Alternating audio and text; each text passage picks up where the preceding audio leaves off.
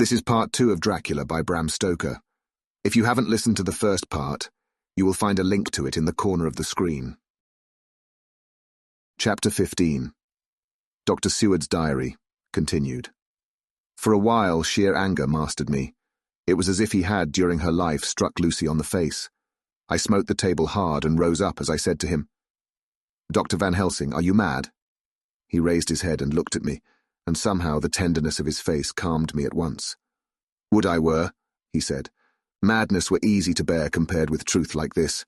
Oh, my friend, why, think you, did I go so far round, why take so long to tell you so simple a thing?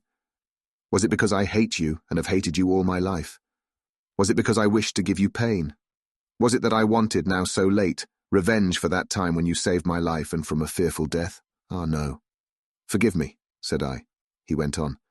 "My friend, it was because I wished to be gentle in the breaking to you, for I know you have loved that so sweet lady, but even yet I do not expect you to believe.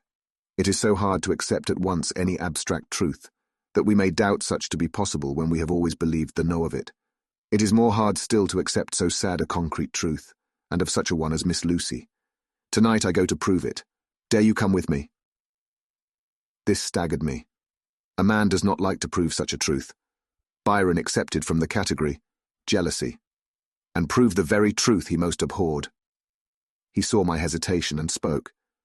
"The logic is simple, no madman's logic this time, jumping from tussock to tussock in a misty bog. If it be not true, then proof will be relief. At worst, it will not harm, if it be true. Ah, there is the dread. Yet very dread should help my cause, for in it is some need of belief. Come, I tell you what I propose. First, that we go off now and see that child in the hospital. Dr. Vincent of the North Hospital, where the papers say the child is friend of mine, and I think of yours since you were in class at Amsterdam. He will let 2 scientists see his case, if he will not let 2 friends. We shall tell him nothing, but only that we wish to learn.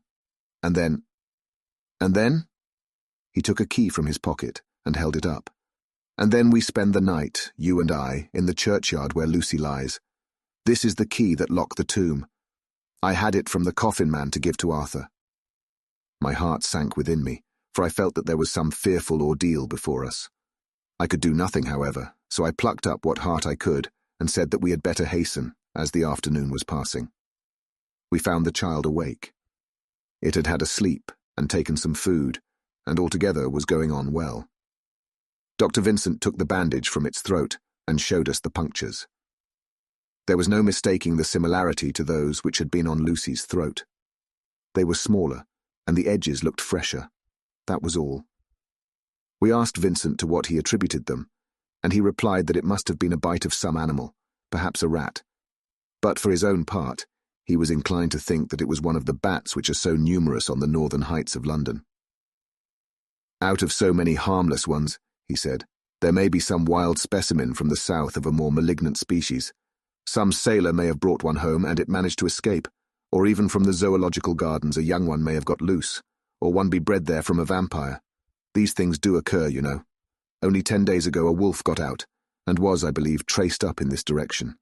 For a week after, the children were playing nothing but Red Riding Hood on the heath, and in every alley in the place until this Bloofer lady scare came along, since when it has been quite a gala time with them. Even this poor little mite, when he woke up today, asked the nurse if he might go away.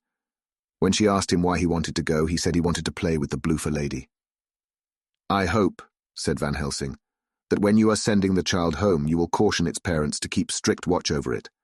These fancies to stray are most dangerous, and if the child were to remain out another night, it would probably be fatal. But in any case, I suppose you will not let it away for some days." "Certainly not. Not for a week at least. Longer if the wound is not healed." Our visit to the hospital took more time than we had reckoned on, and the sun had dipped before we came out. When Van Helsing saw how dark it was, he said, "There is no hurry. It is more late than I thought. Come, let us seek somewhere that we may eat, and then we shall go on our way."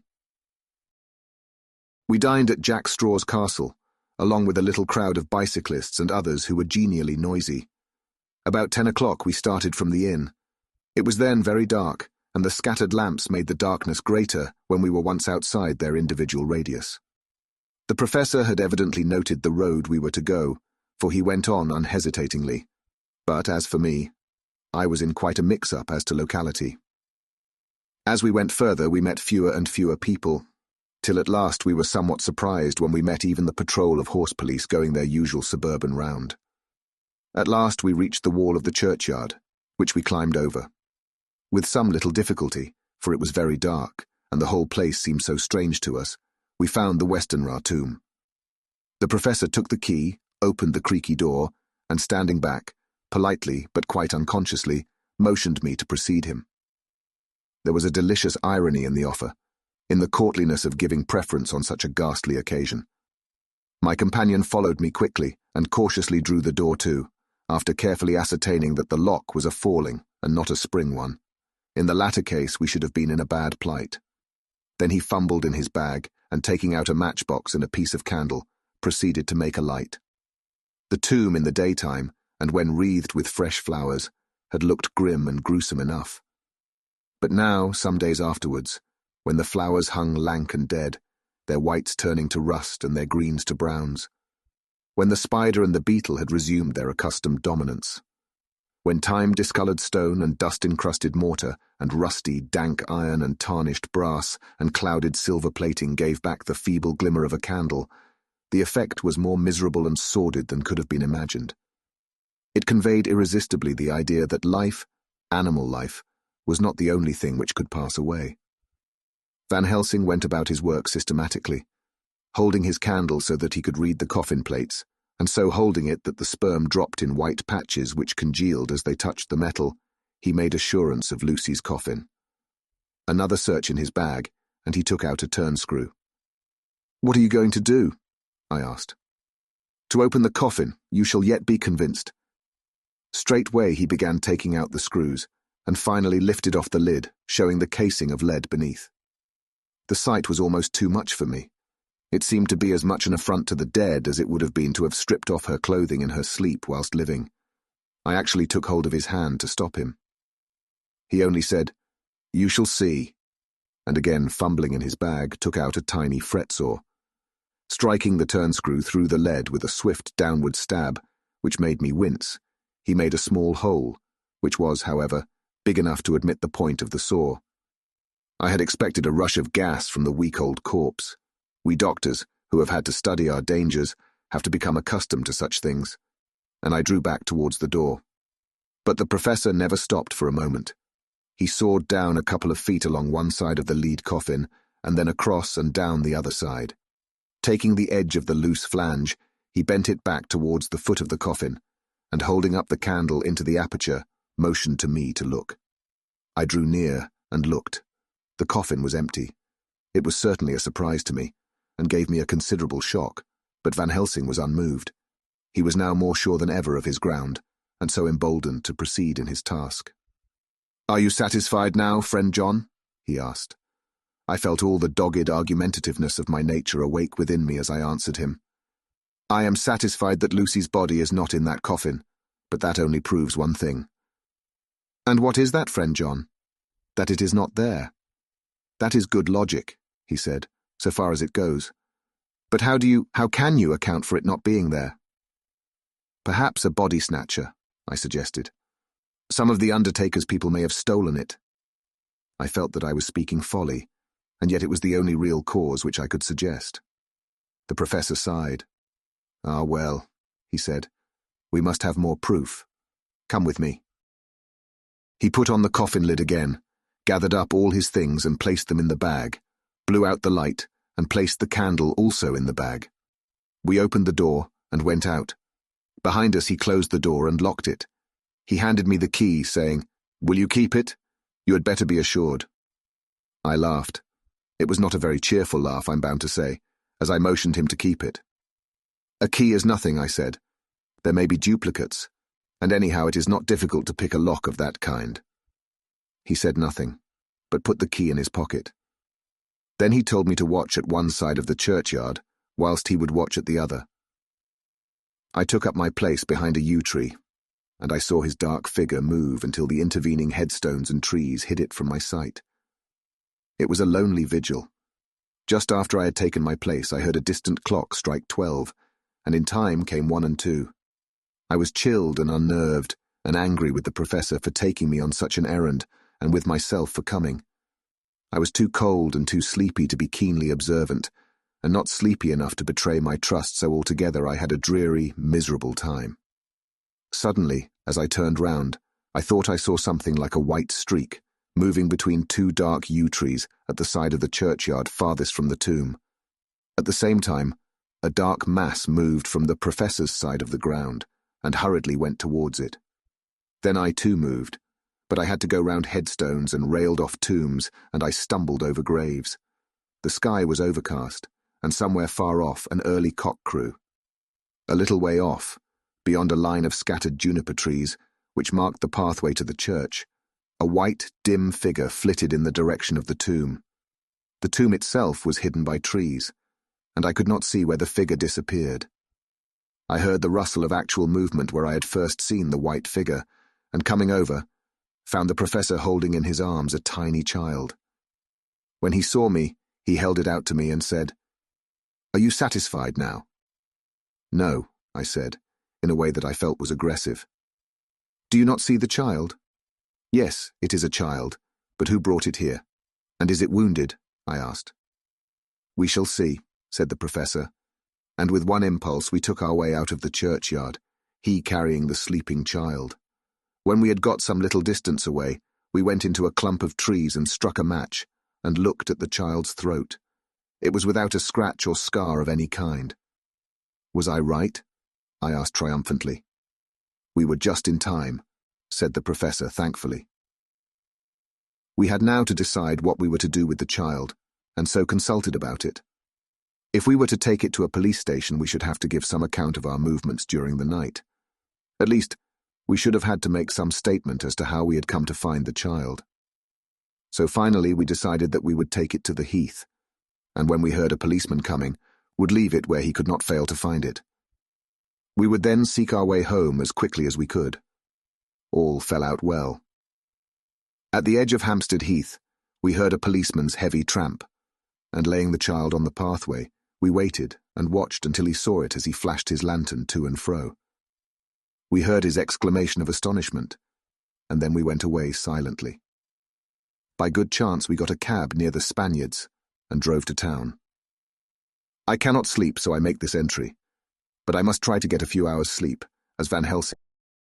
27 September. It was 2 o'clock before we found a suitable opportunity for our attempt. The funeral held at noon was all completed, and the last stragglers of the mourners had taken themselves lazily away, when, looking carefully from behind a clump of alder trees, we saw the sexton lock the gate after him. We knew then that we were safe till morning did we desire it, but the professor told me that we should not want more than an hour at most.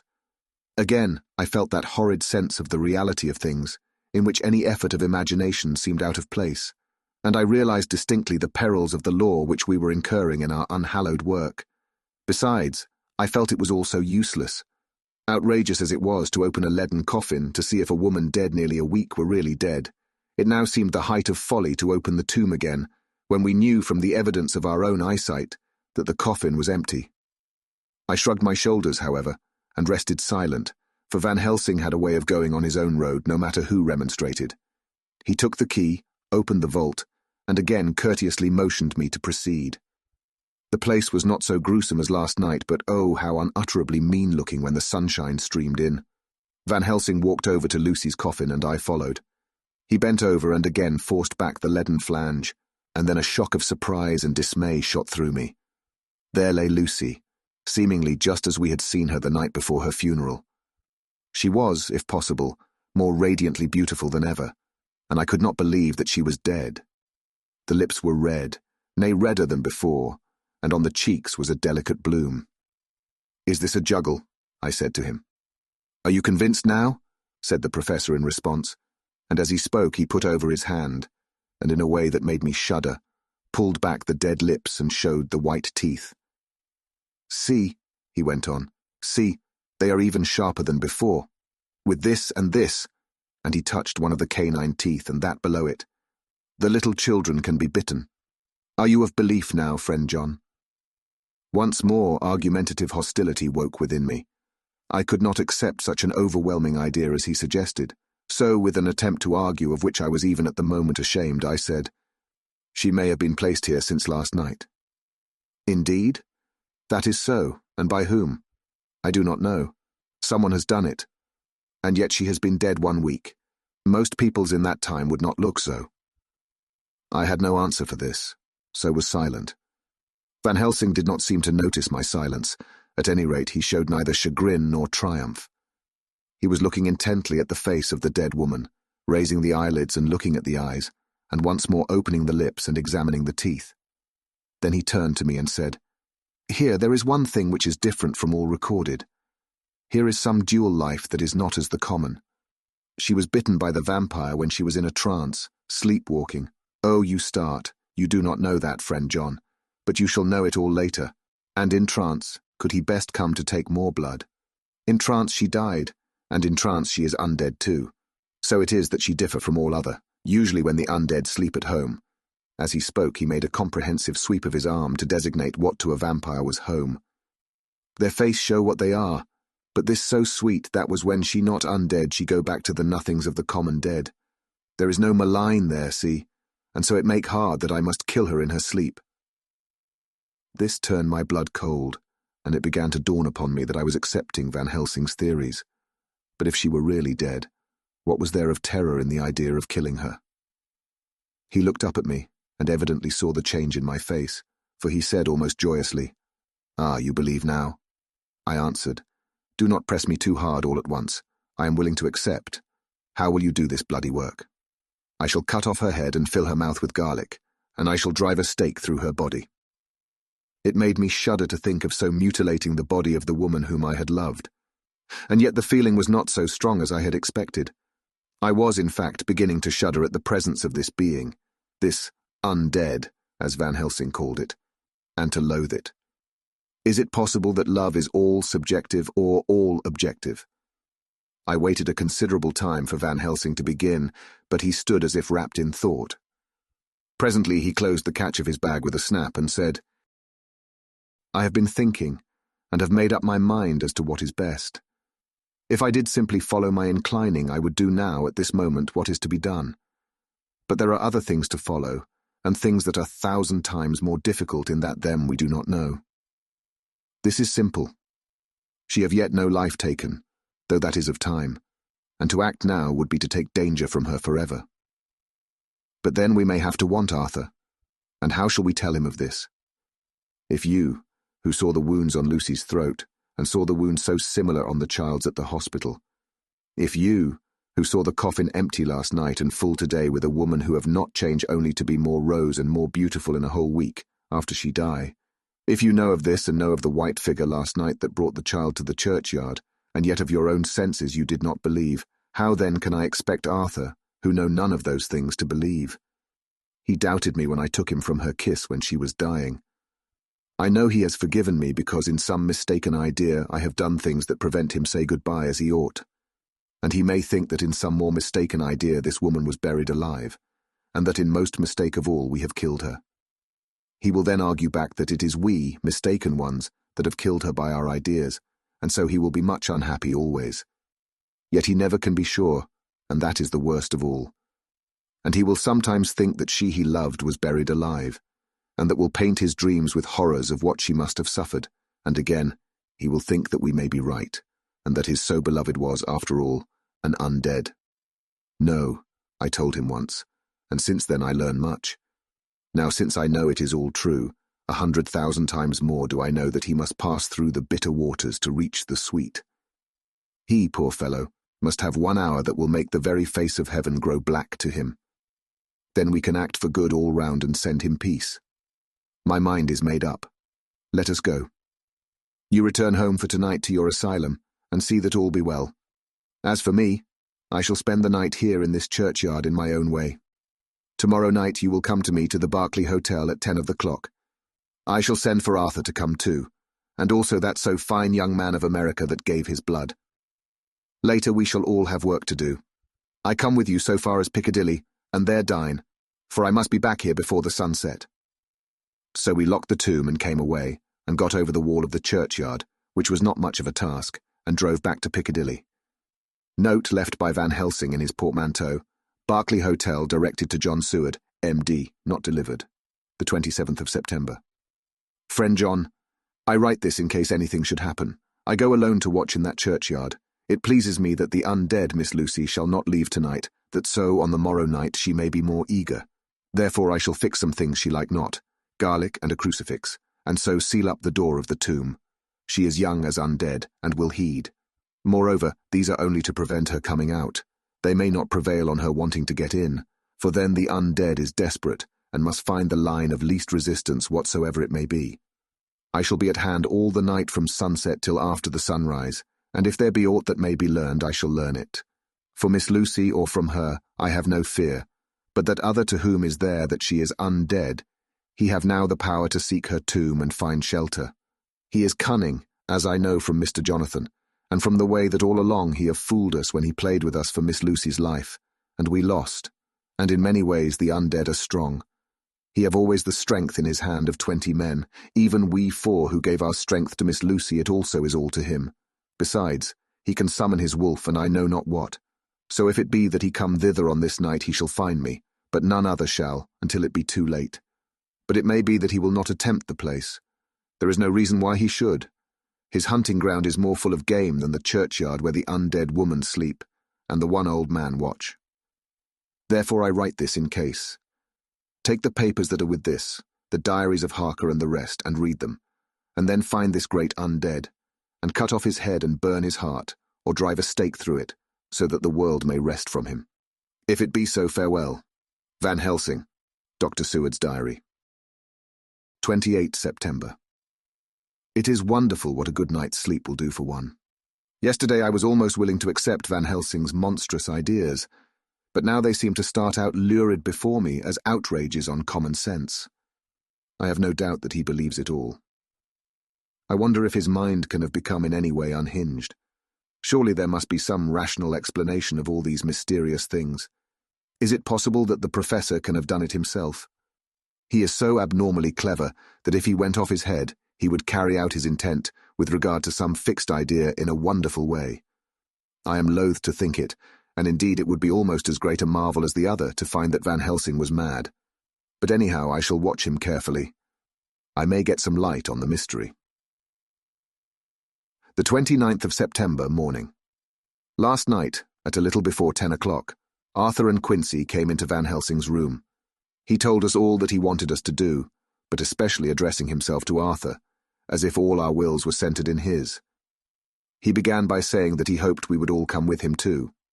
For, he said, there is a grave duty to be done there. You were doubtless surprised at my letter. This query was directly addressed to Lord Godalming. I was. It rather upset me for a bit. There has been so much trouble around my house of late that I could do without any more. I have been curious too as to what you mean. Quincy and I talked it over, but the more we talked, the more puzzled we got. Till now I can say for myself that I'm about up a tree as to any meaning about anything. Me too, said Quincy Morris laconically. Oh, said the professor. Then you are nearer the beginning, both of you, than friend John here, who has to go a long way back before he can even get so far as to begin. It was evident that he recognized my return to my old doubting frame of mind without my saying a word. Then, turning to the other two, he said with intense gravity, I want your permission to do what I think good this night. It is, I know, much to ask. And when you know what it is, I propose to do, you will know, and only then how much. Therefore may I ask that you promise me in the dark, so that afterwards, though you may be angry with me for a time, I must not disguise from myself the possibility that such may be, you shall not blame yourselves for anything. That's frank anyhow, broke in Quincy. I'll answer for the professor. I don't quite see his drift, but I swear he's honest, and that's good enough for me. I thank you, sir, said Van Helsing proudly. I have done myself the honour of counting you one trusting friend, and such endorsement is dear to me. He held out a hand, which Quincy took. Then Arthur spoke out. Dr. Van Helsing, I don't quite like to buy a pig in a poke, as they say in Scotland, and if it be anything in which my honour as a gentleman or my faith as a Christian is concerned, I cannot make such a promise. If you can assure me that what you intend does not violate either of these two, then I give my consent at once. though for the life of me, I cannot understand what you are driving at." "I accept your limitation," said Van Helsing, "and all I ask of you is that if you feel it necessary to condemn any act of mine, you will first consider it well and be satisfied that it does not violate your reservations." "Agreed," said Arthur. "That is only fair. And now that the pourparlers are over, may I ask what it is we are to do? I want you to come with me, and to come in secret, to the churchyard at Kingstead." Arthur's face fell, as he said in an amazed sort of way, "Where poor Lucy is buried." The professor bowed. Arthur went on, "And when there?" "To enter the tomb." Arthur stood up. "Professor, are you in earnest, or it is some monstrous joke?" "Pardon me, I see that you are in earnest." He sat down again, but I could see that he sat firmly and proudly, as one who is on his dignity. There was silence until he asked again, "And when in the tomb?" "To open the coffin." "This is too much," he said, angrily rising again. "I am willing to be patient in all things that are reasonable. But in this desecration of the grave, of one who—" He fairly choked with indignation. The professor looked pityingly at him. "If I could spare you one pang, my poor friend," he said, "God knows I would. But this night our feet must tread in thorny paths, or later, and forever, the feet you love must walk in paths of flame." Arthur looked up with set white face and said, "Take care, sir, take care." "Would it not be well to hear what I have to say?" said Van Helsing. "And then you will at least know the limit of my purpose. Shall I go on?" "That's fair enough," broke in Morris. After a pause, Van Helsing went on, evidently with an effort. "Miss Lucy is dead, is it not so?" "Yes, then there can be no wrong to her. But if she be not dead—" Arthur jumped to his feet. "Good God," he cried. "What do you mean? Has there been any mistake? Has she been buried alive?" He groaned in anguish that not even hope could soften. "I did not say she was alive, my child. I did not think it. I go no further than to say that she might be undead." "Undead? Not alive? What do you mean? Is this all a nightmare, or what is it? There are mysteries which men can only guess at, which age by age they may solve only in part. Believe me, we are now on the verge of one. But I have not done. May I cut off the head of dead Miss Lucy?" "Heavens and earth, no!" cried Arthur in a storm of passion. "Not for the wide world will I consent to any mutilation of her dead body. Dr. Van Helsing, you try me too far. What have I done to you that you should torture me so? What did that poor, sweet girl do that you should want to cast such dishonor on her grave? Are you mad to speak such things, or am I mad to listen to them? Don't dare to think more of such a desecration. I shall not give my consent to anything you do. I have a duty to do in protecting her grave from outrage, and by God I shall do it." Van Helsing rose up from where he had all the time been seated, and said gravely and sternly, "My Lord Godalming, I too have a duty to do, a duty to others, a duty to you, a duty to the dead, and by God I shall do it. All I ask you now is that you come with me, that you look and listen. And if when later I make the same request you do not be more eager for its fulfillment even than I am, then I shall do my duty, whatever it may seem to me. And then, to follow of your lordship's wishes, I shall hold myself at your disposal to render an account to you, when and where you will." His voice broke a little, and he went on with a voice full of pity. "But I beseech you, do not go forth in anger with me, in a long life of acts which were often not pleasant to do, and which sometimes did wring my heart. I have never had so heavy a task as now. Believe me, that if the time comes for you to change your mind towards me, one look from you will wipe away all this so sad hour, for I would do what a man can to save you from sorrow. Just think, for why should I give myself so much of labor and so much of sorrow? I have come here from my own land to do what I can of good, at the first to please my friend John, and then to help a sweet young lady whom too I came to love. For her, I am ashamed to say so much, but I say it in kindness. I gave what you gave, the blood of my veins. I gave it, I, who was not, like you, her lover, but only her physician and her friend. I gave to her my nights and days, before death, after death. And if my death can do her good even now, when she is the dead undead, she shall have it freely." He said this with a very grave, sweet pride, and Arthur was much affected by it. He took the old man's hand and said in a broken voice, "Oh, it is hard to think of it, and I cannot understand. but at least I shall go with you and wait. Chapter 16. Dr. Seward's Diary, continued. It was just 12:15 o'clock when we got into the churchyard over the low wall. The night was dark with occasional gleams of moonlight between the rents of the heavy clouds that scudded across the sky. We all kept somehow close together, with Van Helsing slightly in front as he led the way. When we had come close to the tomb, I looked well at Arthur, for I feared that the proximity to a place laden with so sorrowful a memory would upset him, but he bore himself well. I took it that the very mystery of the proceeding was in some way a counteractant to his grief. The professor unlocked the door, and seeing a natural hesitation amongst us for various reasons, solved the difficulty by entering first himself. The rest of us followed, and he closed the door. He then lit a dark lantern and pointed to the coffin. Arthur stepped forward hesitatingly. Van Helsing said to me, "You were with me here yesterday. Was the body of Miss Lucy in that coffin?" "It was."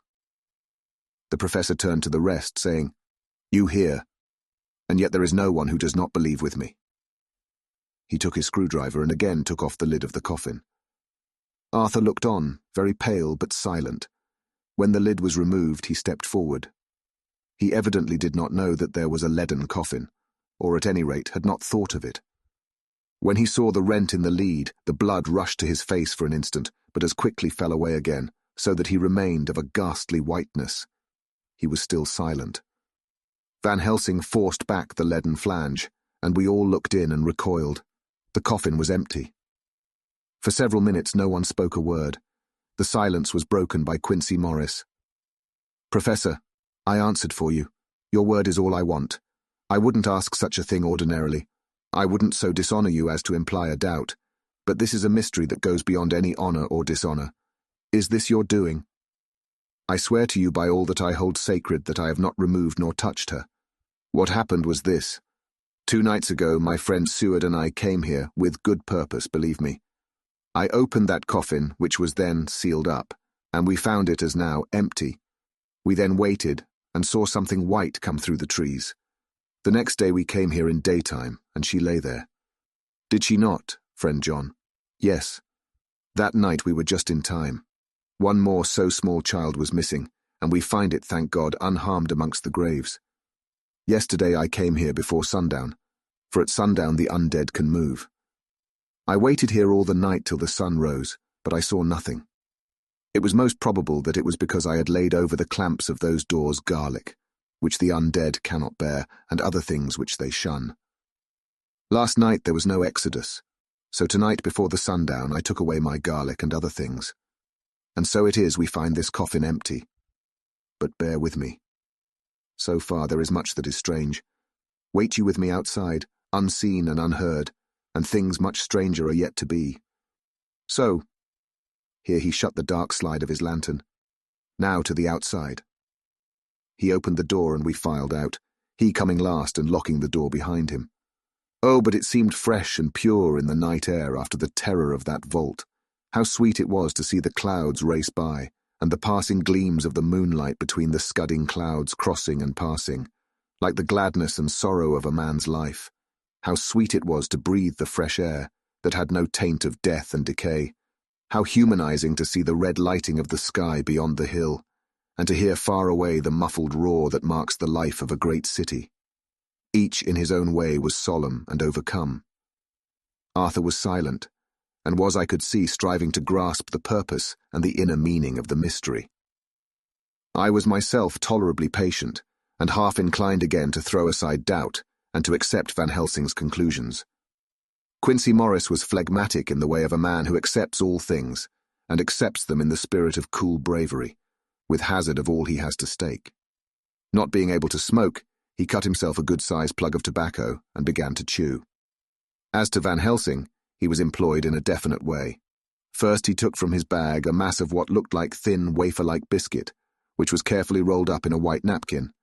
Next he took out a double handful of some whitish stuff, like dough or putty. He crumbled the wafer up fine, and worked it into the mass between his hands. This he then took, and rolling it into thin strips, began to lay them into the crevices between the door and its setting in the tomb. I was somewhat puzzled at this, and being close, asked him what it was that he was doing. Arthur and Quincy drew near also, as they too were curious. He answered, "I am closing the tomb, so that the undead may not enter." "And is that stuff you have put there going to do it?" asked Quincy.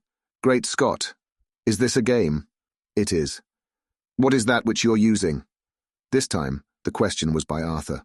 Van Helsing reverently lifted his hat as he answered, "The host. I brought it from Amsterdam. I have an indulgence." It was an answer that appalled the most sceptical of us, and we felt individually that in the presence of such earnest purpose as the professor's, a purpose which could thus use the to him most sacred of things, it was impossible to distrust. In respectful silence we took the places assigned to us close round the tomb, but hidden from the sight of anyone approaching. I pitied the others, especially Arthur. I had myself been apprenticed by my former visits to this watching horror, and yet I, who had up to an hour ago repudiated the proofs, felt my heart sink within me. Never did tombs look so ghastly white. Never did cypress or yew or juniper so seem the embodiment of funereal gloom. Never did tree or grass wave or rustle so ominously. Never did bough creak so mysteriously. And never did the faraway howling of dogs send such a woeful presage through the night. There was a long spell of silence, a big aching void, and then from the professor a keen "Uhhhhhh!" He pointed, and far down the avenue of yews we saw a white figure advance, a dim white figure, which held something dark at its breast. The figure stopped, and at the moment a ray of moonlight fell upon the masses of driving clouds, and showed in startling prominence a dark-haired woman, dressed in the cerements of the grave. We could not see the face, for it was bent down over what we saw to be a fair-haired child. There was a pause and a sharp little cry, such as a child gives in sleep, or a dog as it lies before the fire and dreams. We were starting forward, but the professor's warning hand, seen by us as he stood behind a yew tree, kept us back, and then as we looked, the white figure moved forwards again. It was now near enough for us to see clearly, and the moonlight still held. My own heart grew cold as ice, and I could hear the gasp of Arthur as we recognized the features of Lucy Westenra. Lucy Westenra, but yet how changed. The sweetness was turned to adamantine, heartless cruelty, and the purity to voluptuous wantonness. Van Helsing stepped out, and obedient to his gesture we all advanced too. The four of us ranged in a line before the door of the tomb. Van Helsing raised his lantern and drew the slide. By the concentrated light that fell on Lucy's face we could see that the lips were crimson with fresh blood, and that the stream had trickled over her chin and stained the purity of her lawn death robe. We shuddered with horror. I could see by the tremulous light that even Van Helsing's iron nerve had failed. Arthur was next to me, and if I had not seized his arm and held him up, he would have fallen. When Lucy, I call the thing that was before us Lucy, because it bore her shape, saw us, she drew back with an angry snarl, such as a cat gives when taken unawares. Then her eyes ranged over us. Lucy's eyes in form and colour, but Lucy's eyes unclean and full of hellfire, instead of the pure, gentle orbs we knew. At that moment the remnant of my love passed into hate and loathing. Had she then to be killed, I could have done it with savage delight. As she looked, her eyes blazed with unholy light, and the face became wreathed with a voluptuous smile. Oh God, how it made me shudder to see it.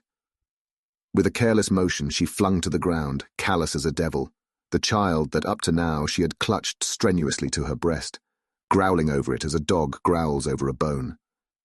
The child gave a sharp cry and lay there moaning. There was a cold-bloodedness in the act which wrung a groan from Arthur. When she advanced to him with outstretched arms and a wanton smile, he fell back and hid his face in his hands. She still advanced, however, and with a languorous, voluptuous grace said, "Come to me, Arthur. Leave these others and come to me. My arms are hungry for you. Come, and we can rest together. Come, my husband, come." There was something diabolically sweet in her tones, something of the tingling of glass when struck, which rang through the brains even of us who heard the words addressed to another. As for Arthur, he seemed under a spell. Moving his hands from his face, he opened wide his arms. She was leaping for them, when Van Helsing sprang forward and held between them his little golden crucifix. She recoiled from it, and with a suddenly distorted face full of rage, dashed past him as if to enter the tomb.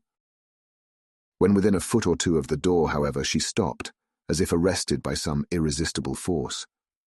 Then she turned, and her face was shown in the clear burst of moonlight and by the lamp, which had now no quiver from Van Helsing's iron nerves. Never did I see such baffled malice on a face, and never, I trust, shall such ever be seen again by mortal eyes.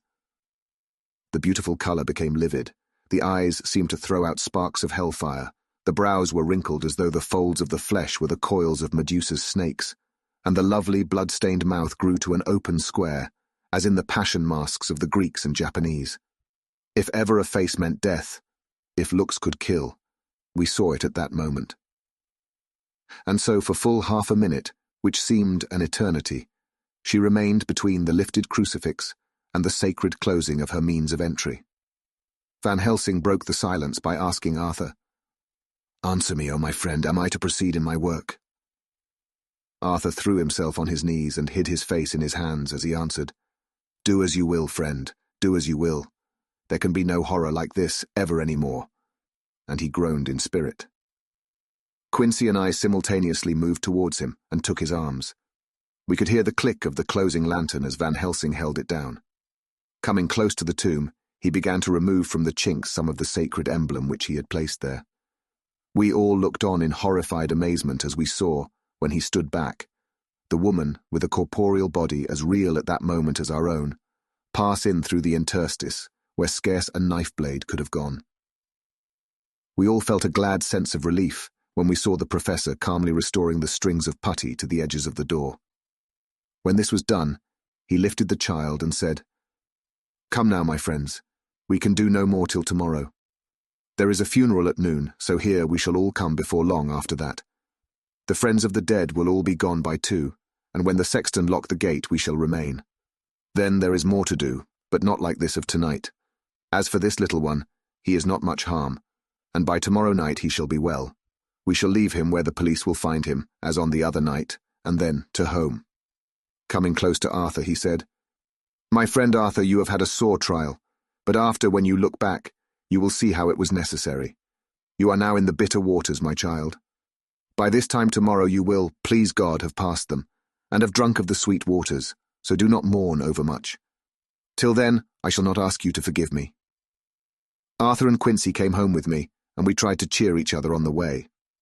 We had left the child in safety and were tired, so we all slept with more or less reality of sleep. The 29th of September night.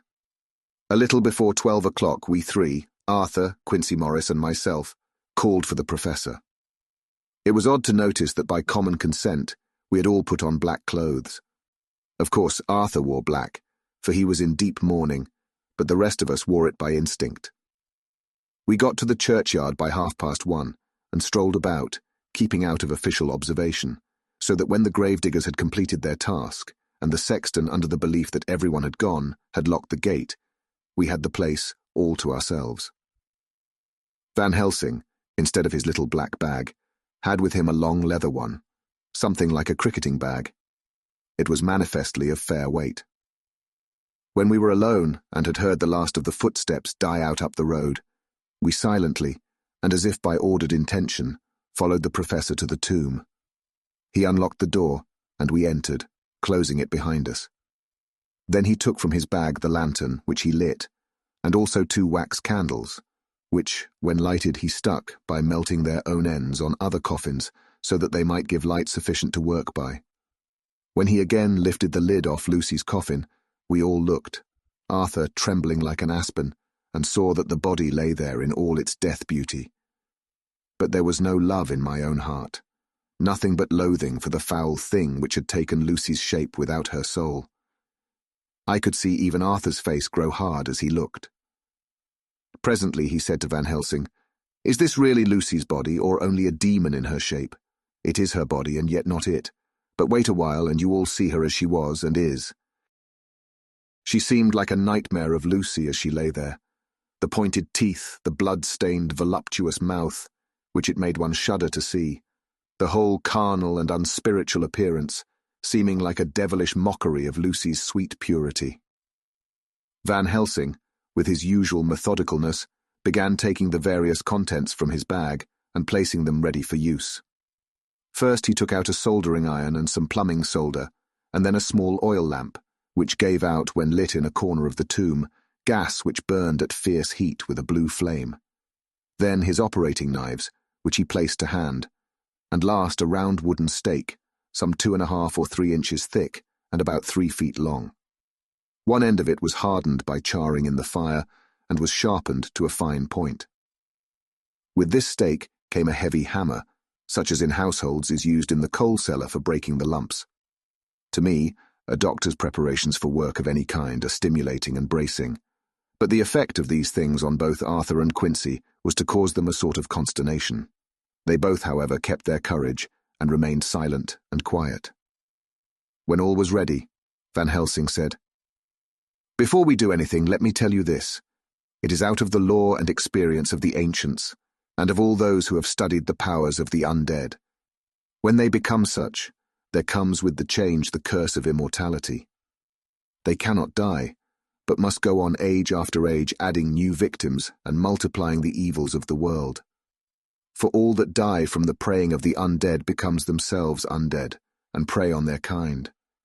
And so the circle goes on ever widening, like as the ripples from a stone thrown in the water. Friend Arthur, if you had met that kiss which you know of before poor Lucy die, or again, last night when you open your arms to her, you would in time, when you had died, have become Nosferatu, as they call it in Eastern Europe, and would all time make more of those undeads that so have filled us with horror. The career of this so unhappy dear lady is but just begun. Those children whose blood she suck are not as yet so much the worse, but if she live on undead, more and more they lose their blood, and by her power over them they come to her, and so she draw their blood with that so wicked mouth. But if she die in truth, then all cease. The tiny wounds of the throats disappear, and they go back to their plays unknowing ever of what has been. But of the most blessed of all, when this now undead be made to rest as true dead, then the soul of the poor lady whom we love shall again be free. Instead of working wickedness by night and growing more debased in the assimilating of it by day, she shall take her place with the other angels. So that, my friend, it will be a blessed hand for her that shall strike the blow that sets her free. To this I am willing. But is there none amongst us who has a better right? Will it be no joy to think of hereafter in the silence of the night when sleep is not? It was my hand that sent her to the stars. It was the hand of him that loved her best. The hand that of all she would herself have chosen, had it been to her to choose. Tell me if there be such a one amongst us. We all looked at Arthur. He saw too what we all did, the infinite kindness which suggested that his should be the hand which would restore Lucy to us as a holy and not an unholy memory. He stepped forward and said bravely, though his hand trembled, and his face was as pale as snow, "My true friend, from the bottom of my broken heart I thank you. Tell me what I am to do, and I shall not falter." Van Helsing laid a hand on his shoulder and said, "Brave lad, a moment's courage, and it is done. This stake must be driven through her. It will be a fearful ordeal, be not deceived in that, but it will be only a short time, and you will then rejoice more than your pain was great. From this grim tomb you will emerge as though you tread on air, but you must not falter when once you have begun. Only think that we, your true friends, are round you, and that we pray for you all the time." "Go on," said Arthur hoarsely. "Tell me what I am to do. Take this stake in your left hand, ready to place the point over the heart, and the hammer in your right. Then when we begin our prayer for the dead, I shall read him, I have here the book, and the others shall follow. Strike in God's name, that so all may be well with the dead that we love, and that the undead pass away." Arthur took the stake and the hammer, and when once his mind was set on action, his hands never trembled, nor even quivered. Van Helsing opened his missal and began to read, and Quincy and I followed as well as we could. Arthur placed the point over the heart, and as I looked I could see its dint in the white flesh. Then he struck with all his might.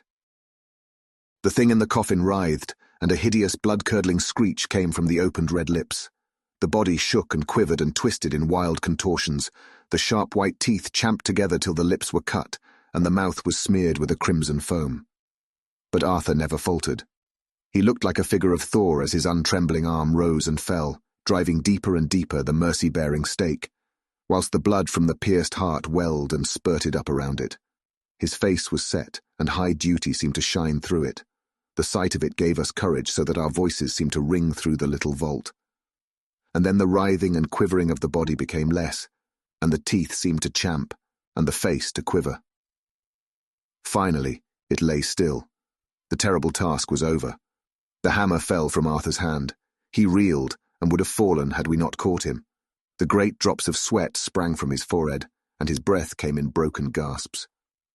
It had indeed been an awful strain on him, and had he not been forced to his task by more than human considerations, he could never have gone through with it. For a few minutes we were so taken up with him that we did not look towards the coffin. When we did, however, a murmur of startled surprise ran from one to the other of us. We gazed so eagerly that Arthur rose, for he had been seated on the ground and came and looked too. And then a glad, strange light broke over his face, and dispelled altogether the gloom of horror that lay upon it. There in the coffin lay no longer the foul thing that we had so dreaded and grown to hate, that the work of her destruction was yielded as a privilege to the one best entitled to it. But Lucy, as we had seen her in her life, with her face of unequalled sweetness and purity. True that there were there, as we had seen them in life, the traces of care and pain and waste, but these were all dear to us, for they marked her truth to what we knew. One and all we felt that the holy calm that lay like sunshine over the wasted face and form was only an earthly token and symbol of the calm that was to reign forever. Van Helsing came and laid his hand on Arthur's shoulder and said to him, "And now, Arthur, my friend, dear lad, am I not forgiven?" The reaction of the terrible strain came as he took the old man's hand in his, and raising it to his lips, pressed it and said, "Forgiven. God bless you that you have given my dear one her soul again and me peace." He put his hands on the professor's shoulder, and laying his head on his breast, cried for a while silently, whilst we stood unmoving. When he raised his head, Van Helsing said to him, "And now, my child, you may kiss her. Kiss her dead lips, if you will, as she would have you to, if for her to choose, for she is not a grinning devil now, not any more a foul thing for all eternity. No longer she is the devil's undead. She is God's true dead, whose soul is with him." Arthur bent and kissed her, and then we sent him and Quincy out of the tomb. The professor and I sawed the top off the stake, leaving the point of it in the body. Then we cut off the head and filled the mouth with garlic. We soldered up the leaden coffin, screwed on the coffin lid, and gathering up our belongings, came away. When the professor locked the door, he gave the key to Arthur. Outside the air was sweet, the sun shone, and the birds sang, and it seemed as if all nature were tuned to a different pitch. There was gladness and mirth and peace everywhere, for we were at rest ourselves on one account, and we were glad, though it was with a tempered joy. Before we moved away, Van Helsing said, "Now, my friends, one step of our work is done, one the most harrowing to ourselves. But there remains a greater task, to find out the author of all this, our sorrow, and to stamp him out. I have clues which we can follow, but it is a long task, and a difficult, and there is danger in it, and pain. Shall you not all help me? We have learned to believe, all of us. Is it not so? And since so, do we not see our duty? Yes. And do we not promise to go on to the bitter end?" Each in turn we took his hand, and the promise was made. Then said the professor as we moved off, "2 nights hence you shall meet with me and dine together at 7 of the clock with friend John. I shall entreat 2 others, 2 that you know not as yet, and I shall be ready to all our work show and our plans unfold.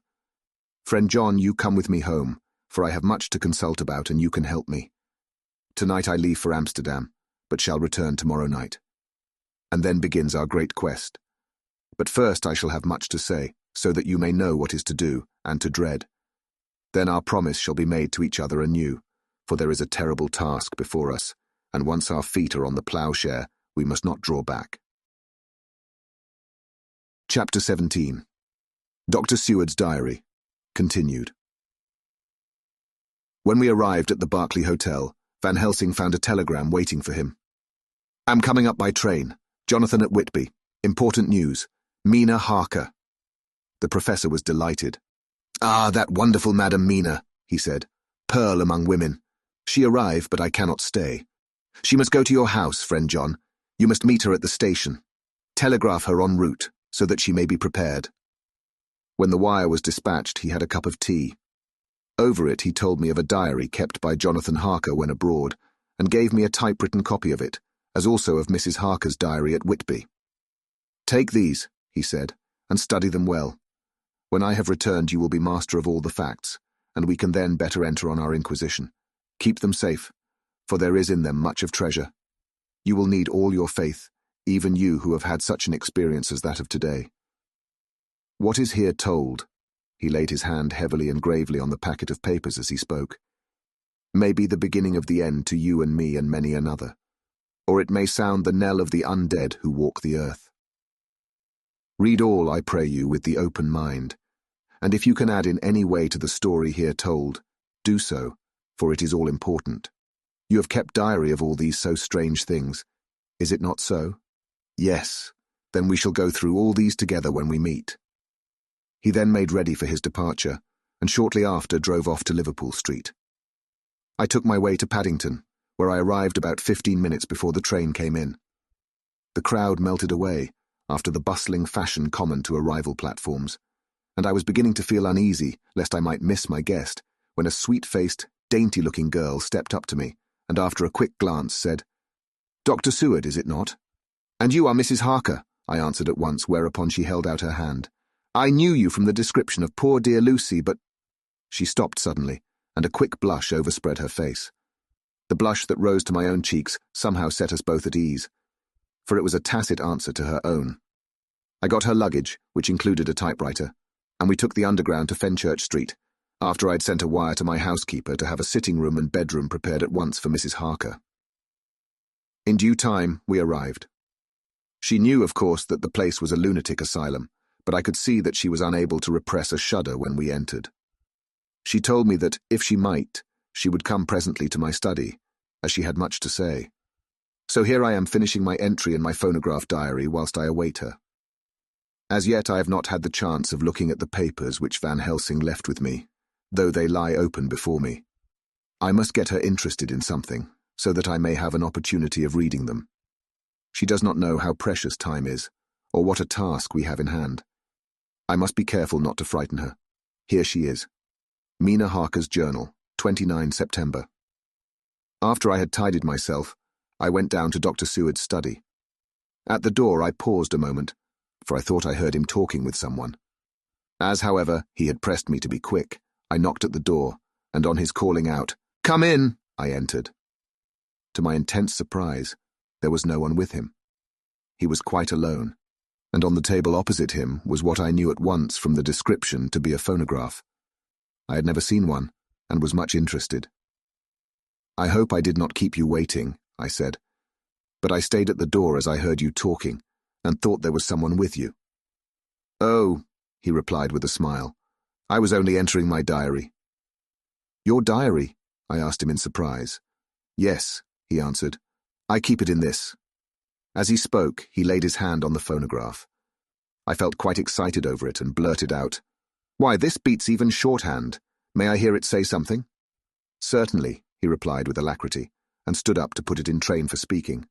Then he paused, and a troubled look overspread his face. "The fact is," he began awkwardly, "I only keep my diary in it. And as it is entirely, almost entirely about my cases, it may be awkward. That is, I mean—" He stopped, and I tried to help him out of his embarrassment. "You helped to attend dear Lucy at the end. Let me hear how she died. For all that I know of her, I shall be very grateful. She was very, very dear to me." To my surprise, he answered, with a horror-struck look in his face, "Tell you of her death? Not for the wide world." "Why not?" I asked, for some grave, terrible feeling was coming over me. Again he paused, and I could see that he was trying to invent an excuse. At length he stammered out, "You see, I do not know how to pick out any particular part of the diary." Even while he was speaking, an idea dawned upon him, and he said with unconscious simplicity, in a different voice, and with the naivete of a child, "That's quite true, upon my honor. Honest Indian." I could not but smile, at which he grimaced. "I gave myself away that time," he said. "But do you know that, although I have kept the diary for months past, it never once struck me how I was going to find any particular part of it in case I wanted to look it up?" By this time my mind was made up that the diary of a doctor who attended Lucy might have something to add to the sum of our knowledge of that terrible being, and I said boldly, "Then, Dr. Seward, you had better let me copy it out for you on my typewriter." He grew to a positively deathly pallor as he said, "No, no, no. For all the world I wouldn't let you know that terrible story." Then it was terrible. My intuition was right. For a moment I thought, and as my eyes ranged the room, unconsciously looking for something or some opportunity to aid me, they lit on a great batch of typewriting on the table. His eyes caught the look in mine, and without his thinking, followed their direction. As they saw the parcel, he realized my meaning. "You do not know me," I said. "When you have read those papers, my own diary and my husband's also, which I have typed, you will know me better. I have not faltered in giving every thought of my own heart in this cause, but of course you do not know me, yet, and I must not expect you to trust me so far." He is certainly a man of noble nature. Poor dear Lucy was right about him. He stood up and opened a large drawer, in which were arranged in order a number of hollow cylinders of metal covered with dark wax, and said, "You are quite right. I did not trust you because I did not know you. But I know you now, and let me say that I should have known you long ago. I know that Lucy told you of me. She told me of you too. May I make the only atonement in my power? Take the cylinders and hear them. The first half-dozen of them are personal to me, and they will not horrify you. Then you will know me better. Dinner will by then be ready. In the meantime I shall read over some of these documents, and shall be better able to understand certain things." He carried the phonograph himself up to my sitting room and adjusted it for me. Now I shall learn something pleasant, I'm sure, for it will tell me the other side of a true love episode of which I know one side already. Dr. Seward's Diary, 29 September. I was so absorbed in that wonderful diary of Jonathan Harker and that other of his wife that I let the time run on without thinking. Mrs. Harker was not down when the maid came to announce dinner, so I said, "She's possibly tired. Let dinner wait an hour." And I went on with my work. I had just finished Mrs. Harker's diary when she came in. She looked sweetly pretty, but very sad, and her eyes were flushed with crying. This somehow moved me much. Of late, I have had cause for tears, God knows.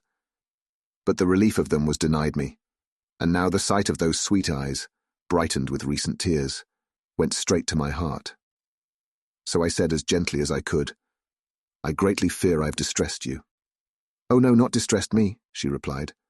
"But I have been more touched than I can say by your grief. That is a wonderful machine, but it is cruelly true. It told me in its very tones the anguish of your heart. It was like a soul crying out to Almighty God. No one must hear them spoken ever again. See, I have tried to be useful. I have copied out the words on my typewriter, and none other need now hear your heart beat, as I did. No one need ever know, shall ever know," I said in a low voice. She laid her hand on mine and said very gravely, "Ah, but they must." "Must?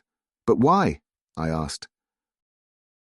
"Because it is a part of the terrible story, a part of poor dear Lucy's death and all that led to it. Because in the struggle which we have before us to rid the earth of this terrible monster, we must have all the knowledge and all the help which we can get. I think that the cylinders which you gave me contained more than you intended me to know. But I can see that there are in your record many lights to this dark mystery. You will let me help, will you not? I know all up to a certain point, and I see already, though your diary only took me to the 7th of September, how poor Lucy was beset, and how her terrible doom was being wrought out. Jonathan and I have been working day and night since Professor Van Helsing saw us. He has gone to Whitby to get more information, and he will be here tomorrow to help us. We need have no secrets amongst us. Working together and with absolute trust, we can surely be stronger than if some of us were in the dark." She looked at me so appealingly, and at the same time manifested such courage and resolution in her bearing, that I gave in at once to her wishes.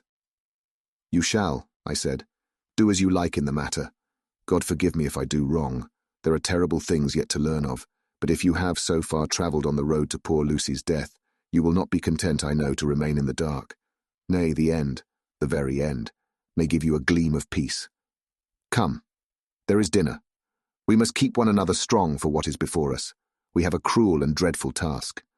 When you have eaten, you shall learn the rest, and I shall answer any questions you ask, if there be anything which you do not understand, though it was apparent to us who were present.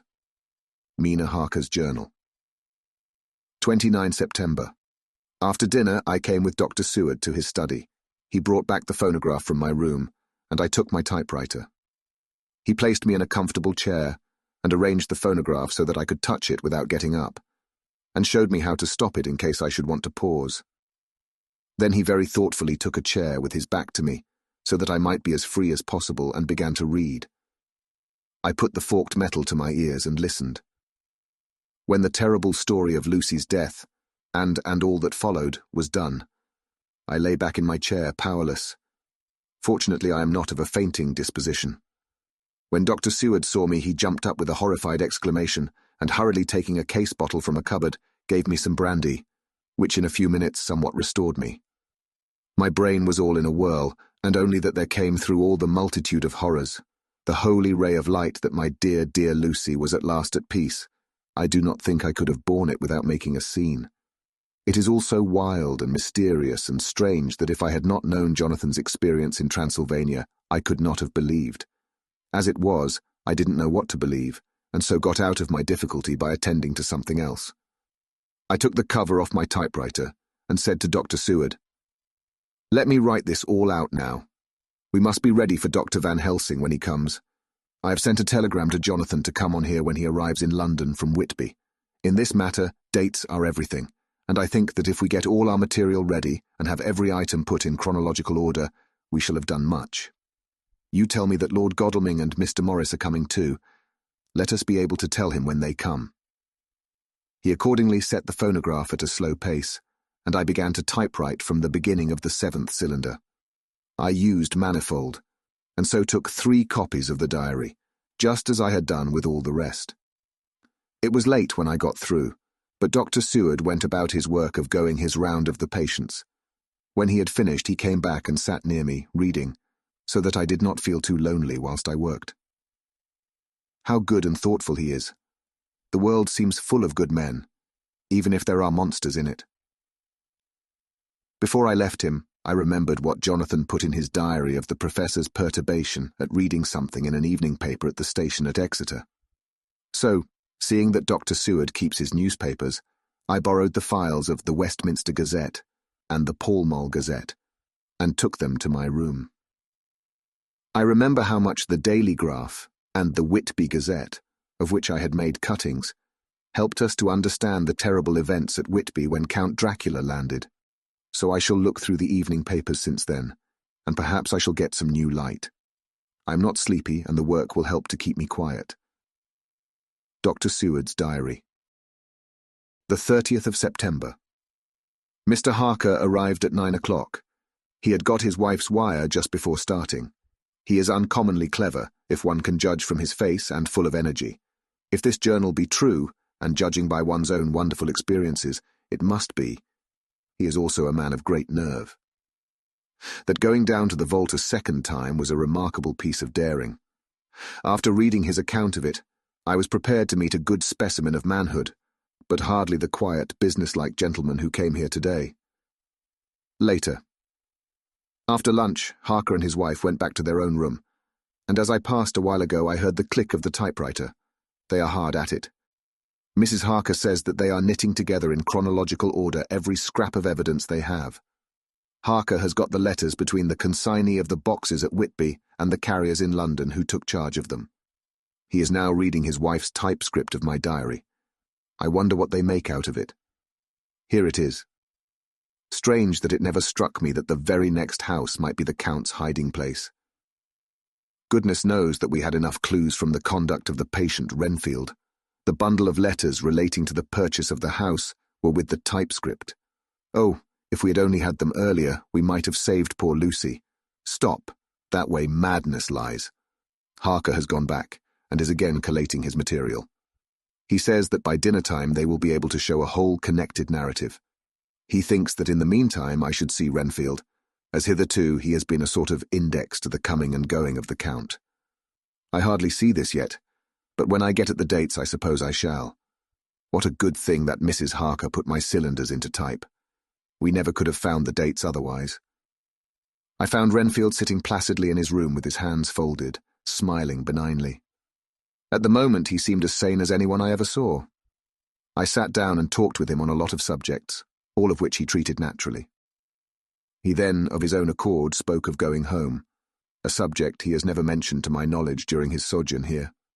In fact, he spoke quite confidently of getting his discharge at once. I believe that, had I not had the chat with Harker and read the letters and the dates of his outbursts, I should have been prepared to sign for him after a brief time of observation. As it is, I am darkly suspicious. All those outbreaks were in some way linked with the proximity of the Count. What then does this absolute content mean? Can it be that his instinct is satisfied as to the vampire's ultimate triumph? Stay, he is himself Zophagus, and in his wild ravings outside the chapel door of the deserted house he always spoke of Master.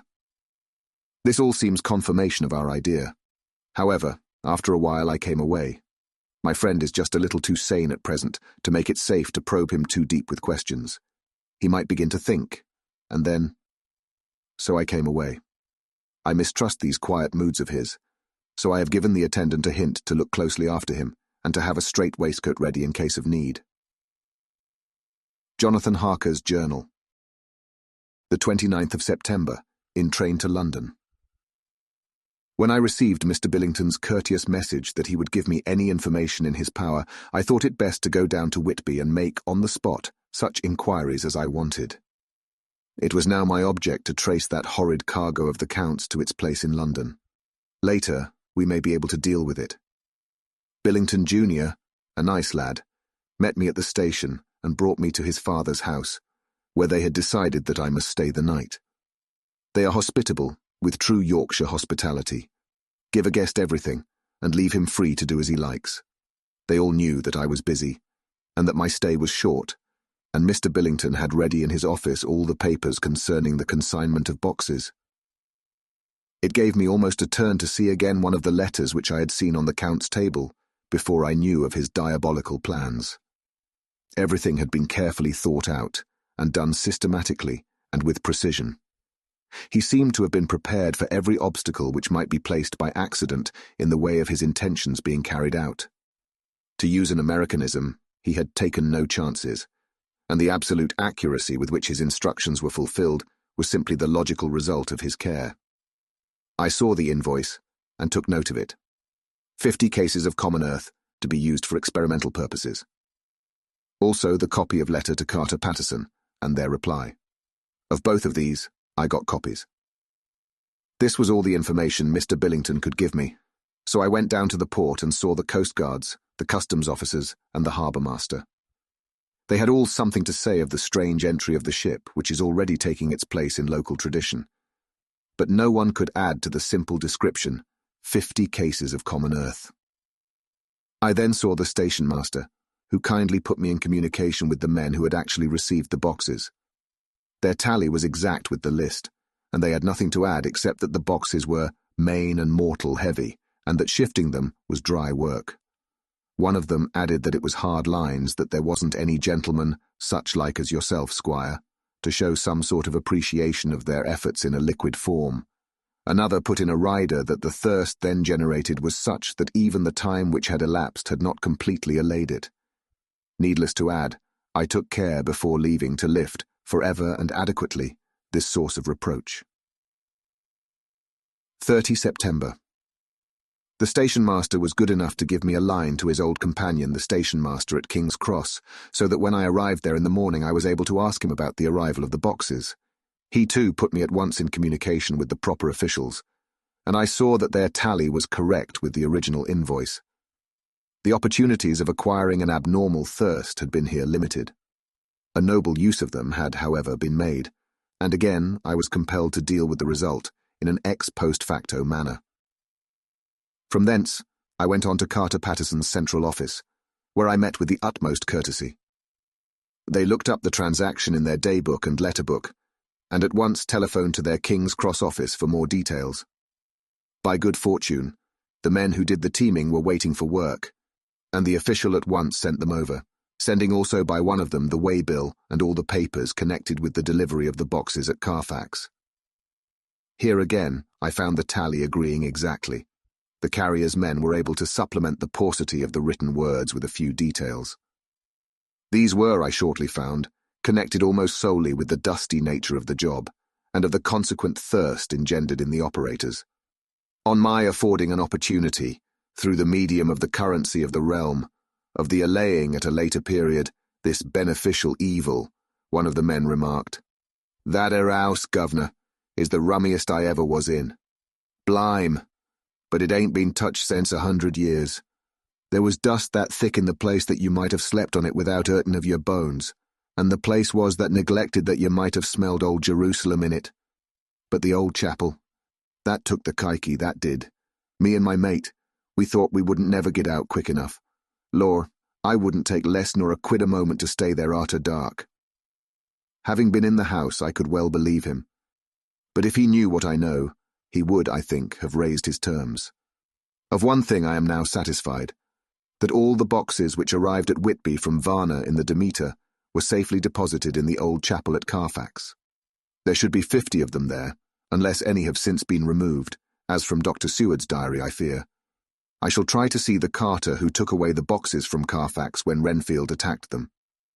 By following up this clue, we may learn a good deal. Later.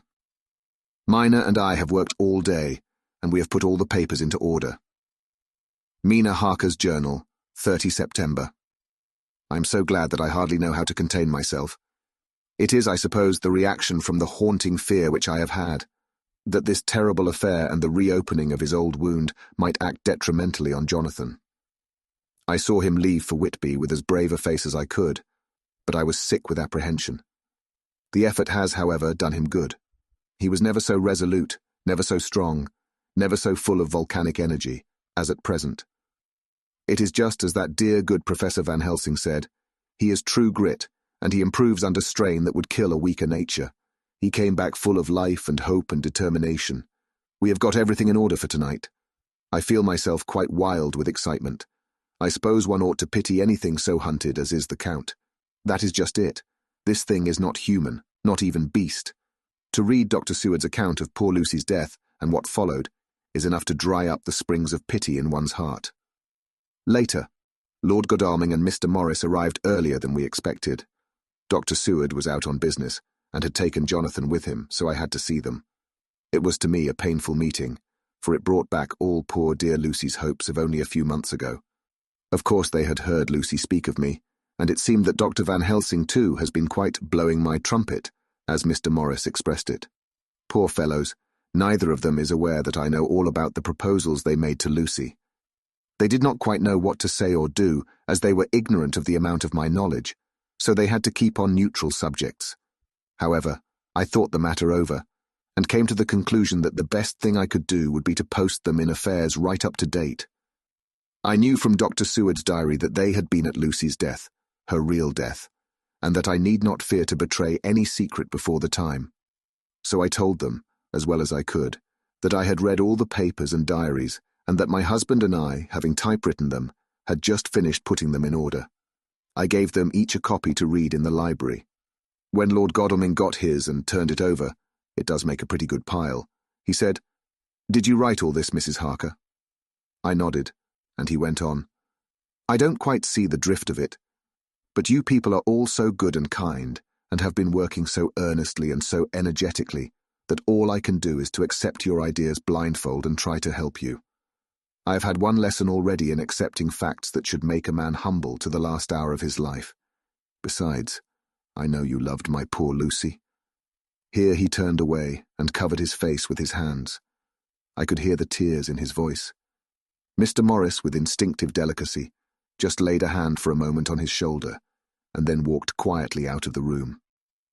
I suppose there is something in woman's nature that makes a man free to break down before her, and express his feelings on the tender or emotional side without feeling it derogatory to his manhood. For when Lord Godalming found himself alone with me, he sat down on the sofa and gave way utterly and openly. I sat down beside him and took his hand. I hope he didn't think it forward of me, and that if he ever thinks of it afterwards, he never will have such a thought. There I wrong him. I know he never will. He is too true a gentleman. I said to him, for I could see that his heart was breaking, I loved dear Lucy, and I know what she was to you and what you were to her. She and I were like sisters, and now she is gone. Will you not let me be like a sister to you in your trouble? I know what sorrows you have had, though I cannot measure the depth of them. If sympathy and pity can help in your affliction, won't you let me be of some little service, for Lucy's sake? In an instant the poor dear fellow was overwhelmed with grief. It seemed to me that all that he had of late been suffering in silence found a vent at once. He grew quite hysterical, and raising his open hands, beat his palms together in a perfect agony of grief. He stood up and then sat down again, and the tears rained down his cheeks. I felt an infinite pity for him, and opened my arms unthinkingly. With a sob he laid his head on my shoulder and cried like a wearied child, whilst he shook with emotion. We women have something of the mother in us that makes us rise above smaller matters when the mother spirit is invoked. I felt this big, sorrowing man's head resting on me, as though it were that of the baby that some day may lie on my bosom, and I stroked his hair as though he were my own child. I never thought at the time how strange it all was. After a little bit his sobs ceased, and he raised himself with an apology, though he made no disguise of his emotion. He told me that for days and nights past, weary days and sleepless nights, he had been unable to speak with anyone, as a man must speak in his time of sorrow. There was no woman whose sympathy could be given to him, or with whom, owing to the terrible circumstance with which his sorrow was surrounded, he could speak freely.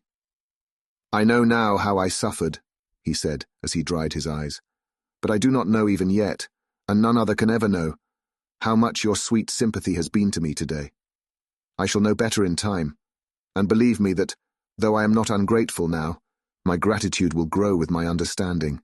You will let me be like a brother, will you not, for all our lives, for dear Lucy's sake? For dear Lucy's sake, I said as we clasped hands. Aye, and for your own sake, he added, for if a man's esteem and gratitude are ever worth the winning, you have won mine today. If ever the future should bring to you a time when you need a man's help, believe me, you will not call in vain. God grant that no such time may ever come to you to break the sunshine of your life. But if it should ever come, promise me that you will let me know. He was so earnest, and his sorrow was so fresh, that I felt it would comfort him, so I said, I promise. As I came along the corridor, I saw Mr. Morris looking out of a window. He turned as he heard my footsteps. How is Art? He said. Then noticing my red eyes, he went on. Ah, I see you have been comforting him. Poor old fellow, he needs it. No one but a woman can help a man when he is in trouble of the heart, and he had no one to comfort him. He bore his own trouble so bravely that my heart bled for him. I saw the manuscript in his hand, and I knew that when he read it, he would realize how much I knew. So I said to him, I wish I could comfort all who suffer from the heart. Will you let me be your friend, and will you come to me for comfort if you need it? You will know later on why I speak. He saw that I was in earnest, and stooping, took my hand, and raising it to his lips, kissed it. It seemed but poor comfort to so brave and unselfish a soul, and impulsively I bent over and kissed him. The tears rose in his eyes, and there was a momentary choking in his throat. He said quite calmly, Little girl, you will never regret that true-hearted kindness, so long as ever you live. Then he went into the study to his friend. Little girl, the very words he had used to Lucy, and oh, but he proved himself a friend. Chapter 18. Dr. Seward's Diary. 30 September. I got home at 5 o'clock, and found that Godalming and Morris had not only arrived, but had already studied the transcript of the various diaries and letters which Harker and his wonderful wife had made and arranged. Harker had not yet returned from his visit to the carrier's men, of whom Dr. Hennessy had written to me. Mrs. Harker gave us a cup of tea, and I can honestly say that, for the first time since I have lived in it, this old house seemed like home. When we had finished, Mrs. Harker said, "Dr. Seward, may I ask a favour? I want to see your patient, Mr. Renfield. Do let me see him. What you have said of him in your diary interests me so much." She looked so appealing and so pretty that I could not refuse her, and there was no possible reason why I should, so I took her with me. When I went into the room, I told the man that a lady would like to see him, to which he simply answered, "Why?" "She is going through the house and wants to see everyone in it," I answered. "Oh, very well," he said. "Let her come in by all means, but just wait a minute till I tidy up the place." His method of tidying was peculiar. He simply swallowed all the flies and spiders in the boxes before I could stop him. It was quite evident that he feared or was jealous of some interference. When he had got through his disgusting task, he said cheerfully, "Let the lady come in," and sat down on the edge of his bed with his head down, but with his eyelids raised so that he could see her as she entered. For a moment I thought that he might have some homicidal intent. I remembered how quiet he had been just before he attacked me in my own study, and I took care to stand where I could seize him at once if he attempted to make a spring at her. She came into the room with an easy gracefulness which would at once command the respect of any lunatic, for easiness is one of the qualities mad people most respect. She walked over to him, smiling pleasantly, and held out her hand. "Good evening, Mr. Renfield," said she. "You see, I know you, for Dr. Seward has told me of you." He made no immediate reply, but eyed her all over intently with a set frown on his face. This look gave way to one of wonder, which merged in doubt. Then, to my intense astonishment, he said, "You're not the girl the doctor wanted to marry, are you? You can't be, you know, for she's dead." Mrs. Harker smiled sweetly as she replied, "Oh, no. I have a husband of my own, to whom I was married before I ever saw Dr. Seward, or he me." "I am Mrs. Harker." "Then what are you doing here?" "My husband and I are staying on a visit with Dr. Seward." "Then don't stay." "But why not?" I thought that this style of conversation might not be pleasant to Mrs. Harker, any more than it was to me, so I joined in. "How did you know I wanted to marry anyone?" His reply was simply contemptuous, given in a pause in which he turned his eyes from Mrs. Harker to me, instantly turning them back again. "What an asinine question!" "I don't see that at all, Mr. Renfield," said Mrs. Harker, at once championing me. He replied to her with as much courtesy and respect as he had shown contempt to me. "You will, of course, understand, Mrs. Harker, that when a man is so loved and honoured as our host is, everything regarding him is of interest in our little community. Dr. Seward is loved not only by his household and his friends, but even by his patients, who, being some of them hardly in mental equilibrium, are apt to distort causes and effects. Since I myself have been an inmate of a lunatic asylum, I cannot but notice that the sophistic tendencies of some of its inmates lean towards the errors of non causa and ignoratio elenchi. I positively opened my eyes at this new development. Here was my own pet lunatic, the most pronounced of his type that I had ever met with, talking elemental philosophy, and with the manner of a polished gentleman. I wonder if it was Mrs. Harker's presence which had touched some chord in his memory. If this new phase was spontaneous, or in any way due to her unconscious influence, she must have some rare gift or power. We continued to talk for some time, and seeing that he was seemingly quite reasonable, she ventured, looking at me questioningly as she began, to lead him to his favourite topic. I was again astonished, for he addressed himself to the question with the impartiality of the completest sanity. He even took himself as an example when he mentioned certain things. Why, I myself am an instance of a man who had a strange belief. Indeed, it was no wonder that my friends were alarmed, and insisted on my being put under control. I used to fancy that life was a positive and perpetual entity, and that by consuming a multitude of live things, no matter how low in the scale of creation, one might indefinitely prolong life. At times I held the belief so strongly that I actually tried to take human life. The doctor here will bear me out that on one occasion I tried to kill him for the purpose of strengthening my vital powers by the assimilation with my own body of his life through the medium of his blood, relying, of course, upon the scriptural phrase, "For the blood is the life." Though indeed, the vendor of a certain nostrum has vulgarized the truism to the very point of contempt. Isn't that true, Doctor?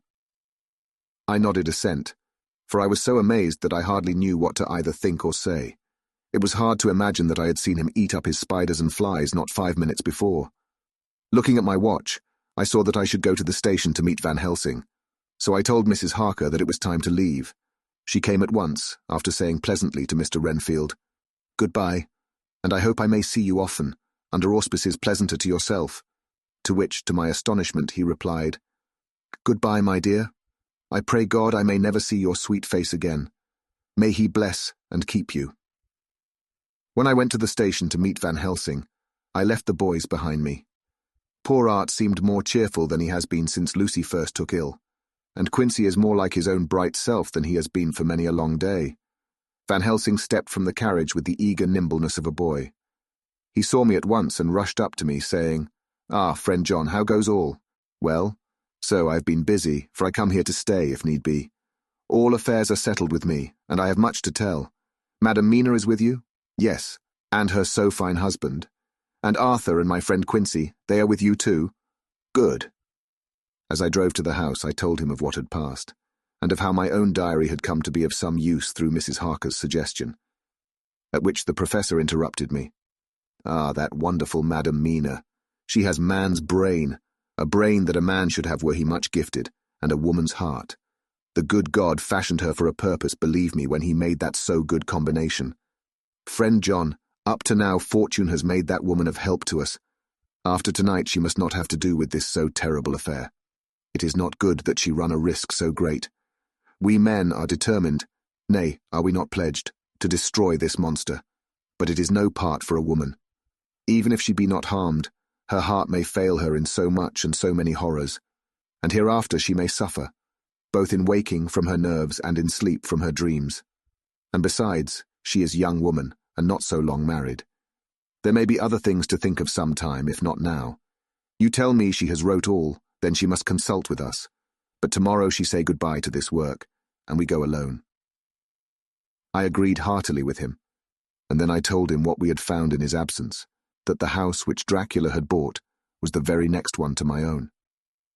He was amazed, and a great concern seemed to come on him.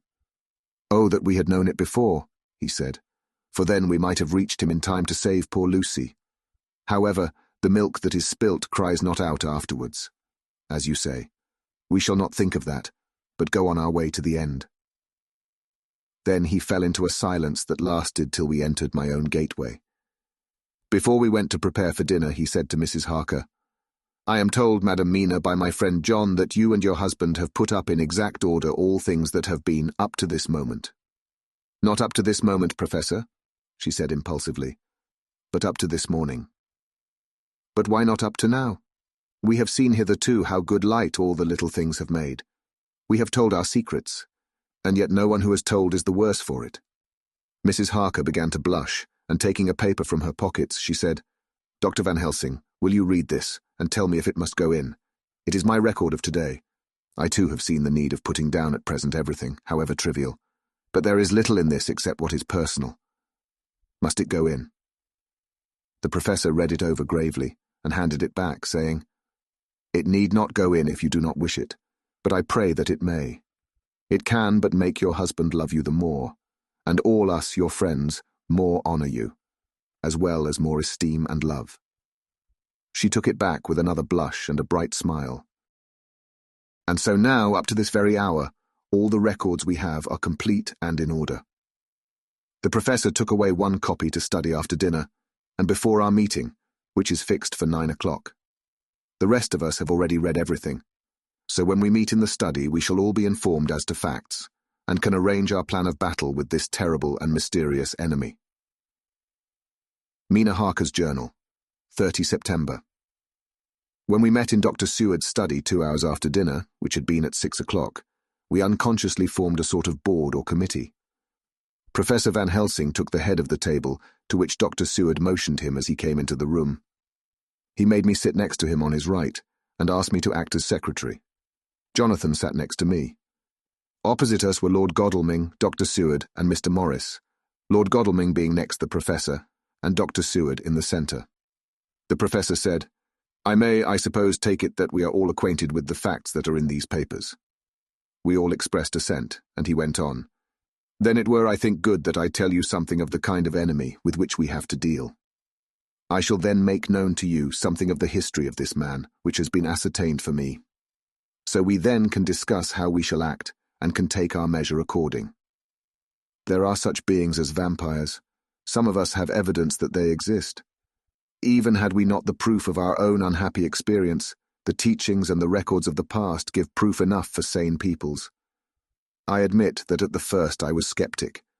Were it not that through long years I have trained myself to keep an open mind, I could not have believed until such time as that fact thunder on my ear. See, I prove. Alas, had I known at the first what now I know, nay, had I even guessed at him, one so precious life had been spared to many of us who did love her. But that is gone, and we must so work that other poor souls perish not whilst we can save. The Nosferatu do not die like the bee when he sting once. He is only stronger, and being stronger have yet more power to work evil. This vampire which is amongst us is of himself so strong in person as 20 men. He is of cunning more than mortal, for his cunning be the growth of ages.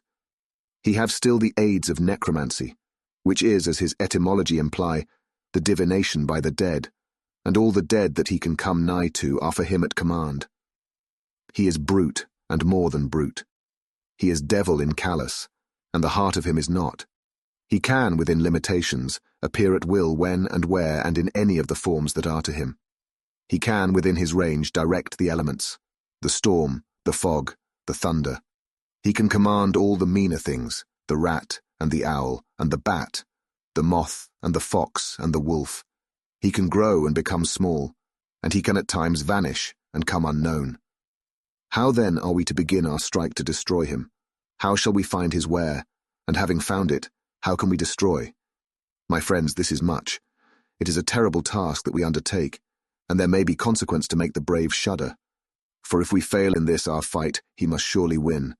And then where end we? Life is nothing's. I heed him not. But to fail here is not mere life or death. It is that we become as him, that we henceforward become foul things of the night like him, without heart or conscience, preying on the bodies and the souls of those we love best. To us forever are the gates of heaven shut, for who shall open them to us again? We go on for all time abhorred by all, a blot on the face of God's sunshine, an arrow in the side of him who died for man. But we are face to face with duty, and in such case must we shrink. For me, I say, no, but then I am old, and life, with his sunshine, his fair places, his song of birds, his music and his love, lie far behind. You others are young. Some have seen sorrow, but there are fair days yet in store. What say you? Whilst he was speaking, Jonathan had taken my hand. I feared, oh so much, that the appalling nature of our danger was overcoming him when I saw his hand stretch out, but it was life to me to feel its touch, so strong, so self-reliant, so resolute. A brave man's hand can speak for itself. It does not even need a woman's love to hear its music.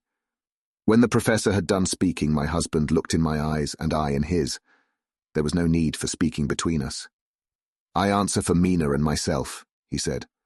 Count me in, Professor, said Mr. Quincy Morris, laconically as usual. I am with you, said Lord Godalming, for Lucy's sake, if for no other reason. Dr. Seward simply nodded. The professor stood up and, after laying his golden crucifix on the table, held out his hand on either side. I took his right hand, and Lord Godalming his left. Jonathan held my right with his left and stretched across to Mr. Morris. So as we all took hands, our solemn compact was made. I felt my heart icy cold, but it did not even occur to me to draw back. We resumed our places, and Dr. Van Helsing went on with a sort of cheerfulness, which showed that the serious work had begun. It was to be taken as gravely and in as businesslike a way as any other transaction of life. Well, you know what we have to contend against, but we too are not without strength. We have on our side power of combination, a power denied to the vampire kind. We have sources of science, we are free to act and think, and the hours of the day and the night are ours equally. In fact, so far as our powers extend, they are unfettered, and we are free to use them. We have self-devotion in a cause, and an end to achieve which is not a selfish one. These things are much. Now let us see how far the general powers arrayed against us are restrict, and how the individual cannot. In fine, let us consider the limitations of the vampire in general, and of this one in particular. All we have to go upon are traditions and superstitions. These do not at the first appear much when the matter is one of life and death, nay, of more than either life or death. Yet must we be satisfied, in the first place because we have to be, no other means is at our control, and secondly, because after all these things, tradition and superstition, are everything. Does not the belief in vampires rest for others, though not, alas, for us, on them? A year ago, which of us would have received such a possibility, in the midst of our scientific, skeptical, matter-of-fact 19th century? We even scouted a belief that we saw justified under our very eyes. Take it, then, that the vampire and the belief in his limitations and his cure rest for the moment on the same base. For let me tell you, he is known everywhere that men have been. In old Greece, in old Rome. He flourished in Germany all over, in France, in India, even in the Chernonese, and in China, so far from us in all ways, there even is he, and the peoples fear him at this day. He have followed the wake of the berserker Icelander, the devil-begotten Hun, the Slav, the Saxon, the Magyar. So far, then, we have all we may act upon, and let me tell you that very much of the beliefs are justified by what we have seen in our own so unhappy experience. The vampire live on, and cannot die by mere passing of the time. He can flourish when that he can fatten on the blood of the living. Even more we have seen amongst us that he can even grow younger, that his vital faculties grow strenuous, and seem as though they refresh themselves when his special pabulum is plenty. But he cannot flourish without this diet, he eat not as others. Even friend Jonathan, who lived with him for weeks, did never see him to eat. Never. He throws no shadow, he make in the mirror no reflect, as again Jonathan observe. He has the strength of many of his hand.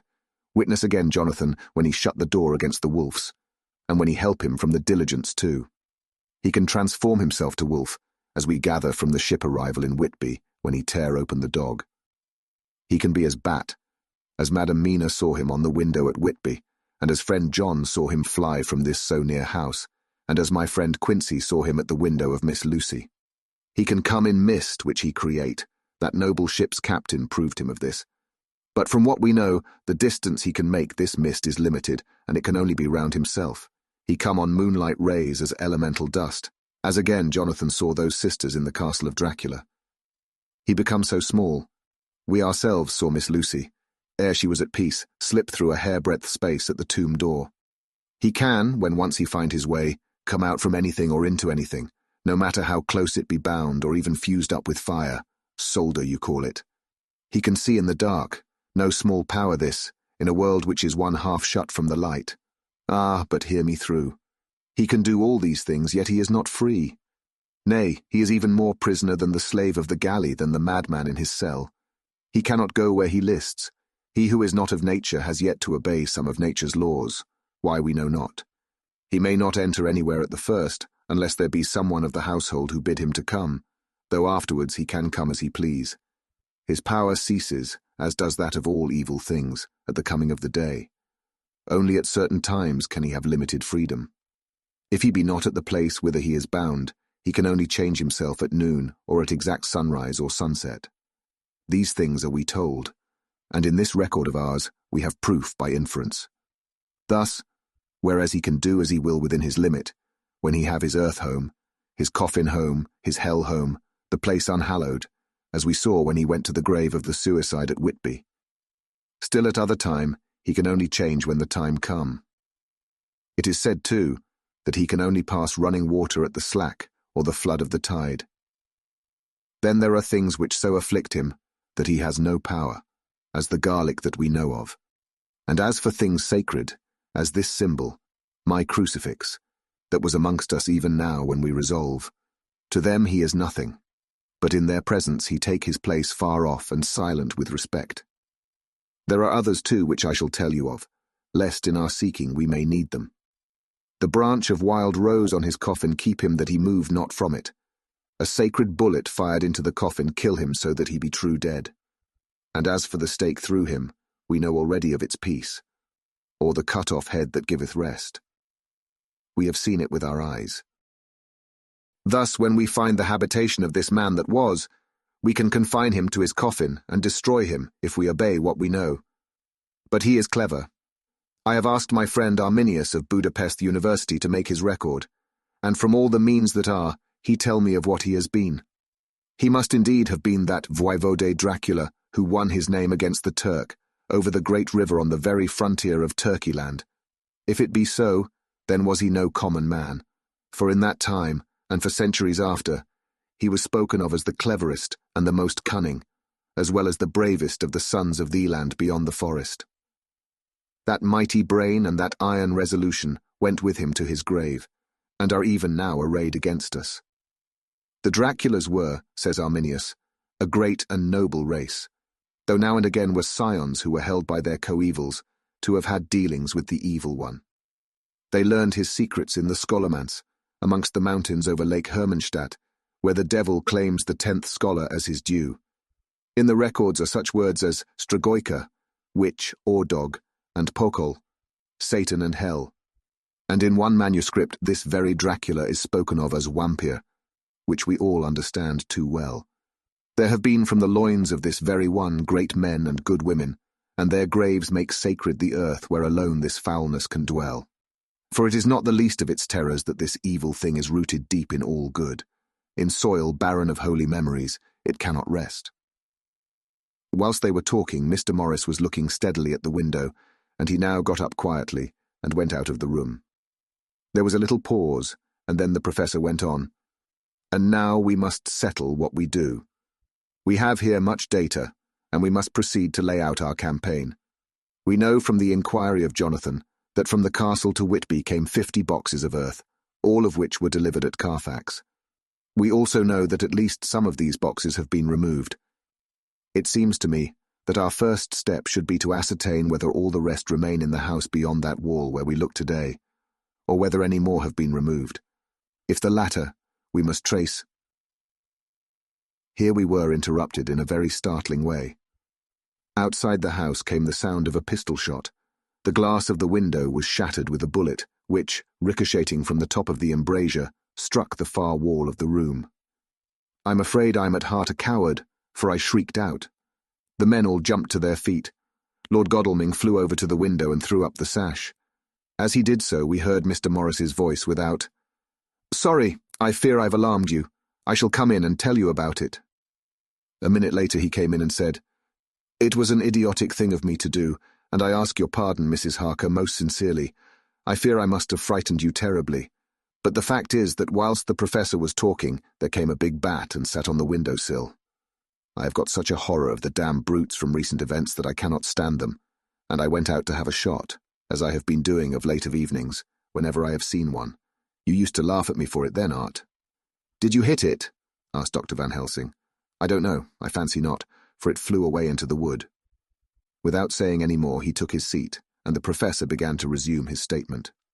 "We must trace each of these boxes, and when we are ready, we must either capture or kill this monster in his lair, or we must, so to speak, sterilize the earth, so that no more he can seek safety in it. Thus, in the end, we may find him in his form of man between the hours of noon and sunset, and so engage with him when he is at his most weak. And now for you, Madam Mina. This night is the end until all be well. You are too precious to us to have such risk. When we part tonight, you no more must question. We shall tell you all in good time. We are men and are able to bear, but you must be our star and our hope, and we shall act all the more free that you are not in the danger, such as we are." All the men, even Jonathan, seemed relieved. But it did not seem to me good that they should brave danger and perhaps lessen their safety, strength being the best safety, through care of me. But their minds were made up, and though it was a bitter pill for me to swallow, I could say nothing, save to accept their chivalrous care of me. Mr. Morris resumed the discussion. "As there is no time to lose, I vote we have a look at his house right now. Time is everything with him, and swift action on our part may save another victim." I own that my heart began to fail me when the time for action came so close, but I did not say anything, for I had a greater fear that if I appeared as a drag or a hindrance to their work, they might even leave me out of their counsels altogether. They have now gone off to Carfax with means to get into the house. Manlike, they had told me to go to bed and sleep, as if a woman can sleep when those she loves are in danger. I shall lie down and pretend to sleep, lest Jonathan have added anxiety about me when he returns. Dr. Seward's diary. The 1st of October, 4 a.m. Just as we were about to leave the house, an urgent message was brought to me from Renfield to know if I would see him at once, as he had something of the utmost importance to say to me. I told the messenger to say that I would attend to his wishes in the morning. I was busy just at the moment. The attendant added, "He seems very importunate, sir. I've never seen him so eager. I don't know but what, if you don't see him soon, he will have one of his violent fits." I knew the man would not have said this without some cause, so I said, "All right, I'll go now." And I asked the others to wait a few minutes for me, as I had to go and see my patient. "Take me with you, friend John," said the professor. "His case in your diary interests me much, and it had bearing too now and again on our case. I should much like to see him, and especially when his mind is disturbed." "May I come also?" asked Lord Godalming. "Me too," said Quincey Morris. "May I come?" said Harker. I nodded, and we all went down the passage together. We found him in a state of considerable excitement, but far more rational in his speech and manner than I had ever seen him.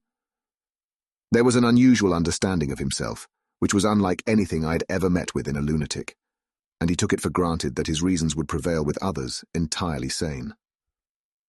We all four went into the room, but none of the others at first said anything.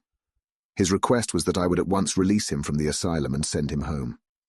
This he backed up with arguments regarding his complete recovery, and adduced his own existing sanity. "I appeal to your friends," he said. "They will perhaps not mind sitting in judgment on my case. By the way, you have not introduced me."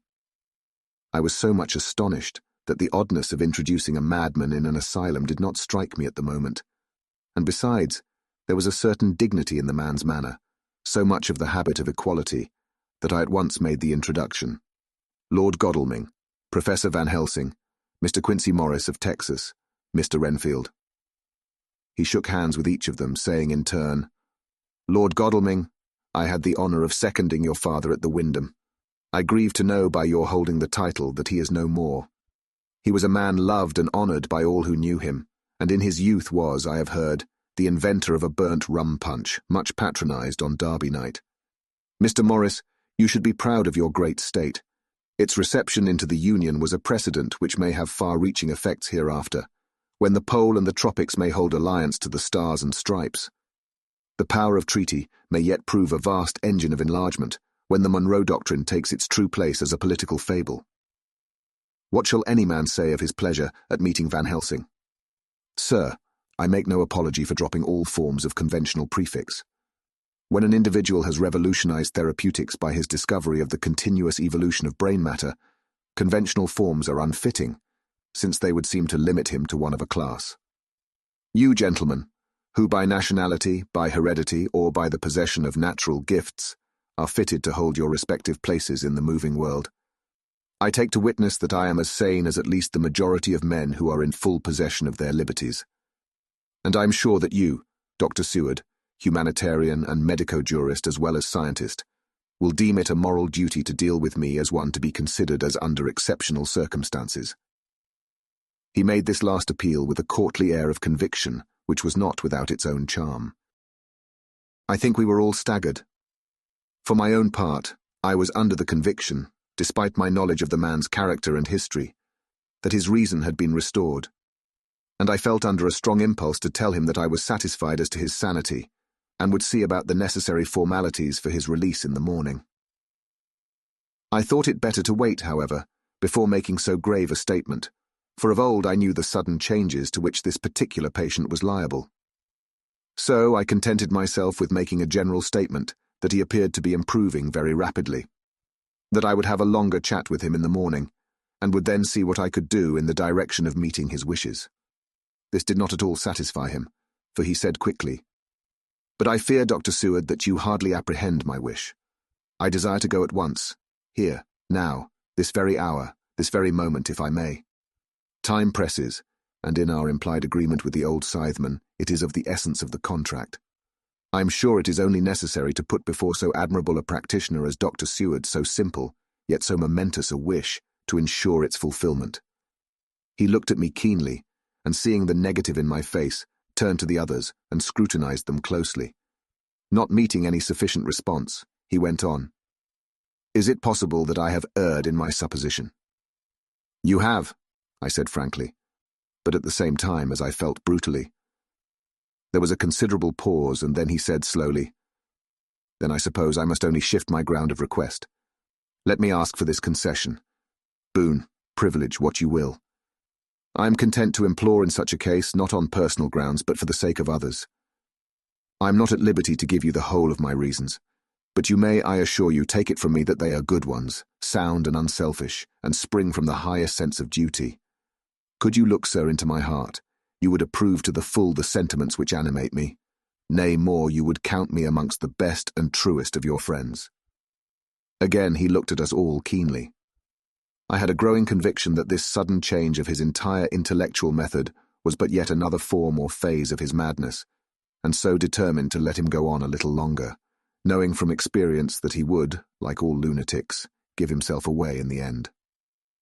Van Helsing was gazing at him with a look of utmost intensity, his bushy eyebrows almost meeting with the fixed concentration of his look.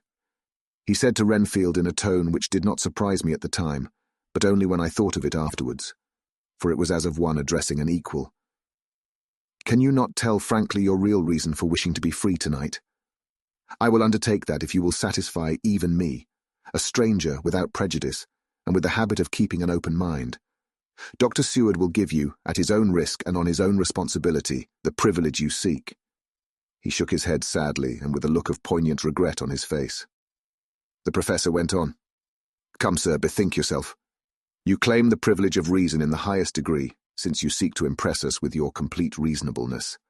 You do this, whose sanity we have reason to doubt, since you are not yet released from medical treatment for this very defect.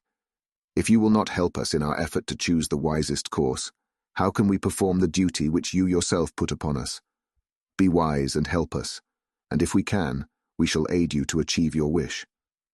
He still shook his head as he said, Dr. Van Helsing, I have nothing to say. Your argument is complete, and if I were free to speak I should not hesitate a moment, but I am not my own master in the matter. I can only ask you to trust me. If I am refused, the responsibility does not rest with me. I thought it was now time to end the scene, which was becoming too comically grave, so I went towards the door simply saying, Come, my friends, we have work to do. Good night. As, however, I got near the door, a new change came over the patient. He moved towards me so quickly that for the moment I feared that he was about to make another homicidal attack. My fears, however, were groundless, for he held up his two hands imploringly and made his petition in a moving manner. As he saw that the very excess of his emotion was militating against him, by restoring us more to our old relations, he became still more demonstrative. I glanced at Van Helsing and saw my conviction reflected in his eyes. So I became a little more fixed in my manner, if not more stern, and motioned to him that his efforts were unavailing. I had previously seen something of the same constantly growing excitement in him when he had to make some request of which at the time he had thought much, such, for instance, as when he wanted a cat, and I was prepared to see the collapse into the same sullen acquiescence on this occasion. My expectation was not realized, for when he found that his appeal would not be successful, he got into quite a frantic condition. He threw himself on his knees and held up his hands, wringing them in plaintive supplication, and poured forth a torrent of entreaty, with the tears rolling down his cheeks, and his whole face and form expressive of the deepest emotion. Let me entreat you, Dr. Seward. Oh, let me implore you to let me out of this house at once. Send me away how you will, and where you will. Send keepers with me with whips and chains. Let them take me in a strait waistcoat, manacled and leg-ironed, even to a jail. But let me go out of this. You don't know what you do by keeping me here. I am speaking from the depths of my heart, of my very soul. You don't know whom you wrong or how, and I may not tell. Woe is me. I may not tell. By all you hold sacred, by all you hold dear, by your love that is lost, by your hope that lives, for the sake of the Almighty, take me out of this and save my soul from guilt. Can't you hear me, man? Can't you understand? Will you never learn? Don't you know that I am sane and earnest now, that I am no lunatic in a mad fit, but a sane man fighting for his soul. Oh, hear me, let me go, let me go, let me go. I thought that the longer this went on, the wilder he would get, and so would bring on a fit. So I took him by the hand and raised him up.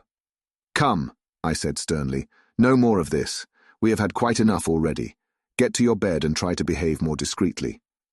He suddenly stopped and looked at me intently for several moments. Then, without a word, he rose and, moving over, sat down on the side of the bed. The collapse had come, as on former occasion, just as I had expected. When I was leaving the room, last of our party, he said to me in a quiet, well-bred voice, "You will, I trust, Dr. Seward, do me the justice to bear in mind, later on, that I did what I could to convince you tonight." Chapter 19. Jonathan Harker's Journal. The 1st of October, 5 a.m.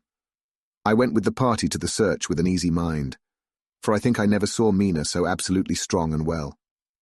I'm so glad that she consented to hold back and let us men do the work. Somehow, it was a dread to me that she was in this fearful business at all. But now that her work is done, and that it is due to her energy and brains and foresight, that the whole story is put together in such a way that every point tells, she may well feel that her part is finished, and that she can henceforth leave the rest to us. We were, I think, all a little upset by the scene with Mr. Renfield. When we came away from his room, we were silent till we got back to the study. Then Mr. Morris said to Dr. Seward, "Say, Jack, if that man wasn't attempting a bluff, he is about the sanest lunatic I ever saw. I'm not sure, but I believe that he had some serious purpose, and if he had, it was pretty rough on him not to get a chance." Lord Godalming and I were silent, but Dr. Van Helsing added, "Friend John, you know more of lunatics than I do, and I'm glad of it, for I fear that if it had been to me to decide, I would before that last hysterical outburst have given him free. But we live and learn, and in our present task we must take no chance, as my friend Quincy would say. All is best as they are." Dr. Seward seemed to answer them both in a dreamy kind of way. "I don't know but that I agree with you. If that man had been an ordinary lunatic, I would have taken my chance of trusting him. But he seems so mixed up with the Count in an indexy kind of way that I am afraid of doing anything wrong by helping his fads. I can't forget how he prayed with almost equal fervour for a cat, and then tried to tear my throat out with his teeth. Besides, he called the Count Lord and Master, and he may want to get out to help him in some diabolical way. That horrid thing has the wolves and the rats and his own kind to help him, so I suppose he isn't above trying to use a respectable lunatic. He certainly did seem earnest, though. I only hope we have done what is best. These things, in conjunction with the wild work we have in hand, help to unnerve a man." The professor stepped over, and laying his hand on his shoulder, said in his grave, kindly way, "Friend John, have no fear. We are trying to do our duty in a very sad and terrible case. We can only do as we deem best. What else have we to hope for except the pity of the good God?" Lord Godalming had slipped away for a few minutes, but now he returned. He held up a little silver whistle as he remarked, "That old place may be full of rats, and if so, I've got an antidote on call." Having passed the wall, we took our way to the house, taking care to keep in the shadows of the trees on the lawn when the moonlight shone out. When we got to the porch, the professor opened his bag and took out a lot of things, which he laid on the step, sorting them into 4 little groups, evidently one for each. Then he spoke. "My friends, we are going into a terrible danger, and we need arms of many kinds. Our enemy is not merely spiritual. Remember that he has the strength of 20 men, and that though our necks or our windpipes are of the common kind, and therefore breakable or crushable, his are not amenable to mere strength. A stronger man, or a body of men more strong in all than him, can at certain times hold him. But they cannot hurt him as we can be hurt by him. We must therefore guard ourselves from his touch. Keep this near your heart." As he spoke, he lifted a little silver crucifix and held it out to me, I being nearest to him. "Put these flowers round your neck." Here he handed to me a wreath of withered garlic blossoms. For other enemies more mundane, this revolver and this knife, and for aid in all, these so small electric lamps which you can fasten to your breast, and for all, and above all at the last, this, which we must not desecrate, needless. This was a portion of sacred wafer, which he put in an envelope and handed to me. Each of the others was similarly equipped. "Now," he said, "Friend John, where are the skeleton keys? If so that we can open the door, we need not break house by the window as before at Miss Lucy's." Dr. Seward tried 1 or 2 skeleton keys, his mechanical dexterity as a surgeon standing him in good stead. Presently he got one to suit. After a little play back and forward, the bolt yielded, and with a rusty clang, shot back. We pressed on the door, the rusty hinges creaked, and it slowly opened. It was startlingly like the image conveyed to me in Dr. Seward's diary of the opening of Miss Westenra's tomb. I fancy that the same idea seemed to strike the others, for with one accord they shrank back. The professor was the first to move forward and stepped into the open door. "In manus tuas, Domine," he said, crossing himself as he passed over the threshold. We closed the door behind us, lest when we should have lit our lamps we should possibly attract attention from the road. The professor carefully tried the lock, lest we might not be able to open it from within should we be in a hurry making our exit. Then we all lit our lamps and proceeded on our search. The light from the tiny lamps fell in all sorts of odd forms, as the rays crossed each other, or the opacity of our bodies threw great shadows. I could not for my life get away from the feeling that there was someone else amongst us. I suppose it was the recollection, so powerfully brought home to me by the grim surroundings, of that terrible experience in Transylvania. I think the feeling was common to us all, for I noticed that the others kept looking over their shoulders at every sound and every new shadow, just as I felt myself doing. The whole place was thick with dust.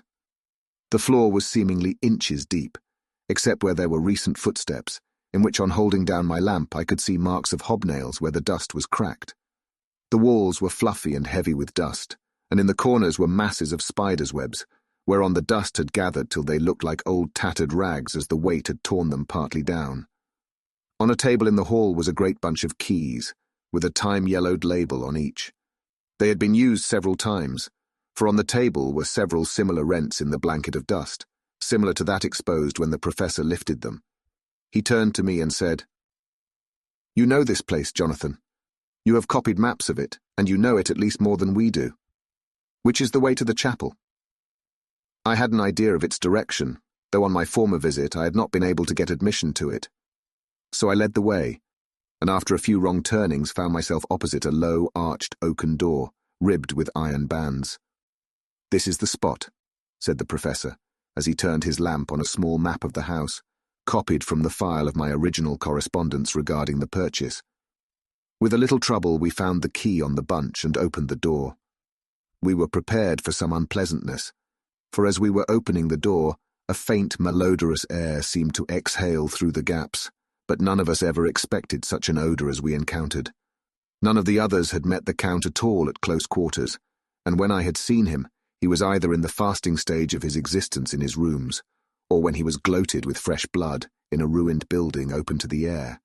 But here the place was small and close, and the long disuse had made the air stagnant and foul.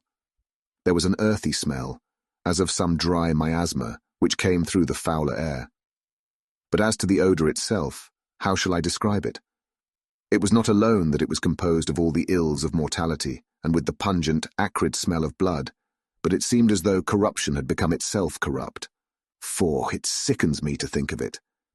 Every breath exhaled by that monster seemed to have clung to the place and intensified its loathsomeness. Under ordinary circumstances, such a stench would have brought our enterprise to an end. But this was no ordinary case, and the high and terrible purpose in which we were involved gave us a strength which rose above merely physical considerations. After the involuntary shrinking consequent on the first nauseous whiff, we one and all set about our work as though that loathsome place were a garden of roses. We made an accurate examination of the place, the professor saying as we began, "The first thing is to see how many of the boxes are left. We must then examine every hole and corner and cranny and see if we cannot get some clue as to what has become of the rest." A glance was sufficient to show how many remained, for the great earth chests were bulky, and there was no mistaking them. There were only 29 left out of the 50. Once I got a fright, for seeing Lord Godalming suddenly turn and look out of the vaulted door into the dark passage beyond, I looked too, and for an instant my heart stood still. Somewhere, looking out from the shadow, I seemed to see the high lights of the Count's evil face. the ridge of the nose, the red eyes, the red lips, the awful pallor. It was only for a moment, for as Lord Godalming said, "I thought I saw a face, but it was only the shadows," and resumed his inquiry. I turned my lamp in the direction and stepped into the passage. There was no sign of anyone, and as there were no corners, no doors, no aperture of any kind, but only the solid walls of the passage, there could be no hiding place even for him. I took it that fear had helped imagination, and said nothing. A few minutes later I saw Morris step suddenly back from a corner which he was examining. We all followed his movements with our eyes, for undoubtedly some nervousness was growing on us, and we saw a whole mass of phosphorescence which twinkled like stars. We all instinctively drew back. The whole place was becoming alive with rats. For a moment or two we stood appalled, all save Lord Godalming, who was seemingly prepared for such an emergency. Rushing over to the great iron-bound oaken door which Dr. Seward had described from the outside, and which I had seen myself, he turned the key in the lock, drew the huge bolts, and swung the door open. Then, taking his little silver whistle from his pocket, he blew a low, shrill call. It was answered from behind Dr. Seward's house by the yelping of dogs, and after about a minute, 3 terriers came dashing round the corner of the house. Unconsciously, we had all moved towards the door, and as we moved, I noticed that the dust had been much disturbed. The boxes which had been taken out had been brought this way, but even in the minute that had elapsed, the number of the rats had vastly increased. They seemed to swarm over the place all at once, till the lamplight, shining on their moving dark bodies and glittering baleful eyes, made the place look like a bank of earth set with fireflies. The dogs dashed on, but at the threshold suddenly stopped and snarled, and then, simultaneously lifting their noses, began to howl in most lugubrious fashion. The rats were multiplying in thousands, and we moved out. Lord Godalming lifted one of the dogs, and carrying him in, placed him on the floor. The instant his feet touched the ground, he seemed to recover his courage, and rushed at his natural enemies.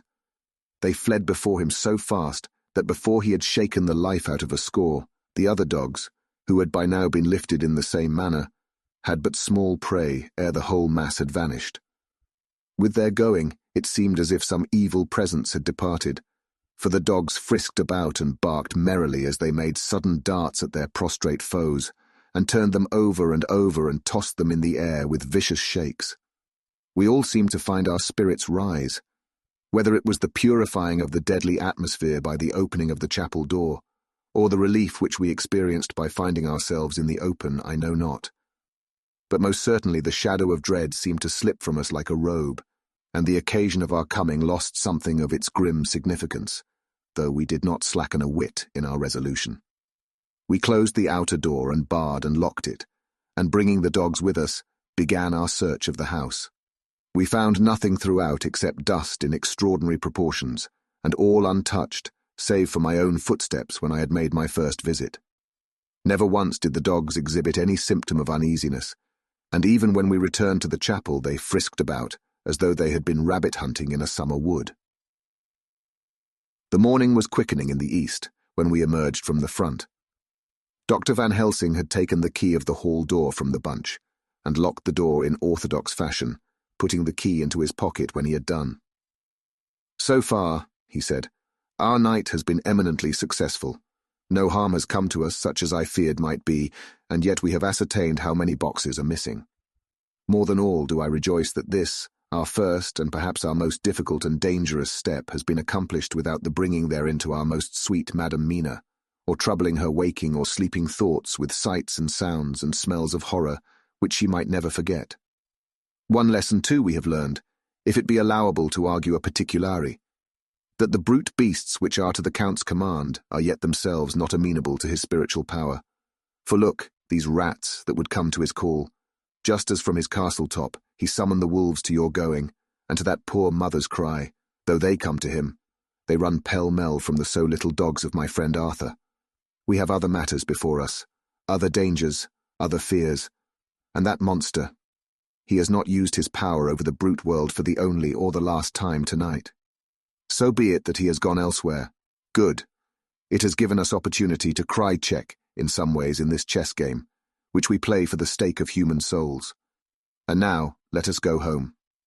The dawn is close at hand, and we have reason to be content with our first night's work. It may be ordained that we have many nights and days to follow, if full of peril, but we must go on, and from no danger shall we shrink. The house was silent when we got back, save for some poor creature who was screaming away in one of the distant wards, and a low moaning sound from Renfield's room. The poor wretch was doubtless torturing himself, after the manner of the insane, with needless thoughts of pain. I came tiptoe into our own room, and found Mina asleep, breathing so softly that I had to put my ear down to hear it. She looks paler than usual. I hope the meeting tonight has not upset her. I am truly thankful that she is to be left out of our future work, and even of our deliberations. It is too great a strain for a woman to bear. I did not think so at first, but I know better now. Therefore I am glad that it is settled. There may be things which would frighten her to hear, and yet to conceal them from her might be worse than to tell her if once she suspected that there was any concealment. Henceforth our work is to be a sealed book to her, till at least such time as we can tell her that all is finished, and the earth free from a monster of the nether-world. I dare say it will be difficult to begin to keep silence after such confidence as ours, but I must be resolute, and tomorrow I shall keep dark over tonight's doings, and shall refuse to speak of anything that has happened. I rest on the sofa, so as not to disturb her. The 1st of October later. I suppose it was natural that we should have all overslept ourselves, for the day was a busy one, and the night had no rest at all. Even Mina must have felt its exhaustion, for though I slept till the sun was high, I was awake before her, and had to call 2 or 3 times before she awoke. Indeed, she was so sound asleep that for a few seconds she did not recognize me, but looked at me with a sort of blank terror, as one looks who has been waked out of a bad dream. She complained a little of being tired, and I let her rest till later in the day. We now know of 21 boxes having been removed, and if it be that several were taken in any of these removals, we may be able to trace them all. Such will, of course, immensely simplify our labour, and the sooner the matter is attended to, the better. I shall look up Thomas Snelling today. Dr. Seward's diary. 1 October. It was towards noon when I was awakened by the professor walking into my room. He was more jolly and cheerful than usual, and it is quite evident that last night's work has helped to take some of the brooding weight off his mind. After going over the adventure of the night, he suddenly said, "Your patient interests me much. May it be that with you I visit him this morning, or if that you are too occupied, I can go alone if it may be. It is a new experience to me to find a lunatic who talk philosophy, and reason so sound." I had some work to do which pressed, so I told him that if he would go alone I would be glad, as then I should not have to keep him waiting, so I called an attendant and gave him the necessary instructions. Before the professor left the room, I cautioned him against getting any false impression from my patient. "But," he answered, "I want him to talk of himself, and of his delusion as to consuming live things. He said to Madame Mina, as I see in your diary of yesterday, that he had once had such a belief." "Why do you smile, friend John?" "Excuse me," I said, "but the answer is here." I laid my hand on the typewritten matter. When our sane and learned lunatic made that very statement of how he used to consume life, his mouth was actually nauseous with the flies and spiders which he had eaten just before Mrs. Harker entered the room. Van Helsing smiled in turn. "Good," he said. "Your memory is true, friend John. I should have remembered. And yet it is this very obliquity of thought and memory which makes mental disease such a fascinating study. Perhaps I may gain more knowledge out of the folly of this madman than I shall from the teaching of the most wise. Who knows?" I went on with my work, and before long was through that in hand. It seemed that the time had been very short indeed, but there was Van Helsing back in the study. "Do I interrupt?" he asked politely as he stood at the door. "Not at all," I answered. "Come in. My work is finished, and I am free. I can go with you now, if you like." "It is needless. I have seen him." "Well?" "I fear that he does not appraise me at much." Our interview was short. When I entered his room, he was sitting on a stool in the centre, with his elbows on his knees, and his face was the picture of sullen discontent. I spoke to him as cheerfully as I could, and with such a measure of respect as I could assume. He made no reply whatever. "Don't you know me?" I asked. His answer was not reassuring. "I know you well enough. You are the old fool, Van Helsing. I wish you would take yourself and your idiotic brain theories somewhere else. Damn all thick-headed Dutchmen." Not a word more would he say, but sat in his implacable sullenness as indifferent to me as though I had not been in the room at all. Thus departed for this time my chance of much learning from this so clever lunatic. So I shall go, if I may, and cheer myself with a few happy words with that sweet soul, Madam Mina. Friend John, it does rejoice me unspeakable that she is no more to be pained, no more to be worried with our terrible things. Though we shall much miss her help, it is better so. I agree with you with all my heart, I answered earnestly, for I did not want him to weaken in this matter. Mrs. Harker is better out of it. Things are quite bad enough for us, all men of the world, and who have been in many tight places in our time. But it is no place for a woman, and if she had remained in touch with the affair, it would in time infallibly have wrecked her. So Van Helsing has gone to confer with Mrs. Harker and Harker. Quincy and Art are all out following up the clues as to the earth boxes. I shall finish my round of work, and we shall meet tonight. Mina Harker's Journal. 1 October. It is strange to me to be kept in the dark as I am today. After Jonathan's full confidence for so many years, to see him manifestly avoid certain matters, and those the most vital of all. This morning I slept late after the fatigues of yesterday, and though Jonathan was late too, he was the earlier. He spoke to me before he went out, never more sweetly or tenderly, but he never mentioned a word of what had happened in the visit to the Count's house. And yet he must have known how terribly anxious I was. Poor dear fellow. I suppose it must have distressed him even more than it did me. They all agreed that it was best that I should not be drawn further into this awful work, and I acquiesced. But to think that he keeps anything from me. And now I am crying like a silly fool, when I know it comes from my husband's great love, and from the good wishes of those other strong men. That has done me good. Well, some day Jonathan will tell me all, and lest it should ever be that he should think for a moment that I kept anything from him, I still keep my journal as usual. Then if he has feared of my trust, I shall show it to him, with every thought of my heart put down for his dear eyes to read. I feel strangely sad and low-spirited today. I suppose it is the reaction from the terrible excitement. Last night I went to bed when the men had gone, simply because they told me to. I didn't feel sleepy, and I did feel full of devouring anxiety. I kept thinking over everything that has been ever since Jonathan came to see me in London, and it all seems like a horrible tragedy, with fate pressing on relentlessly to some destined end. Everything that one does seems, no matter how right it may be, to bring on the very thing which is most to be deplored. If I hadn't gone to Whitby, perhaps poor dear Lucy would be with us now. She hadn't taken to visiting the churchyard till I came, and if she hadn't come there in the daytime with me, she wouldn't have walked there in her sleep, and if she hadn't gone there at night in a sleep, that monster couldn't have destroyed her as he did. Oh, why did I ever go to Whitby? There now, crying again. I wonder what has come over me today. I must hide it from Jonathan, for if he knew that I had been crying twice in one morning, I, who never cried on my own account, and whom he has never caused to shed a tear, the dear fellow would fret his heart out. I shall put a bold face on, and if I do feel weepy, he shall never see it.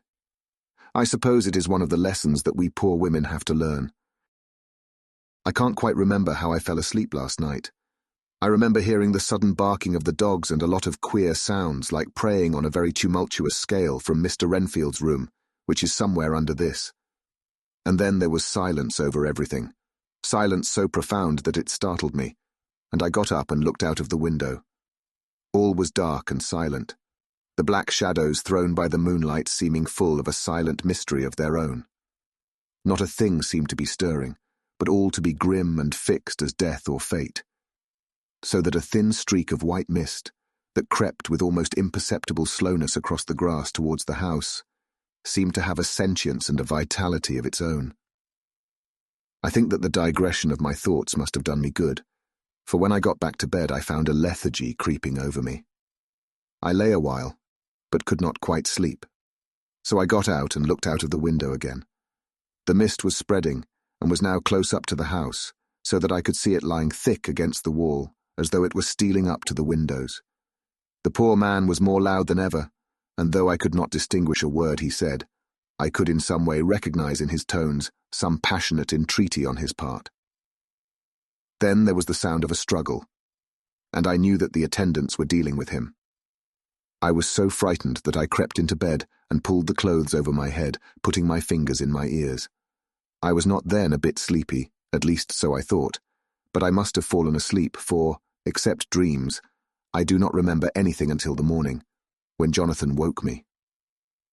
I think that it took me an effort and a little time to realize where I was, and that it was Jonathan who was bending over me.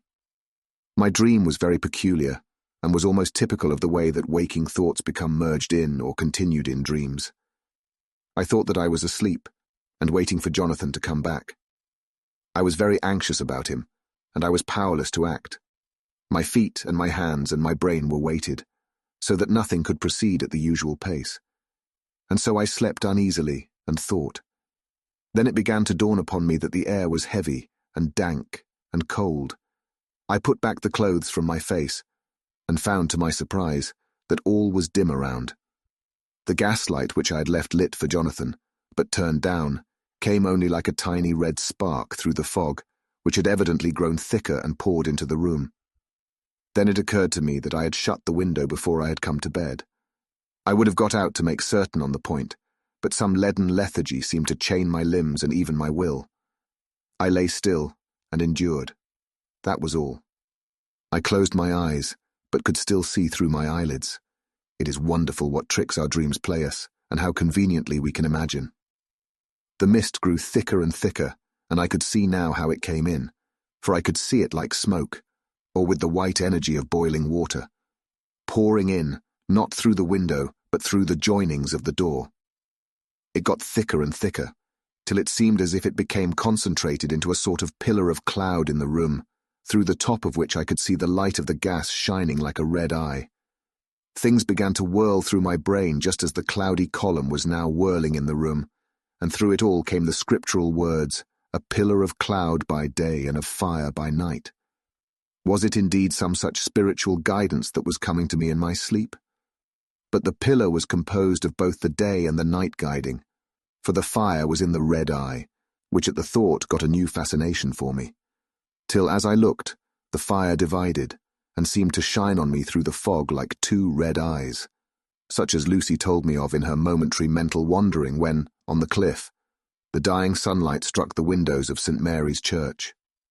Suddenly the horror burst upon me that it was thus that Jonathan had seen those awful women growing into reality through the whirling mist in the moonlight, and in my dream I must have fainted, for all became black darkness. The last conscious effort which imagination made was to show me a livid white face bending over me out of the mist. I must be careful of such dreams, for they would unseat one's reason if there were too much of them. I would get Dr. Van Helsing or Dr. Seward to prescribe something for me which would make me sleep, only that I fear to alarm them. Such a dream at the present time would become woven into their fears for me. Tonight I shall strive hard to sleep naturally.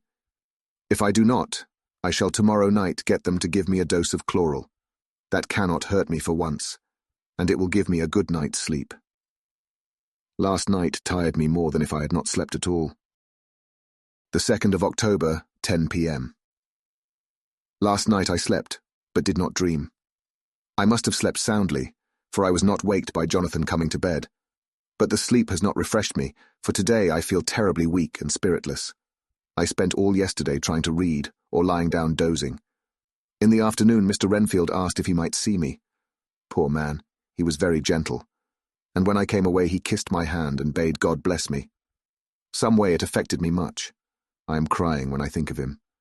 This is a new weakness of which I must be careful. Jonathan would be miserable if he knew I had been crying. He and the others were out till dinner time, and they all came in tired. I did what I could to brighten them up, and I suppose that the effort did me good, for I forgot how tired I was. After dinner they sent me to bed, and all went off to smoke together, as they said, but I knew that they wanted to tell each other of what had occurred to each during the day. I could see from Jonathan's manner that he had something important to communicate. I was not so sleepy as I should have been, so before they went I asked Dr. Seward to give me a little opiate of some kind, as I had not slept well the night before. He very kindly made me up a sleeping draught, which he gave to me, telling me that it would do me no harm, as it was very mild. I have taken it, and am waiting for sleep, which still keeps aloof. I hope I have not done wrong, for as sleep begins to flirt with me, a new fear comes. That I may have been foolish in thus depriving myself of the power of waking. I might want it. Here comes sleep. Good night. Chapter 20. Jonathan Harker's Journal, the 1st of October, evening. I found Thomas Snelling in his house at Bethnal Green, but unhappily he was not in a condition to remember anything. The very prospect of beer which my expected coming had opened to him had proved too much, and he had begun too early on his expected debauch. I learned, however, from his wife, who seemed a decent poor soul, that he was only the assistant to Smollett, who of the two mates was the responsible person. So off I drove to Walworth, and found Mr. Joseph Smollett at home and in his shirt-sleeves, taking a late tea out of a saucer. He is a decent, intelligent fellow, distinctly a good, reliable type of workman, and with a headpiece of his own.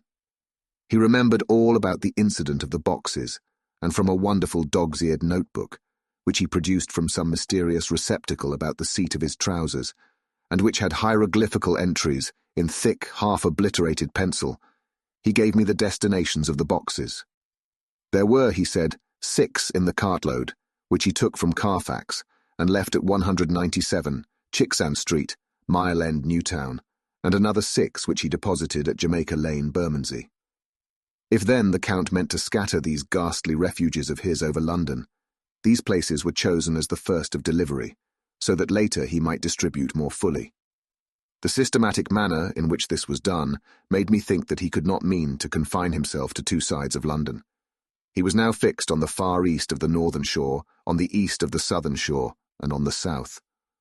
The north and west were surely never meant to be left out of his diabolical scheme, let alone the city itself, and the very heart of fashionable London in the southwest and west. I went back to Smollett, and asked him if he could tell us if any other boxes had been taken from Carfax. He replied, "Well, Governor, you've treated me werry and some." I'd given him half a sovereign, "and I'll tell you all I know. I heard a man by the name of Bloxham say 4 nights ago in the Iron Hounds in Pincher's Alley, as how he and his mate had a rare dusty job in a old house at Perfect.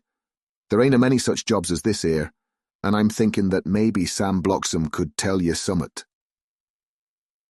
I asked if he could tell me where to find him. I told him that if he could get me the address it would be worth another half sovereign to him. So he gulped down the rest of his tea and stood up, saying that he was going to begin the search then and there. At the door he stopped and said, "Look here, Governor, there ain't no sense in me a-keeping yer. I may find Sam soon or I mayn't, but anyhow he ain't like to be in a way to tell you much tonight. Sam is a rare one when he starts on the booze. If you can give me an envelope with a stamp on it, and put your address on it, I'll find out where Sam is to be found and post it you tonight. But you'd better be up arter him soon in the morning, or maybe you won't catch him, for Sam gets off main early, never mind the booze the night afore." This was all practical, so one of the children went off with a penny to buy an envelope and a sheet of paper, and to keep the change. When she came back, I addressed the envelope and stamped it, and when Smollett had again faithfully promised to post the address when found, I took my way to home. We're on the track anyhow. I am tired tonight, and want sleep. Mina is fast asleep and looks a little too pale. Her eyes look as though she had been crying. Poor dear, I've no doubt it frets her to be kept in the dark, and it may make her doubly anxious about me and the others. But it is best as it is. It is better to be disappointed and worried in such a way now than to have her nerve broken. The doctors were quite right to insist on her being kept out of this dreadful business. I must be firm, for on me this particular burden of silence must rest. I shall not ever enter on the subject with her under any circumstances. Indeed, it may not be a hard task after all, for she herself has become reticent on the subject, and has not spoken of the Count or his doings ever since we told her of our decision. The 2nd of October, evening. A long and trying and exciting day. By the first post, I got my directed envelope with a dirty scrap of paper enclosed, on which was written with a carpenter's pencil in a sprawling hand, "Sam Bloxham, Corcoran's, 4, Poter's Court, Bartell Street, Walworth. Ask for the deputé." I got the letter in bed and rose without waking Mina. She looked heavy and sleepy and pale and far from well. I determined not to wake her, but that when I should return from this new search, I would arrange for her going back to Exeter. I think she would be happier in our own home, with her daily tasks to interest her, than in being here amongst us, and in ignorance. I only saw Dr. Seward for a moment, and told him where I was off to, promising to come back and tell the rest so soon as I should have found out anything. I drove to Walworth and found, with some difficulty, Potter's Court. Mr. Smollett's spelling misled me, as I asked for Potter's Court instead of Potter's Court. However, when I had found the court, I had no difficulty in discovering Corcoran's lodging-house. When I asked the man who came to the door for the deputy, he shook his head and said, "I dunno him. There ain't no such a person here. I never heard of him in all my bloomin' days. Don't believe there ain't nobody of that kind living here or anywheres." I took out Smollett's letter, and as I read it, it seemed to me that the lesson of the spelling of the name of the court might guide me. "What are you?" I asked. "I'm the deputy," he answered. I saw at once that I was on the right track. Phonetic spelling had again misled me. A half-crown tip put the deputy's knowledge at my disposal, and I learned that Mr. Bloxham, who had slept off the remains of his beer on the previous night at Corcoran's, had left for his work at Poplar at 5 o'clock that morning. He could not tell me where the place of work was situated, but he had a vague idea that it was some kind of a newfangled warehouse, and with this slender clue, I had to start for Poplar. It was 12 o'clock before I got any satisfactory hint of such a building, and this I got at a coffee shop, where some workmen were having their dinner. One of these suggested that there was being erected at Cross Angel Street a new cold storage building, and as this suited the condition of a newfangled warehouse, I at once drove to it. An interview with a surly gatekeeper and a surlier foreman, both of whom were appeased with the coin of the realm, put me on the track of Bloxham. He was sent for on my suggesting that I was willing to pay his day's wages to his foreman for the privilege of asking him a few questions on a private matter. He was a smart enough fellow, though rough of speech and bearing. When I had promised to pay for his information and given him an earnest, he told me that he had made 2 journeys between Carfax and a house in Piccadilly, and had taken from this house to the latter 9 great boxes, main heavy ones, with a horse and cart hired by him for this purpose. I asked him if he could tell me the number of the house in Piccadilly, to which he replied, "Well, governor, I forgets the number, but it was only a few doors from a big white church or something of the kind, not long built. It was a dusty old house, too, though nothing to the dustiness of the house we took the bloomin' boxes from. How did you get into the houses if they were both empty?" "There was the old party what engaged me a-waiting in the house at Purfleet. He helped me to lift the boxes and put them in the dray. Curse me, but he was the strongest chap I ever struck, and him a old fellow with a white moustache, one that thin you would think he couldn't throw a shadder." How this phrase thrilled through me. Why, he took up his end of the boxes like they was pounds of tea, and me a puffin' and a blowin' afore I could upend mine anyhow, and I'm no chicken neither. "How did you get into the house in Piccadilly?" I asked. "He was there too. He must have started off and got there afore me, for when I rung of the bell, he came and opened the door hisself and helped me to carry the boxes into the hall." "The whole 9? I asked. "Yus. There was 5 in the first load and 4 in the second. It was main dry work, and I don't so well remember how I got 'em." I interrupted him. "Were the boxes left in the hall?" "Yus. It was a big hall, and there was nothing else in it." I made one more attempt to further matters. "You didn't have any key?" "Never used no key nor nothing. The old gent, he opened the door hisself and shut it again when I druv off. I don't remember the last time, but that was the beer." "And you can't remember the number of the house?" "No, sir, but you needn't have no difficulty about that. It's iron with a stone front with a bow on it, and I steps up to the door. I know them steps, having had to carry the boxes up with 3 loafers what come round to earn a copper. The old gent give them shillings, and they seein' they got so much they wanted more, but he took one of them by the shoulder and was like to throw him down the steps till the lot of them went away cussin'. I thought that with this description I could find the house, so, having paid my friend for his information, I started off for Piccadilly. I had gained a new painful experience. The Count could, it was evident, handle the earth boxes himself.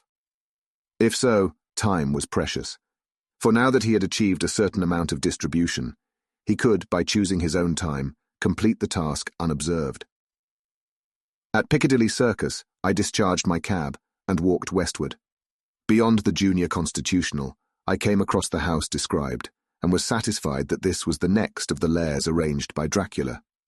The house looked as though it had been long untenanted. The windows were encrusted with dust, and the shutters were up. All the framework was black with time, and from the iron the paint had mostly scaled away. It was evident that up to lately there had been a large notice board in front of the balcony. It had, however, been roughly torn away, the uprights which had supported it still remaining. Behind the rails of the balcony, I saw there were some loose boards, whose raw edges looked white. I would have given a good deal to have been able to see the notice board intact, as it would perhaps have given some clue to the ownership of the house. I remembered my experience of the investigation and purchase of Carfax, and I could not but feel that if I could find the former owner, there might be some means discovered of gaining access to the house. There was at present nothing to be learned from the Piccadilly side, and nothing could be done, so I went round to the back to see if anything could be gathered from this quarter. The mews were active, the Piccadilly houses being mostly in occupation. I asked one or two of the grooms and helpers whom I saw around if they could tell me anything about the empty house. One of them said that he heard it had lately been taken, but he couldn't say from whom. He told me, however, that up to very lately there had been a notice board of "for sale" up, and that perhaps Mitchell, Sons and Candy, the house agents, could tell me something, as he thought he remembered seeing the name of that firm on the board. I did not wish to seem too eager, or to let my informant know or guess too much, so, thanking him in the usual manner, I strolled away. It was now growing dusk, and the autumn night was closing in, so I did not lose any time. Having learned the address of Mitchell, Sons and Candy from a directory at the Berkeley, I was soon at their office in Sackville Street.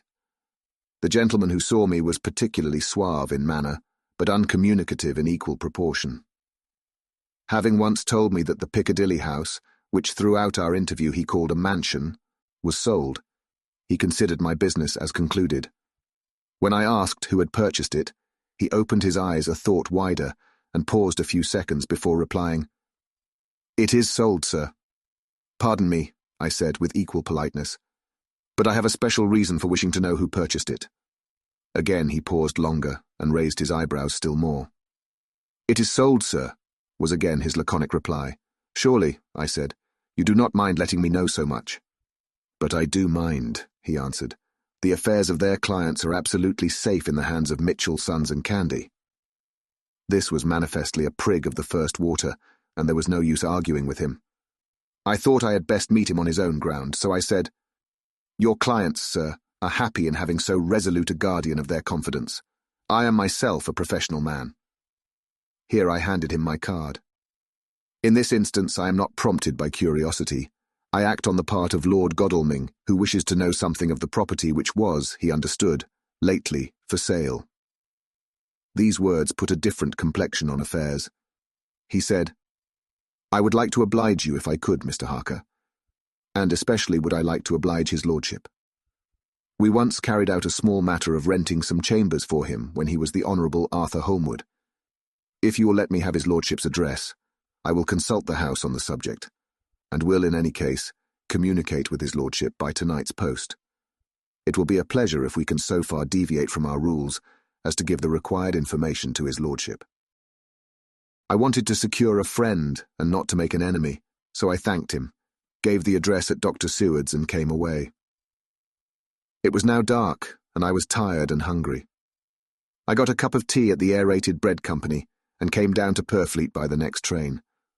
I found all the others at home. Mina was looking tired and pale, but she made a gallant effort to be bright and cheerful. It wrung my heart to think that I had had to keep anything from her, and so caused her inquietude. Thank God, this will be the last night of her looking on at our conferences, and feeling the sting of our not showing our confidence. It took all my courage to hold to the wise resolution of keeping her out of our grim task. She seems somehow more reconciled, or else the very subject seems to have become repugnant to her, for when any accidental allusion is made, she actually shudders. I am glad we made our resolution in time, as with such a feeling as this, our growing knowledge would be torture to her. I could not tell the others of the day's discovery till we were alone. So after dinner, followed by a little music to save appearances even amongst ourselves, I took Mina to her room and left her to go to bed. The dear girl was more affectionate with me than ever, and clung to me as though she would detain me. But there was much to be talked of, and I came away. Thank God, the ceasing of telling things has made no difference between us. When I came down again, I found the others all gathered round the fire in the study.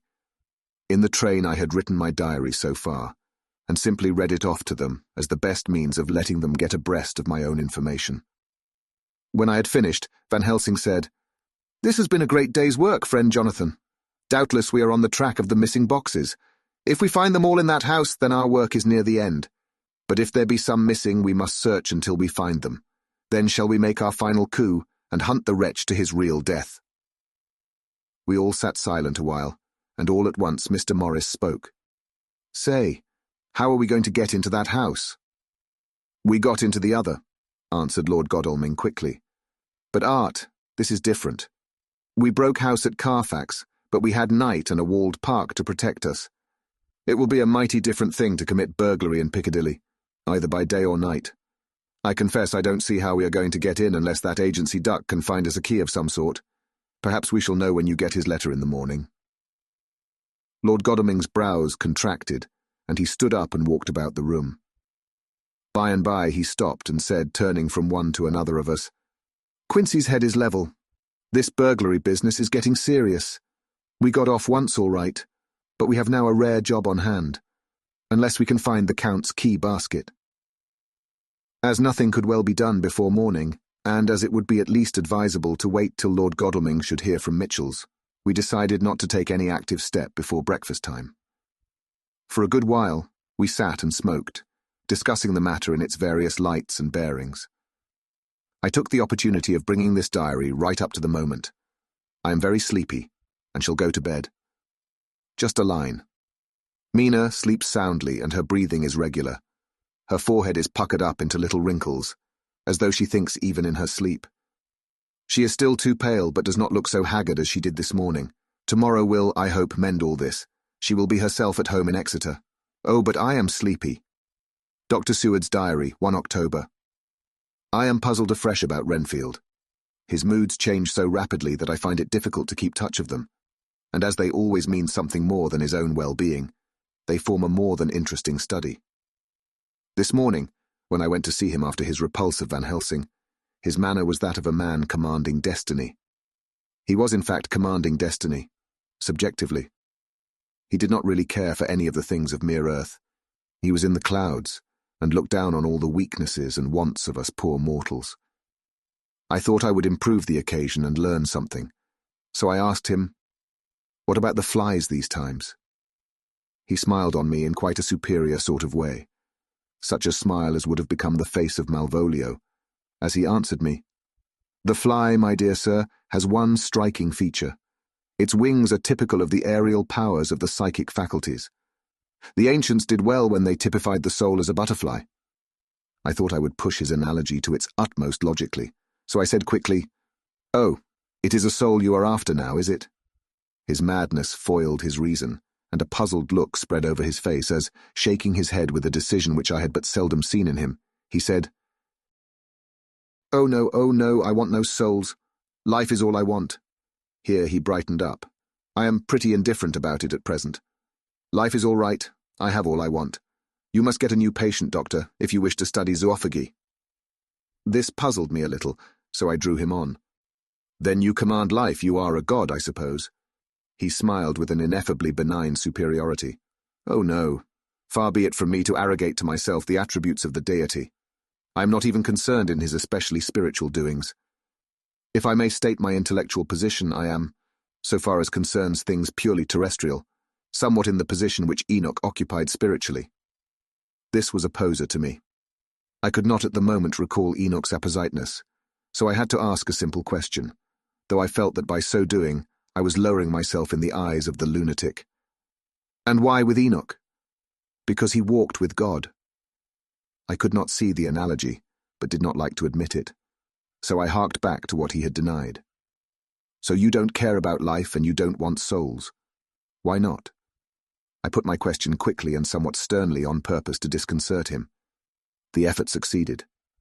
For an instant he unconsciously relapsed into his old servile manner, bent low before me, and actually fawned upon me as he replied, "I don't want any souls, indeed I don't. I couldn't use them if I had them. They would be no manner of use to me. I couldn't eat them, or—" He suddenly stopped, and the old cunning look spread over his face like a windsweep on the surface of the water. "And doctor, as to life, what is it after all? When you've got all you require, and you know that you will never want, that is all. I have friends, good friends, like you, Dr. Seward." This was said with a leer of inexpressible cunning. "I know that I shall never lack the means of life." I think that through the cloudiness of his insanity he saw some antagonism in me, for he at once fell back on the last refuge of such as he, a dogged silence. After a short time, I saw that for the present it was useless to speak to him. He was sulky, and so I came away. Later in the day he sent for me. Ordinarily I would not have come without special reason, but just at present I am so interested in him that I would gladly make an effort. Besides, I'm glad to have anything to help to pass the time. Harker is out, following up clues, and so are Lord Godalming and Quincy. Van Helsing sits in my study poring over the record prepared by the Harkers. He seems to think that by accurate knowledge of all details he will light upon some clue. He does not wish to be disturbed in the work, without cause.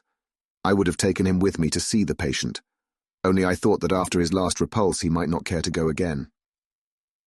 There was also another reason. Renfield might not speak so freely before a third person as when he and I were alone. I found him sitting out in the middle of the floor on his stool, a pose which is generally indicative of some mental energy on his part. When I came in, he said at once, as though the question had been waiting on his lips, "What about souls?" It was evident then that my surmise had been correct. Unconscious cerebration was doing its work, even with the lunatic. I determined to have the matter out. "What about them yourself?" I asked. He did not reply for a moment, but looked all round him, and up and down, as though he expected to find some inspiration for an answer. "I don't want any souls," he said in a feeble, apologetic way. The matter seemed preying on his mind, and so I determined to use it, to be cruel only to be kind. So I said, "You like life and you want life. Oh yes, but that is all right, you needn't worry about that. But," I asked, "how are we to get the life without getting the soul also?" This seemed to puzzle him, so I followed it up.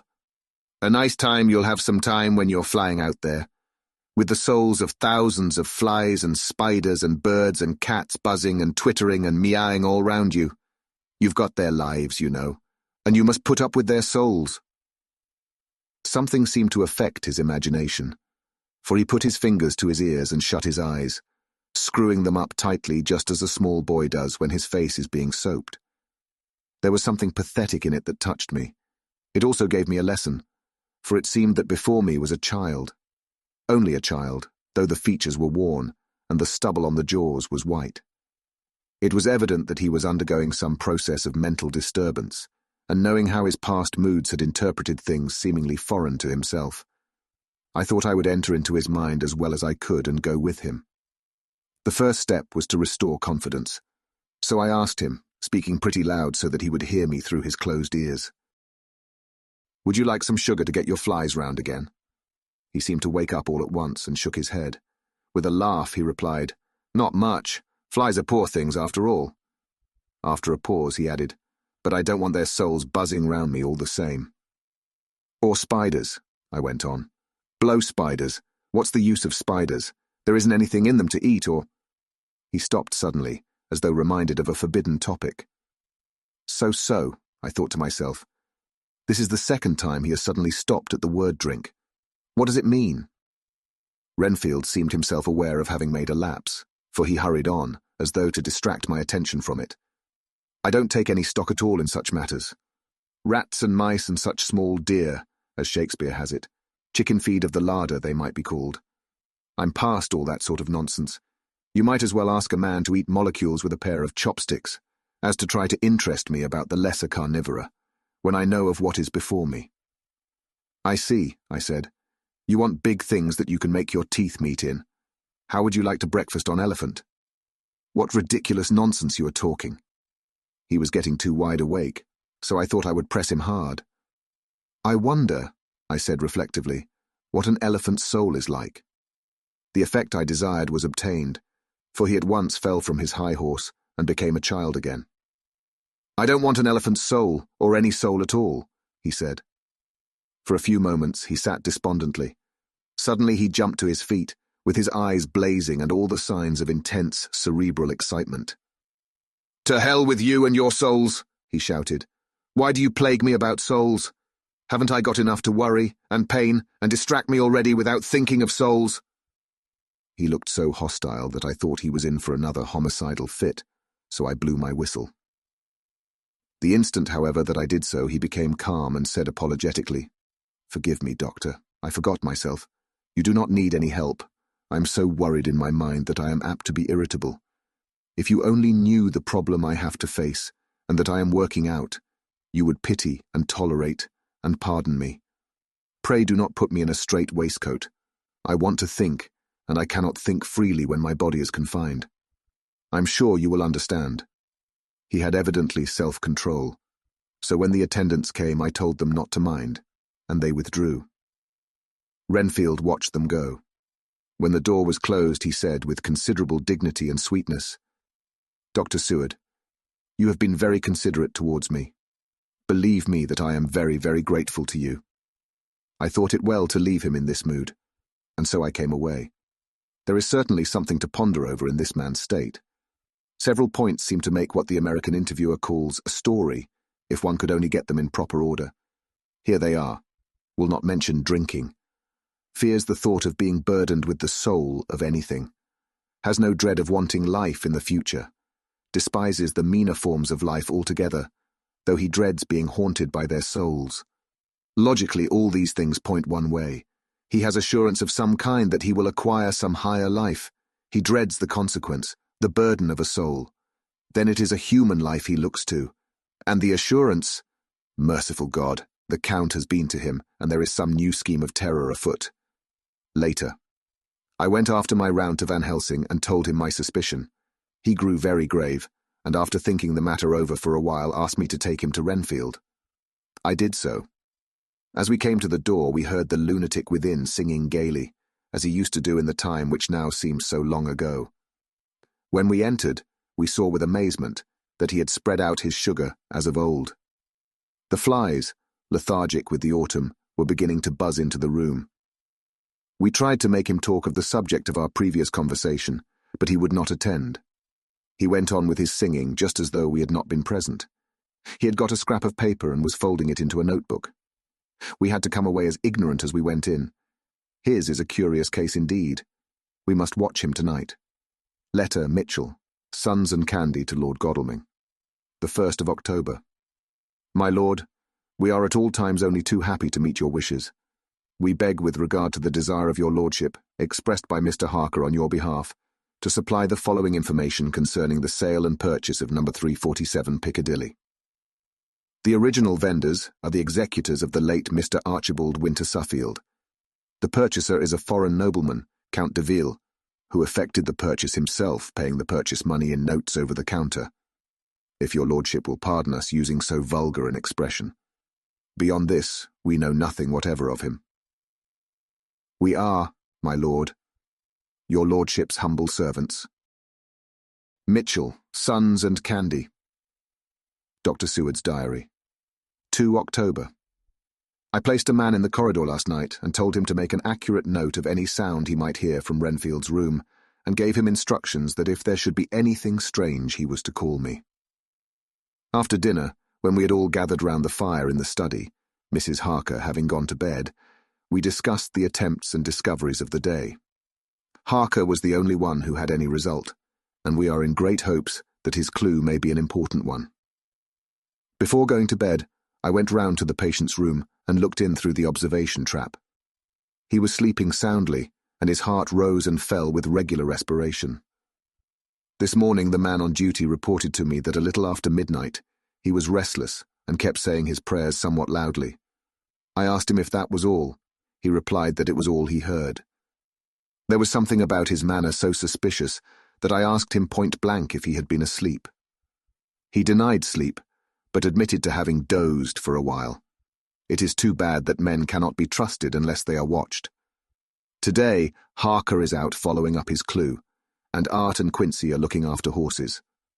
Godalming thinks that it will be well to have horses always in readiness, for when we get the information which we seek, there will be no time to lose. We must sterilize all the imported earth between sunrise and sunset. We shall thus catch the Count at his weakest, and without a refuge to fly to.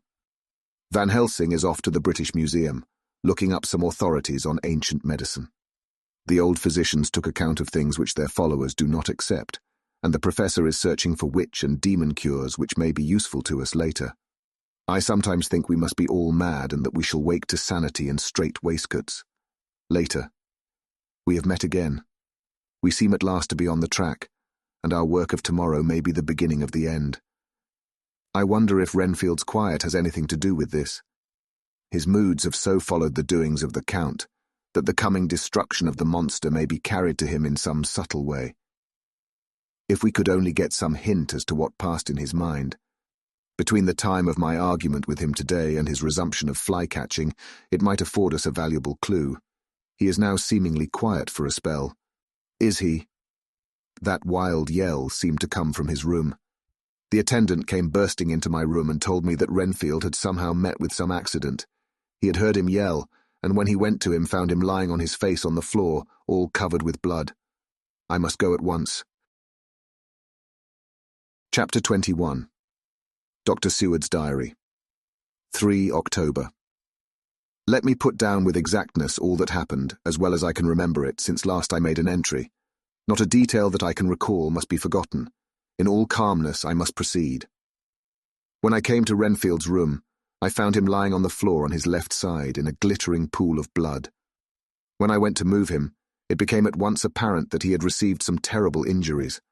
There seemed none of that unity of purpose between the parts of the body which marks even lethargic sanity. As the face was exposed, I could see that it was horribly bruised, as though it had been beaten against the floor. Indeed, it was from the face wounds that the pool of blood originated. The attendant who was kneeling beside the body said to me as we turned him over, "I think, sir, his back is broken. See, both his right arm and leg and the whole side of his face are paralyzed." How such a thing could have happened puzzled the attendant beyond measure. He seemed quite bewildered, and his brows were gathered in as he said, "I can't understand the two things. He could mark his face like that by beating his own head on the floor. I saw a young woman do it once at the Eversfield Asylum before anyone could lay hands on her. And I suppose he might have broke his neck by falling out of bed if he got in an awkward kink. But for the life of me I can't imagine how the two things occurred. If his back was broke, he couldn't beat his head, and if his face was like that before the fall out of bed, there would be marks of it." I said to him, "Go to Dr. Van Helsing, and ask him to kindly come here at once. I want him without an instant's delay." The man ran off, and within a few minutes the professor in his dressing gown and slippers appeared. When he saw Renfield on the ground, he looked keenly at him a moment, and then turned to me. I think he recognized my thought in my eyes, for he said very quietly, manifestly for the ears of the attendant, "Ah, a sad accident. He will need very careful watching and much attention. I shall stay with you myself, but I shall first dress myself. If you will remain, I shall in a few minutes join you." The patient was now breathing stertorously, and it was easy to see that he had suffered some terrible injury. Van Helsing returned with extraordinary celerity, bearing with him a surgical case. He had evidently been thinking and had his mind made up. For almost before he looked at the patient, he whispered to me, "Send the attendant away. We must be alone with him when he becomes conscious, after the operation."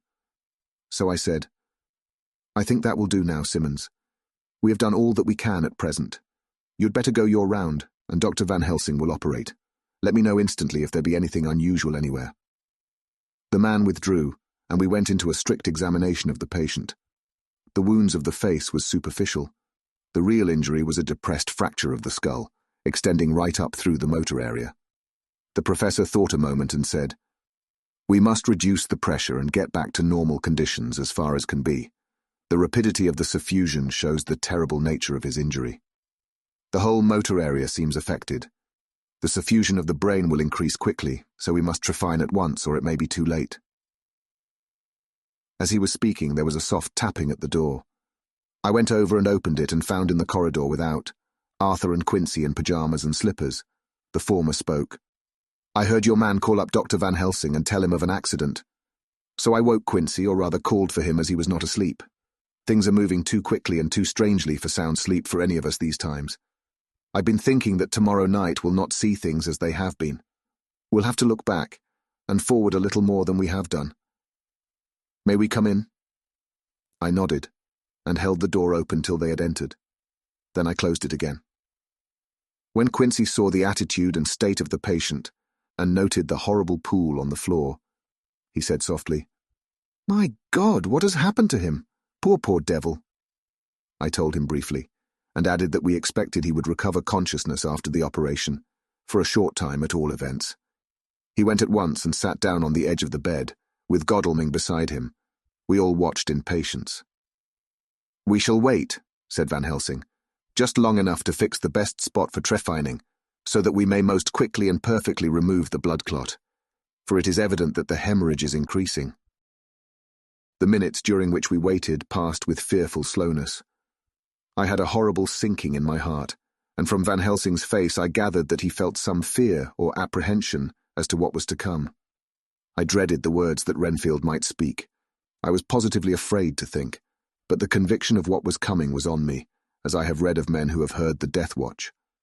The poor man's breathing came in uncertain gasps.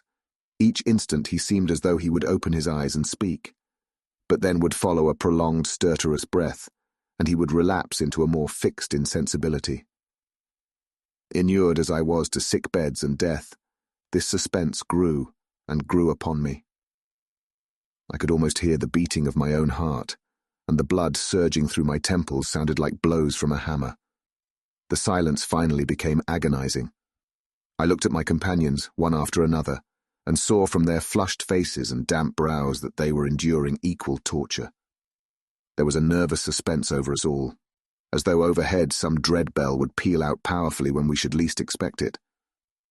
At last there came a time when it was evident that the patient was sinking fast.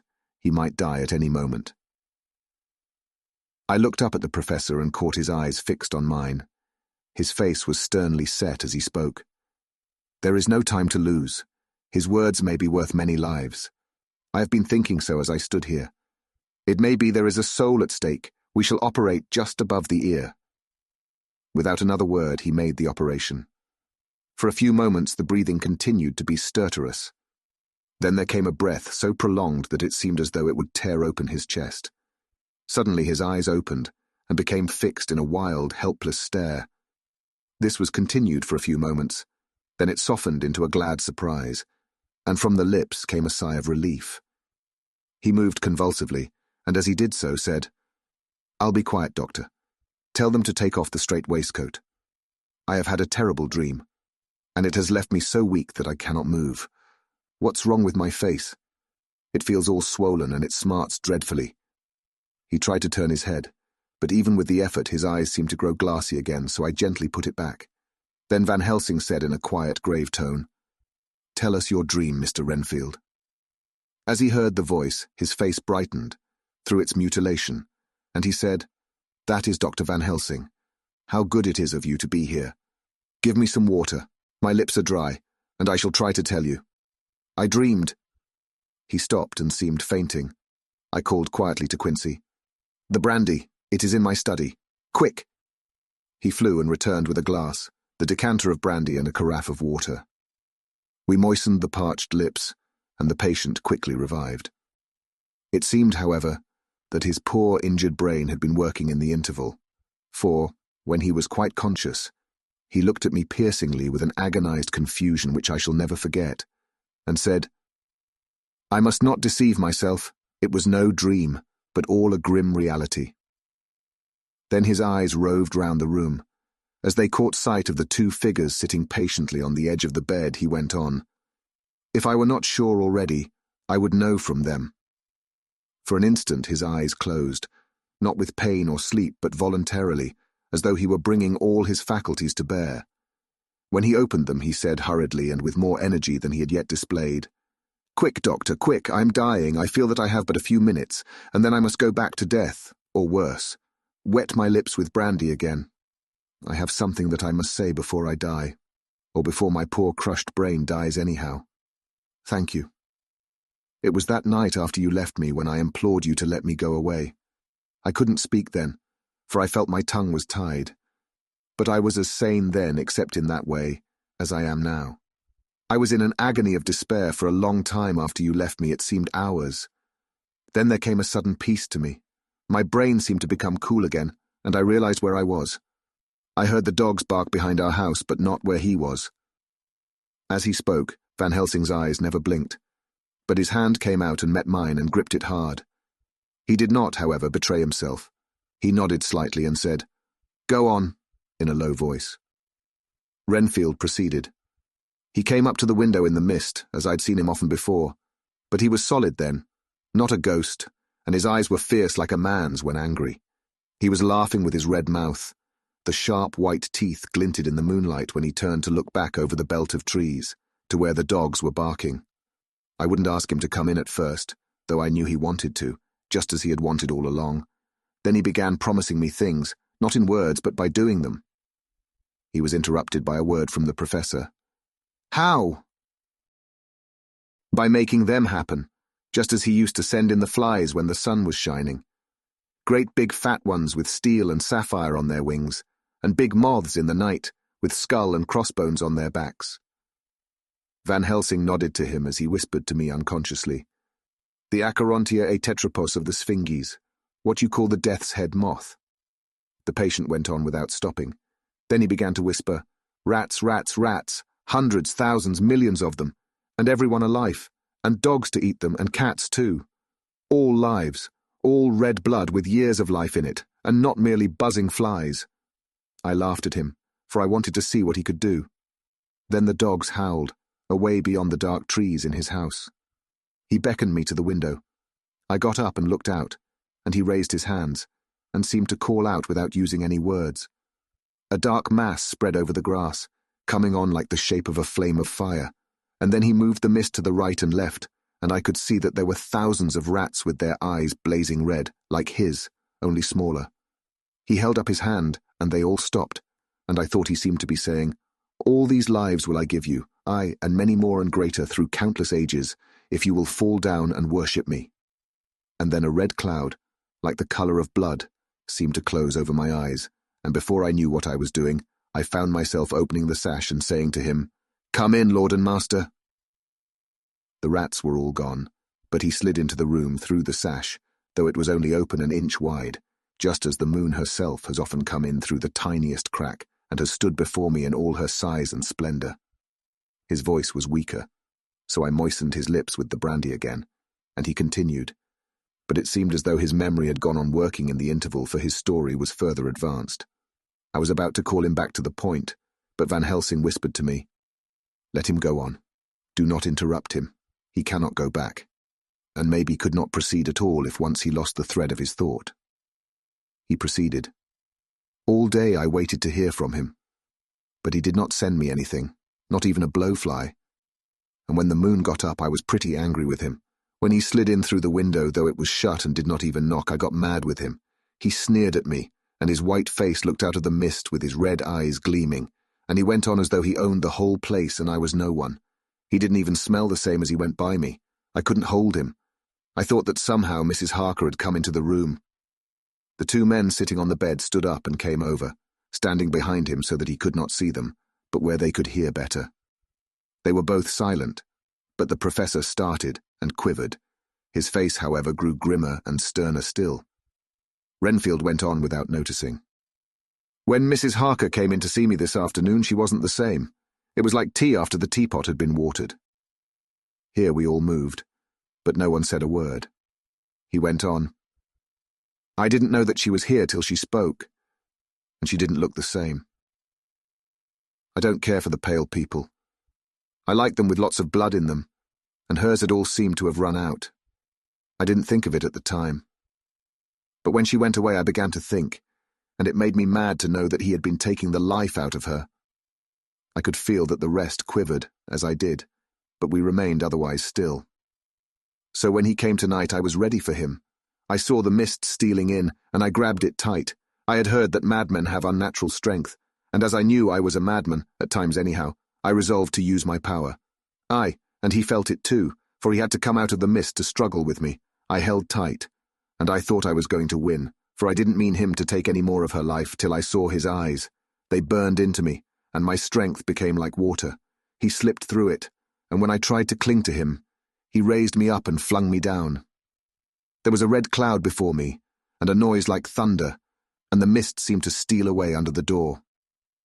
His voice was becoming fainter, and his breath more stertorous.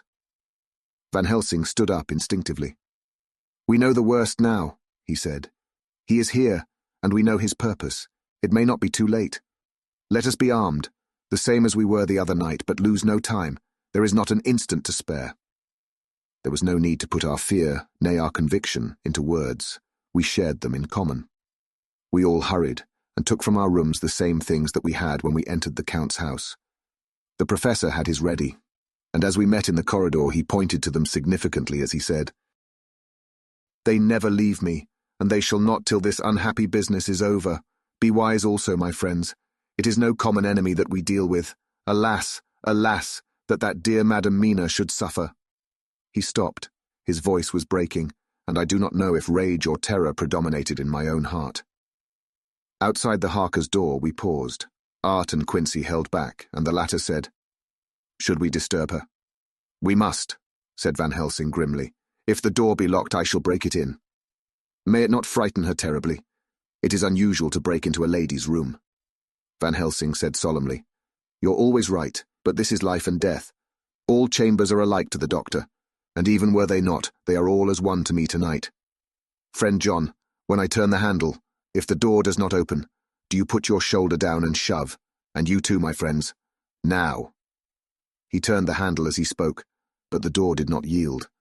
We threw ourselves against it. With a crash it burst open, and we almost fell headlong into the room.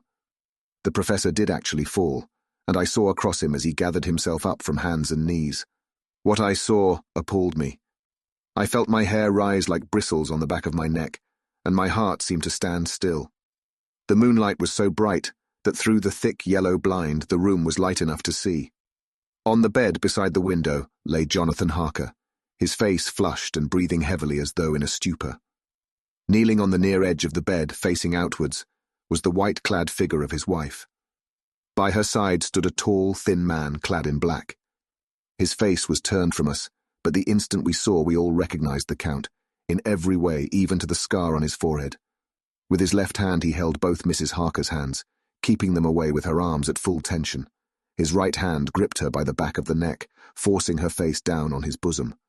Her white nightdress was smeared with blood, and a thin stream trickled down the man's bare breast, which was shown by his torn-open dress. The attitude of the two had a terrible resemblance to a child forcing a kitten's nose into a saucer of milk to compel it to drink. As we burst into the room, the Count turned his face, and the hellish look that I had heard described seemed to leap into it. His eyes flamed red with devilish passion.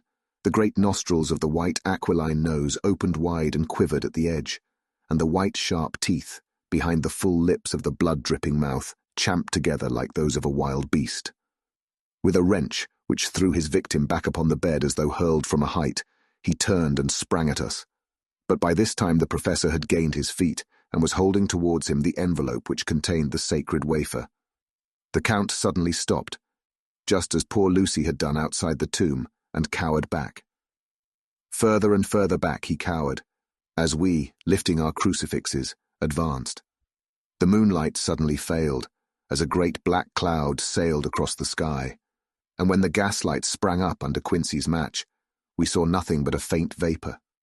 This, as we looked, trailed under the door, which with the recoil from its bursting open, had swung back to its old position. Van Helsing, Art, and I moved forward to Mrs. Harker, who by this time had drawn her breath, and with it had given a scream so wild, so ear-piercing, so despairing that it seems to me now that it will ring in my ears till my dying day. For a few seconds she lay in her helpless attitude and disarray.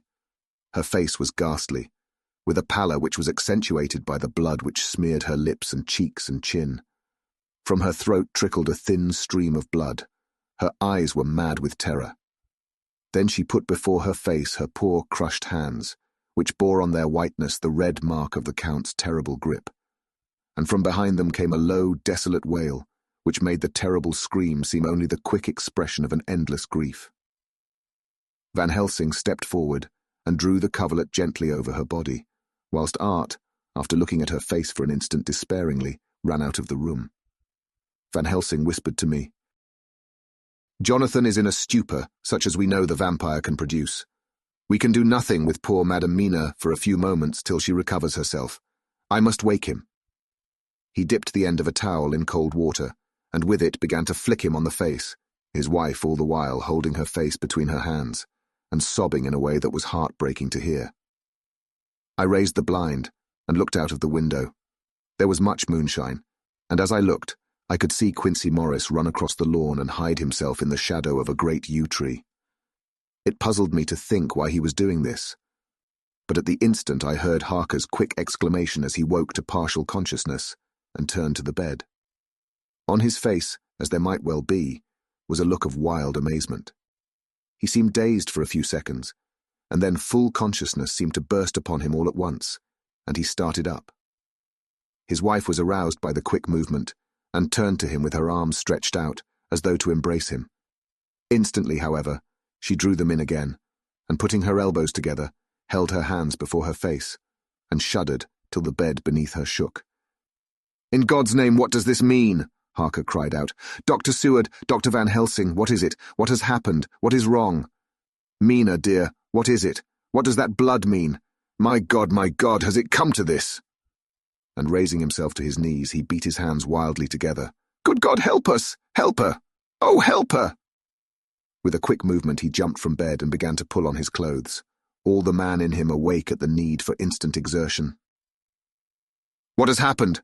Tell me all about it," he cried without pausing. "Dr. Van Helsing, you love Mina, I know. Oh, do something to save her. It cannot have gone too far yet. Guard her while I look for him." His wife, through her terror and horror and distress, saw some sure danger to him. Instantly forgetting her own grief, she seized hold of him and cried out, "No, no, Jonathan, you must not leave me. I have suffered enough tonight, God knows, without the dread of his harming you. You must stay with me. Stay with these friends who will watch over you." Her expression became frantic as she spoke, and he yielding to her, she pulled him down sitting on the bedside and clung to him fiercely. Van Helsing and I tried to calm them both. The professor held up his little golden crucifix and said with wonderful calmness, "Do not fear, my dear. We are here, and whilst this is close to you, no foul thing can approach. You are safe for tonight, and we must be calm and take counsel together." She shuddered and was silent, holding down her head on her husband's breast. When she raised it, his white nightrobe was stained with blood where her lips had touched, and where the thin, open wound in her neck had sent forth drops. The instant she saw it, she drew back, with a low wail, and whispered, amidst choking sobs, "Unclean, unclean! I must touch him or kiss him no more. Oh, that it should be that it is I who am now his worst enemy, and whom he may have most cause to fear." To this he spoke out resolutely, "Nonsense, Mina. It is a shame to me to hear such a word. I would not hear it of you, and I shall not hear it from you. May God judge me by my deserts, and punish me with more bitter suffering than even this hour, if by any act or will of mine anything ever come between us." He put out his arms and folded her to his breast, and for a while she lay there sobbing. He looked at us over her bowed head, with eyes that blinked damply above his quivering nostrils. His mouth was set as steel. After a while her sobs became less frequent and more faint, and then he said to me, speaking with a studied calmness which I felt tried his nervous power to the utmost, "And now, Dr. Seward, tell me all about it. Too well I know the broad fact. Tell me all that has been."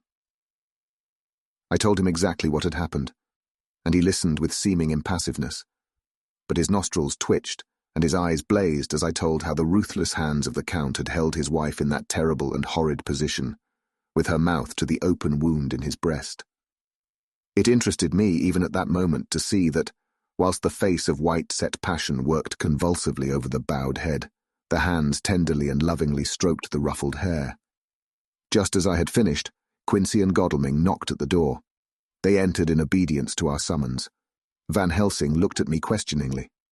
I understood him to mean if we were to take advantage of their coming to divert, if possible, the thoughts of the unhappy husband and wife from each other and from themselves. So, on nodding acquiescence to him, he asked them what they had seen or done, to which Lord Godalming answered, "I could not see him anywhere in the passage, or in any of our rooms. I looked in the study, but though he had been there, he had gone. He had, however—" He stopped suddenly, looking at the poor drooping figure on the bed. Van Helsing said gravely, "Go on, friend Arthur. We want here no more concealments. Our hope now is in knowing all. Tell freely." So Art went on. He had been there, and though it could only have been for a few seconds, he made rare hay of the place.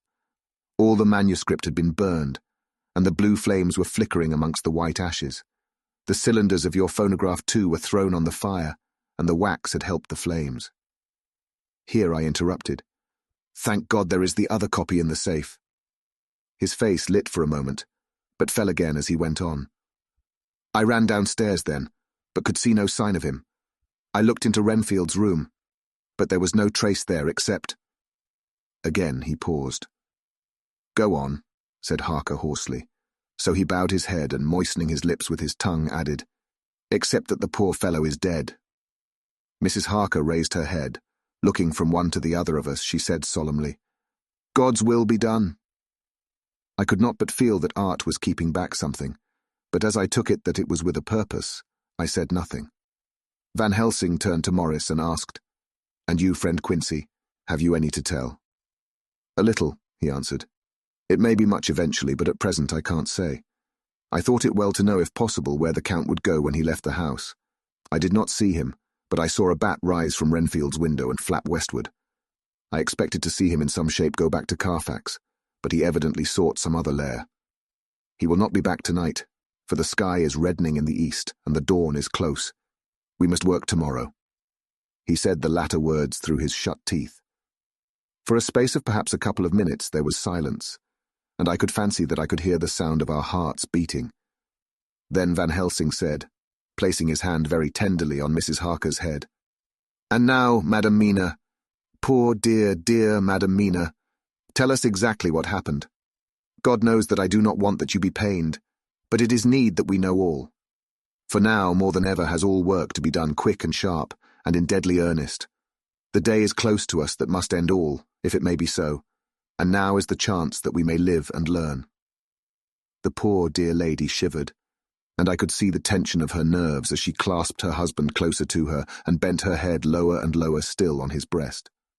Then she raised her head proudly and held out one hand to Van Helsing, who took it in his, and after stooping and kissing it reverently, held it fast.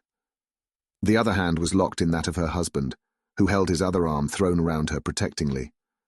After a pause in which she was evidently ordering her thoughts, she began. "I took the sleeping draught which you had so kindly given me, but for a long time it did not act. I seemed to become more wakeful, and myriads of horrible fancies began to crowd in upon my mind, all of them connected with death and vampires, with blood and pain and trouble." Her husband involuntarily groaned as she turned to him and said lovingly, "Do not fret, dear. You must be brave and strong, and help me through the horrible task. If you only knew what an effort it is to me to tell of this fearful thing at all, you would understand how much I need your help." Well, I saw I must try to help the medicine to its work with my will, if it was to do me any good, so I resolutely set myself to sleep. Sure enough, sleep must soon have come to me, for I remember no more. Jonathan coming in had not waked me, for he lay by my side when next I remember. There was in the room the same thin white mist that I had before noticed, but I forget now if you know of this. You will find it in my diary, which I shall show you later. I felt the same vague terror which had come to me before and the same sense of some presence. I turned to wake Jonathan, but found that he slept so soundly that it seemed as if it was he who had taken the sleeping draught and not I. I tried, but I could not wake him. This caused me a great fear, and I looked around terrified. Then indeed my heart sank within me.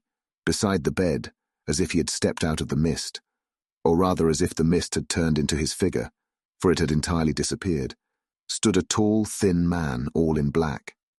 I knew him at once from the description of the others. The waxen face, the high aquiline nose, on which the light fell in a thin white line, the parted red lips, with the sharp white teeth showing between, and the red eyes that I had seemed to see in the sunset on the windows of St. Mary's Church at Whitby. I knew, too, the red scar on his forehead where Jonathan had struck him. For an instant my heart stood still, and I would have screamed out, only that I was paralyzed. In the pause he spoke in a sort of keen, cutting whisper, pointing as he spoke to Jonathan. "Silence!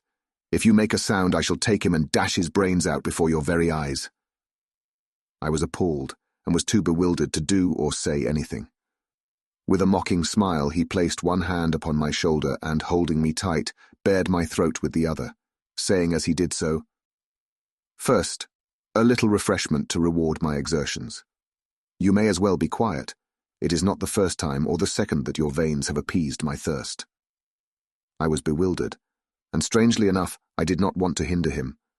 I suppose it is a part of the horrible curse that such is, when his touch is on his victim. And oh my God, pity me! He placed his reeking lips upon my throat. Her husband groaned again. She clasped his hand harder, and looked at him pityingly, as if he were the injured one, and went on. I felt my strength fading away, and I was in a half-swoon. How long this horrible thing lasted I know not, but it seemed that a long time must have passed before he took his foul, awful, sneering mouth away. I saw it drip with the fresh blood.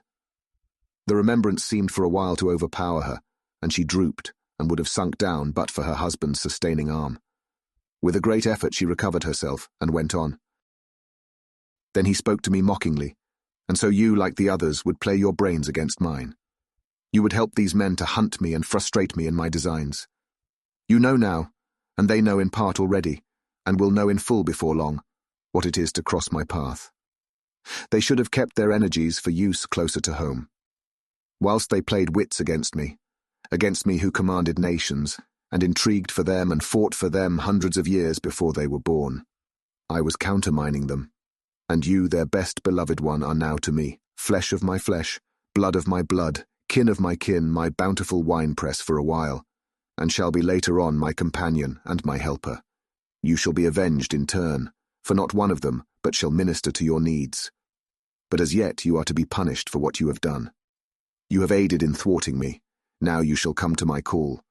When my brain says, come, to you, you shall cross land or sea to do my bidding, and to that end, this. With that he pulled open his shirt, and with his long, sharp nails opened a vein in his breast. When the blood began to spurt out, he took my hands in one of his, holding them tight, and with the other seized my neck and pressed my mouth to the wound, so that I must either suffocate or swallow some of the, oh my God, what have I done? What have I done to deserve such a fate? I who have tried to walk in meekness and righteousness all my days. God pity me, look down on a poor soul in worse than mortal peril, and in mercy pity those to whom she is dear. Then she began to rub her lips as though to cleanse them from pollution. As she was telling her terrible story, the eastern sky began to quicken, and everything became more and more clear. Harker was still and quiet, but over his face as the awful narrative went on, came a grey look which deepened and deepened in the morning light, till when the first red streak of the coming dawn shot up, the flesh stood darkly out against the whitening hair. We have arranged that one of us is to stay within call of the unhappy pair till we can meet together and arrange about taking action. Of this I am sure. The sun rises today on no more miserable house in all the great round of its daily course. Chapter 22. Jonathan Harker's Journal. 3 October. As I must do something or go mad, I write this diary. It is now 6 o'clock, and we are to meet in the study in half an hour and take something to eat. For Dr. Van Helsing and Dr. Seward are agreed that if we do not eat, we cannot work our best. Our best will be, God knows, required today. I must keep writing at every chance, for I dare not stop to think. All, big and little, must go down. Perhaps at the end the little things may teach us most. The teaching, big or little, could not have landed Mina or me anywhere worse than we are today. However, we must trust and hope. Poor Mina told me just now, with the tears running down her dear cheeks, that it is in trouble and trial that our faith is tested, that we must keep on trusting, and that God will aid us up to the end. The end. Oh my God. What end? To work. To work. When Dr. Van Helsing and Dr. Seward had come back from seeing poor Renfield, we went gravely into what was to be done. First, Dr. Seward told us that when he and Dr. Van Helsing had gone down to the room below, they had found Renfield lying on the floor, all in a heap. His face was all bruised and crushed in, and the bones of the neck were broken. Dr. Seward asked the attendant who was on duty in the passage if he had heard anything.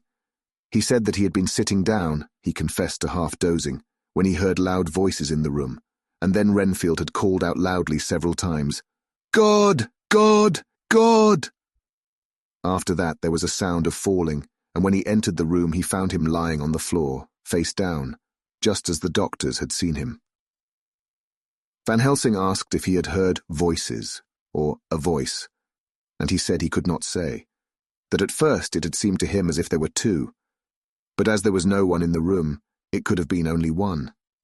He could swear to it, if required, that the word God was spoken by the patient. Dr. Seward said to us when we were alone that he did not wish to go into the matter. The question of an inquest had to be considered, and it would never do to put forward the truth, as no one would believe it. As it was, he thought that on the attendant's evidence he could give a certificate of death by misadventure in falling from bed. In case the coroner should demand it, there would be a formal inquest, necessarily to the same result. When the question began to be discussed as to what should be our next step, the very first thing we decided was that Mina should be in full confidence, that nothing of any sort, no matter how painful, should be kept from her. She herself agreed as to its wisdom, and it was pitiful to see her so brave and yet so sorrowful, and in such a depth of despair. "There must be no concealment," she said. "Alas, we have had too much already. And besides, there is nothing in all the world that can give me more pain than I have already endured, than I suffer now. Whatever may happen, it must be of new hope or of new courage to me." Van Helsing was looking at her fixedly as she spoke, and said suddenly but quietly, "But dear Madam Mina, are you not afraid? Not for yourself, but for others from yourself, after what has happened?" Her face grew set in its lines, but her eyes shone with the devotion of a martyr as she answered, "Ah, no, for my mind is made up." "To what?" he asked gently, whilst we were all very still, for each in our own way we had a sort of vague idea of what she meant. Her answer came with direct simplicity, as though she were simply stating a fact.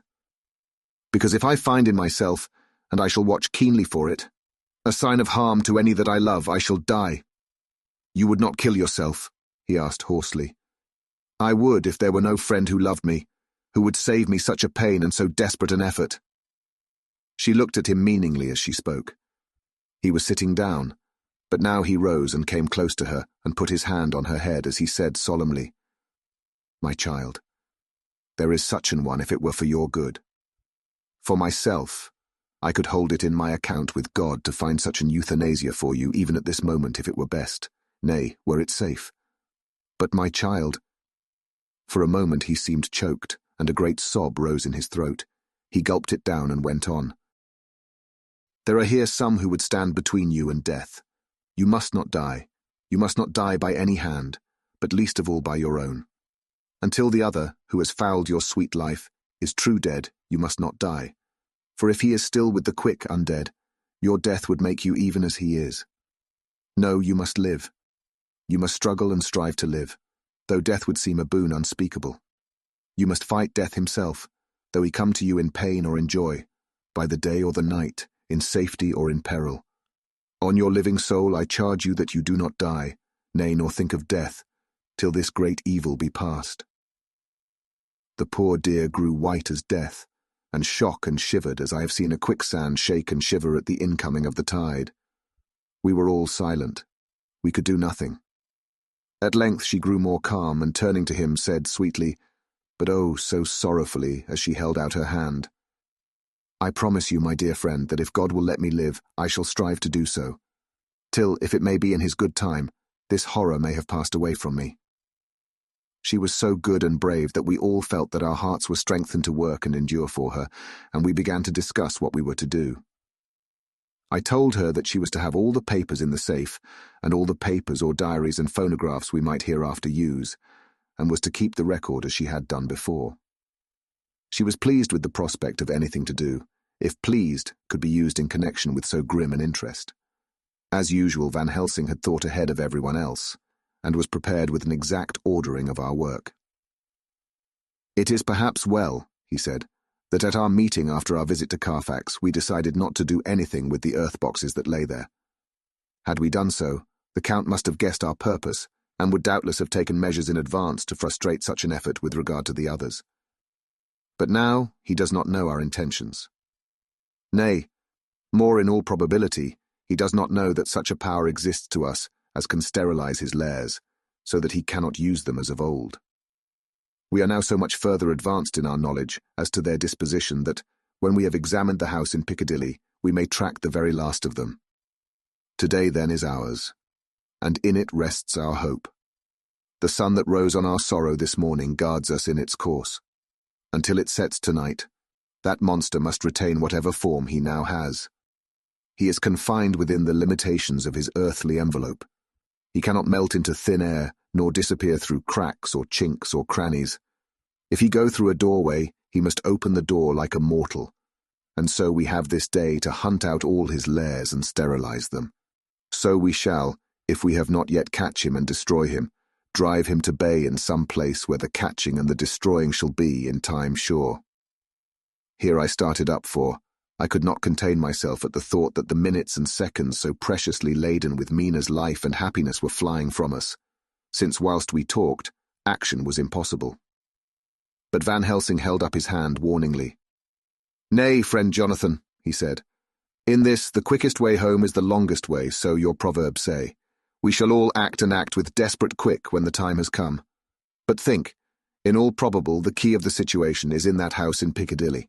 The Count may have many houses which he has bought. Of them he will have deeds of purchase, keys and other things. He will have paper that he write on. He will have his book of cheques. There are many belongings that he must have somewhere. Why not in this place so central, so quiet, where he come and go by the front or the back at all hour, when in the very vast of the traffic there is none to notice? We shall go there and search that house, and when we learn what it holds, then we do what our friend Arthur call, in his phrases of hunt stop the earths, and so we run down our old fox. So, is it not? Then let us come at once, I cried. We are wasting the precious, precious time. The professor did not move, but simply said, "And how are we to get into that house in Piccadilly?" "Any way," I cried. "We shall break in if need be." "And your police, where will they be, and what will they say?" I was staggered, but I knew that if he wished to delay, he had a good reason for it. So I said as quietly as I could, "Don't wait more than need be. You know, I am sure, what torture I am in." "Ah, my child, that I do. And indeed there is no wish of me to add to your anguish. But just think, what can we do until all the world be at movement? Then will come our time. I have thought and thought, and it seems to me that the simplest way is the best of all. Now we wish to get into the house, but we have no key. Is it not so?" I nodded. "Now suppose that you were, in truth, the owner of that house, and could not still get in, and think there was to you no conscience of the housebreaker, what would you do?" "I should get a respectable locksmith and set him to work to pick the lock for me." "And your police? They would interfere, would they not?" "Oh, no. Not if they knew the man was properly employed." "Then," he looked at me as keenly as he spoke, "all that is in doubt is the conscience of the employer, and the belief of your policeman as to whether or no that employer has a good conscience or a bad one. Your police must indeed be zealous men and clever, oh, so clever, in reading the heart, that they trouble themselves in such matter. No, no, my friend Jonathan, you go take the lock off 100 empty house in this your London, or of any city in the world, and if you do it as such things are rightly done, and at the time such things are rightly done, no one will interfere. I have read of a gentleman who owned a so fine house in London, and when he went for months of summer to Switzerland and lock up his house, some burglar came and broke window at back and got in. Then he went and made open the shutters in front and walk out and in through the door before the very eyes of the police. Then he have an auction in that house and advertise it and put up big notice, and when the day come, he sell off by a great auctioneer all the goods of that other man who owned them. Then he go to a builder, and he sell him that house, making an agreement that he pull it down and take all away within a certain time, and your police and other authority help him all they can. And when that owner come back from his holiday in Switzerland, he find only an empty hole where his house had been. This was all done en règle, and in our work we shall be en règle too. We shall not go so early that the policemen who have then little to think of shall deem it strange, but we shall go after 10 o'clock, when there are many about, and such things would be done were we indeed owners of the house. I could not but see how right he was, and the terrible despair of Mina's face became relaxed to thought. There was hope in such good counsel. Van Helsing went on. When once within that house we may find more clues. At any rate, some of us can remain there whilst the rest find the other places where there be more earth boxes, at Bermondsey and Mile End. Lord Godalming stood up. I can be of some use here, he said. I shall wire to my people to have horses and carriages where they will be most convenient. Look here, old fellow, said Morris. It is a capital idea to have all ready in case we want to go horsebacking. But don't you think that one of your snappy carriages with its heraldic adornments in a byway of Walworth or Mile End would attract too much attention for our purposes? It seems to me that we ought to take cabs when we go south or east, and even leave them somewhere near the neighbourhood we are going to. Friend Quincy is right, said the professor. His head is what you call in plane with the horizon. It is a difficult thing that we go to do, and we do not want no peoples to watch us, if so it may. Mina took a growing interest in everything, and I was rejoiced to see that the exigency of affairs was helping her to forget for a time the terrible experience of the night. She was very, very pale, almost ghastly, and so thin that her lips were drawn away, showing her teeth in somewhat of prominence. I did not mention this last, lest it should give her needless pain, but it made my blood run cold in my veins to think of what had occurred with poor Lucy when the Count had sucked her blood. As yet there was no sign of the teeth growing sharper, but the time as yet was short, and there was time for fear. When we came to the discussion of the sequence of our efforts and of the disposition of our forces, there were new sources of doubt. It was finally agreed that before starting for Piccadilly, we should destroy the Count's lair close at hand. In case he should find it out too soon, we should thus be still ahead of him in our work of destruction, and his presence in his purely material shape, and at his weakest, might give us some new clue. As to the disposal of forces, it was suggested by the professor that, after our visit to Carfax, we should all enter the house in Piccadilly, that the 2 doctors and I should remain there, whilst Lord Godalming and Quincy found the lairs at Walworth and Mile End and destroyed them. It was possible, if not likely, the professor urged, that the Count might appear in Piccadilly during the day, and that if so we might be able to cope with him then and there. At any rate, we might be able to follow him in force. To this plan I strenuously objected, and so far as my going was concerned, for I said that I intended to stay and protect Mina, I thought that my mind was made up on the subject, but Mina would not listen to my objection. She said that there might be some law matter in which I could be useful, that amongst the Count's papers might be some clue which I could understand out of my experience in Transylvania, and that, as it was, all the strength we could muster was required to cope with the Count's extraordinary power. I had to give in, for Mina's resolution was fixed. She said that it was the last hope for her that we should all work together. As for me, she said, I have no fear. Things have been as bad as they can be, and whatever may happen must have in it some element of hope or comfort. Go, my husband. God can, if he wishes it, guard me as well alone as with anyone present. So I started up crying out, Then in God's name let us come at once, for we are losing time. The Count may come to Piccadilly earlier than we think. Not so, said Van Helsing, holding up his hand. But why? I asked. Do you forget, he said with actually a smile, that last night he banqueted heavily and will sleep late? Did I forget? Shall I ever? Can I ever? Can any of us ever forget that terrible scene? Mina struggled hard to keep her brave countenance, but the pain overmastered her, and she put her hands before her face, and shuddered whilst she moaned. Van Helsing had not intended to recall her frightful experience. He had simply lost sight of her and her part in the affair in his intellectual effort. When it struck him what he said, he was horrified at his thoughtlessness and tried to comfort her. "Oh, Madam Mina," he said. "Dear, dear Madam Mina, alas, that I of all who so reverence you should have said anything so forgetful. These stupid old lips of mine and this stupid old head do not deserve so, but you will forget it, will you not?" He bent low beside her as he spoke. She took his hand, and looking at him through her tears, said hoarsely, "No, I shall not forget, for it is well that I remember, and with it I have so much in memory of you that is sweet, that I take it all together. Now, you must all be going soon. Breakfast is ready, and we must all eat, that we may be strong." Breakfast was a strange meal to us all.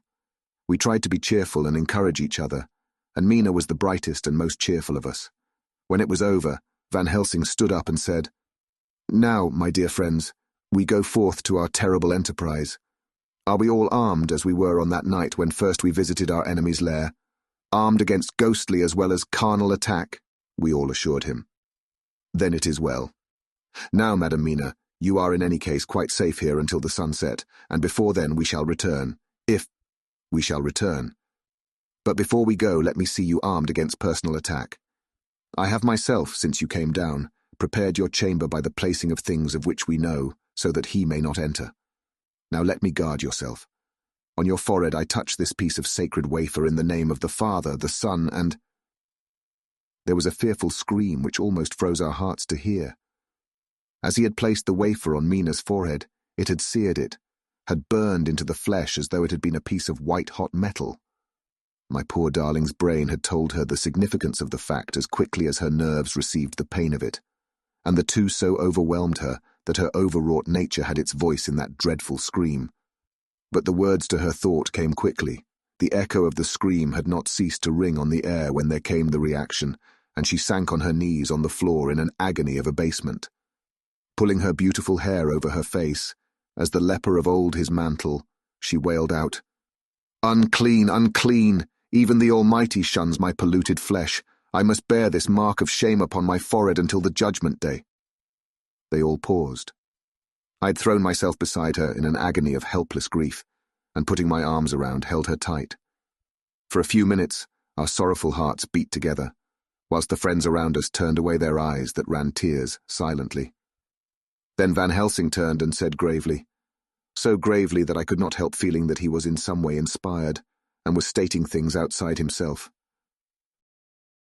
"It may be that you may have to bear that mark till God himself see fit, as he most surely shall on the judgment day, to redress all wrongs of the earth and of his children that he has placed thereon. And oh, Madam Mina, my dear, may we who love you be there to see, when that red scar, the sign of God's knowledge of what has been, shall pass away, and leave your forehead as pure as the heart we know. For so surely as we live, that scar shall pass away when God sees right to lift the burden that is hard upon us. Till then we bear our cross, as his Son did in obedience to his will. It may be that we are chosen instruments of his good pleasure, and that we ascend to his bidding as that other through stripes and shame, through tears and blood, through doubts and fears, and all that makes the difference between God and man." There was hope in his words and comfort, and they made for resignation. Mina and I both felt so, and simultaneously we each took one of the old man's hands and bent over and kissed it. Then without a word we all knelt down together, and all holding hands, swore to be true to each other. We men pledged ourselves to raise the veil of sorrow from the head of her whom, each in his own way, we loved, and we prayed for help and guidance in the terrible task which lay before us. It was then time to start, so I said farewell to Mina, a parting which neither of us shall forget to our dying day, and we set out. To one thing I have made up my mind. If we find out that Mina must be a vampire in the end, then she shall not go into that unknown and terrible land alone. I suppose it is thus that in old times one vampire meant many, just as their hideous bodies could only rest in sacred earth, so the holiest love was the recruiting sergeant for their ghastly ranks. We entered Carfax without trouble, and found all things the same as on the first occasion. It was hard to believe that amongst so prosaic surroundings of neglect and dust and decay, there was any ground for such fear as already we knew. Had not our minds been made up, and had there not been terrible memories to spur us on, we could hardly have proceeded with our task. We found no papers or any sign of use in the house, and in the old chapel the great boxes looked just as we had seen them last. Dr. Van Helsing said to us solemnly as we stood before them, "And now, my friends, we have a duty here to do. We must sterilize this earth, so sacred of holy memories, that he has brought from a far distant land for such fell use. He has chosen this earth because it has been holy. Thus we defeat him with his own weapon, for we make it more holy still. It was sanctified to such use of man. Now we sanctify it to God."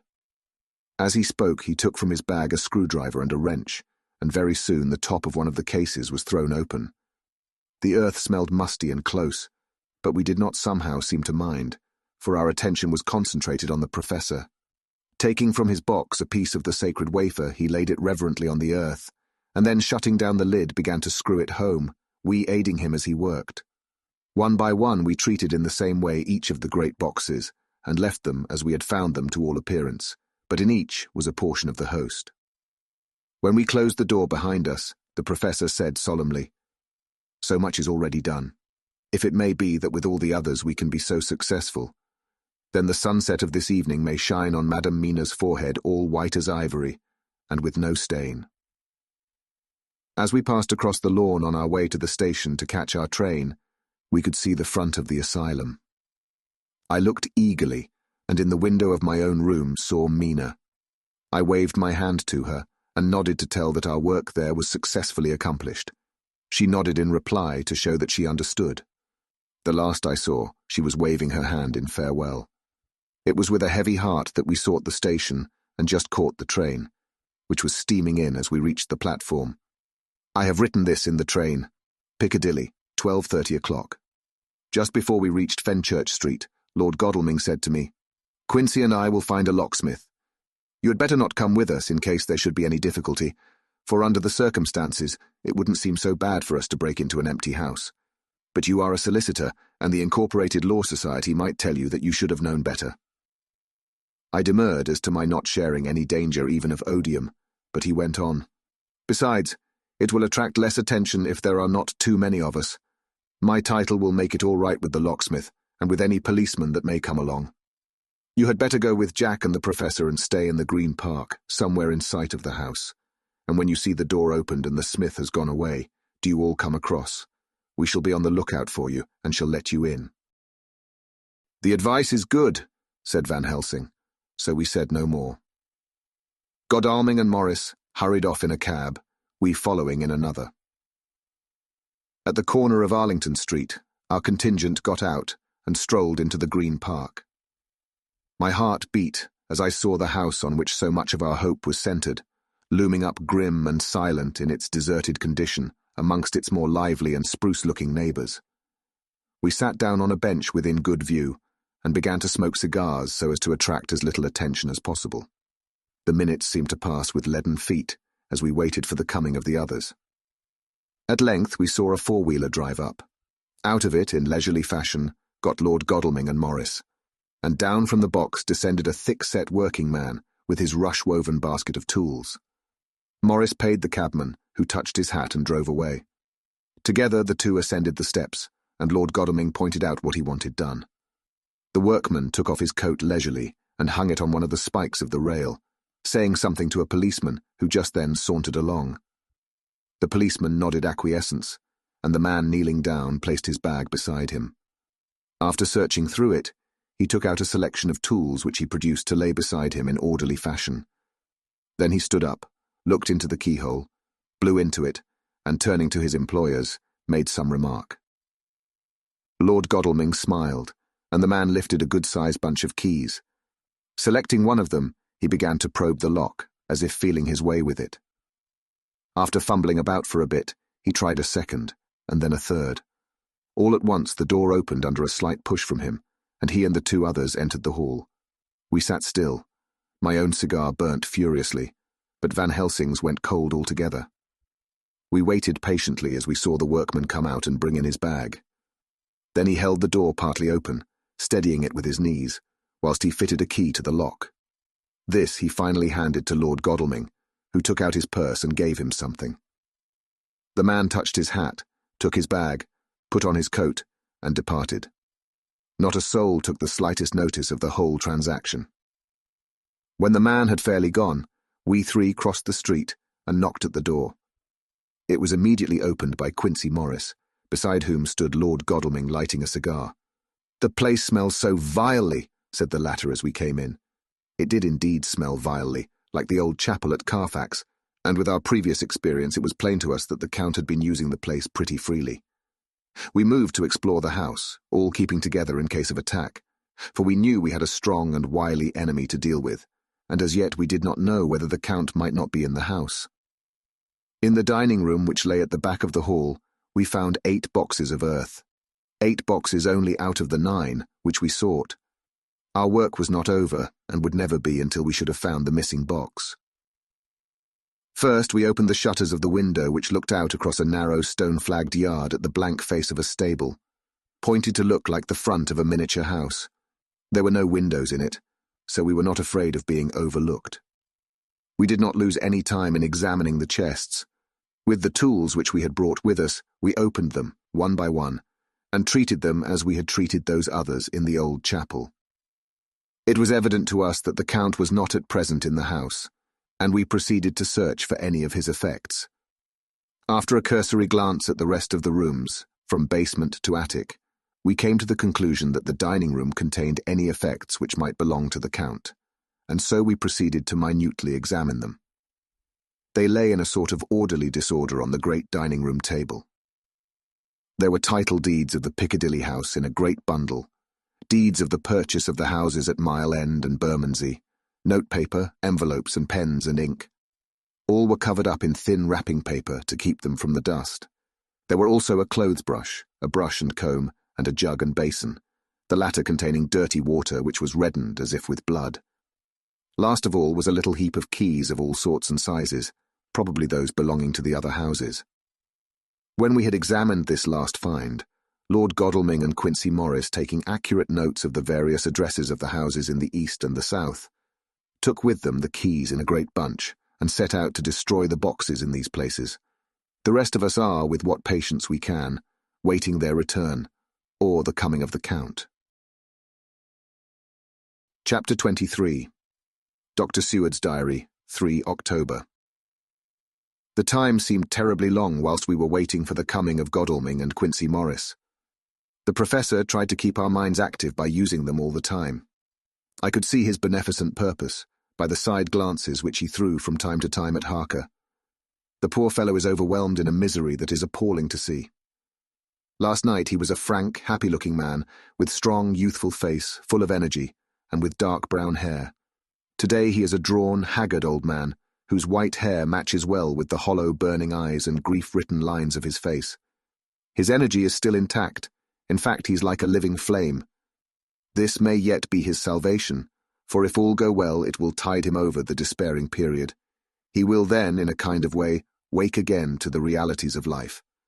Poor fellow, I thought my own trouble was bad enough, but the Professor knows this well enough, and is doing his best to keep his mind active. What he has been saying was, under the circumstances, of absorbing interest. So well as I can remember, here it is. I have studied, over and over again since they came into my hands, all the papers relating to this monster, and the more I have studied, the greater seems the necessity to utterly stamp him out. All through, there are signs of his advance, not only of his power, but of his knowledge of it. As I learned from the researches of my friend Arminus of Budapest, he was in life a most wonderful man. Soldier, statesman, and alchemist, which latter was the highest development of the science knowledge of his time. He had a mighty brain, a learning beyond compare, and a heart that knew no fear and no remorse. He dared even to attend the scholomance, and there was no branch of knowledge of his time that he did not essay. Well, in him the brain powers survived the physical death, though it would seem that memory was not all complete. In some faculties of mind he has been and is only a child, but he is growing, and some things that were childish at the first are now of man's stature. He is experimenting, and doing it well, and if it had not been that we have crossed his path, he may be yet, if we fail, the father or furtherer of a new order of beings, whose road must lead through death, not life.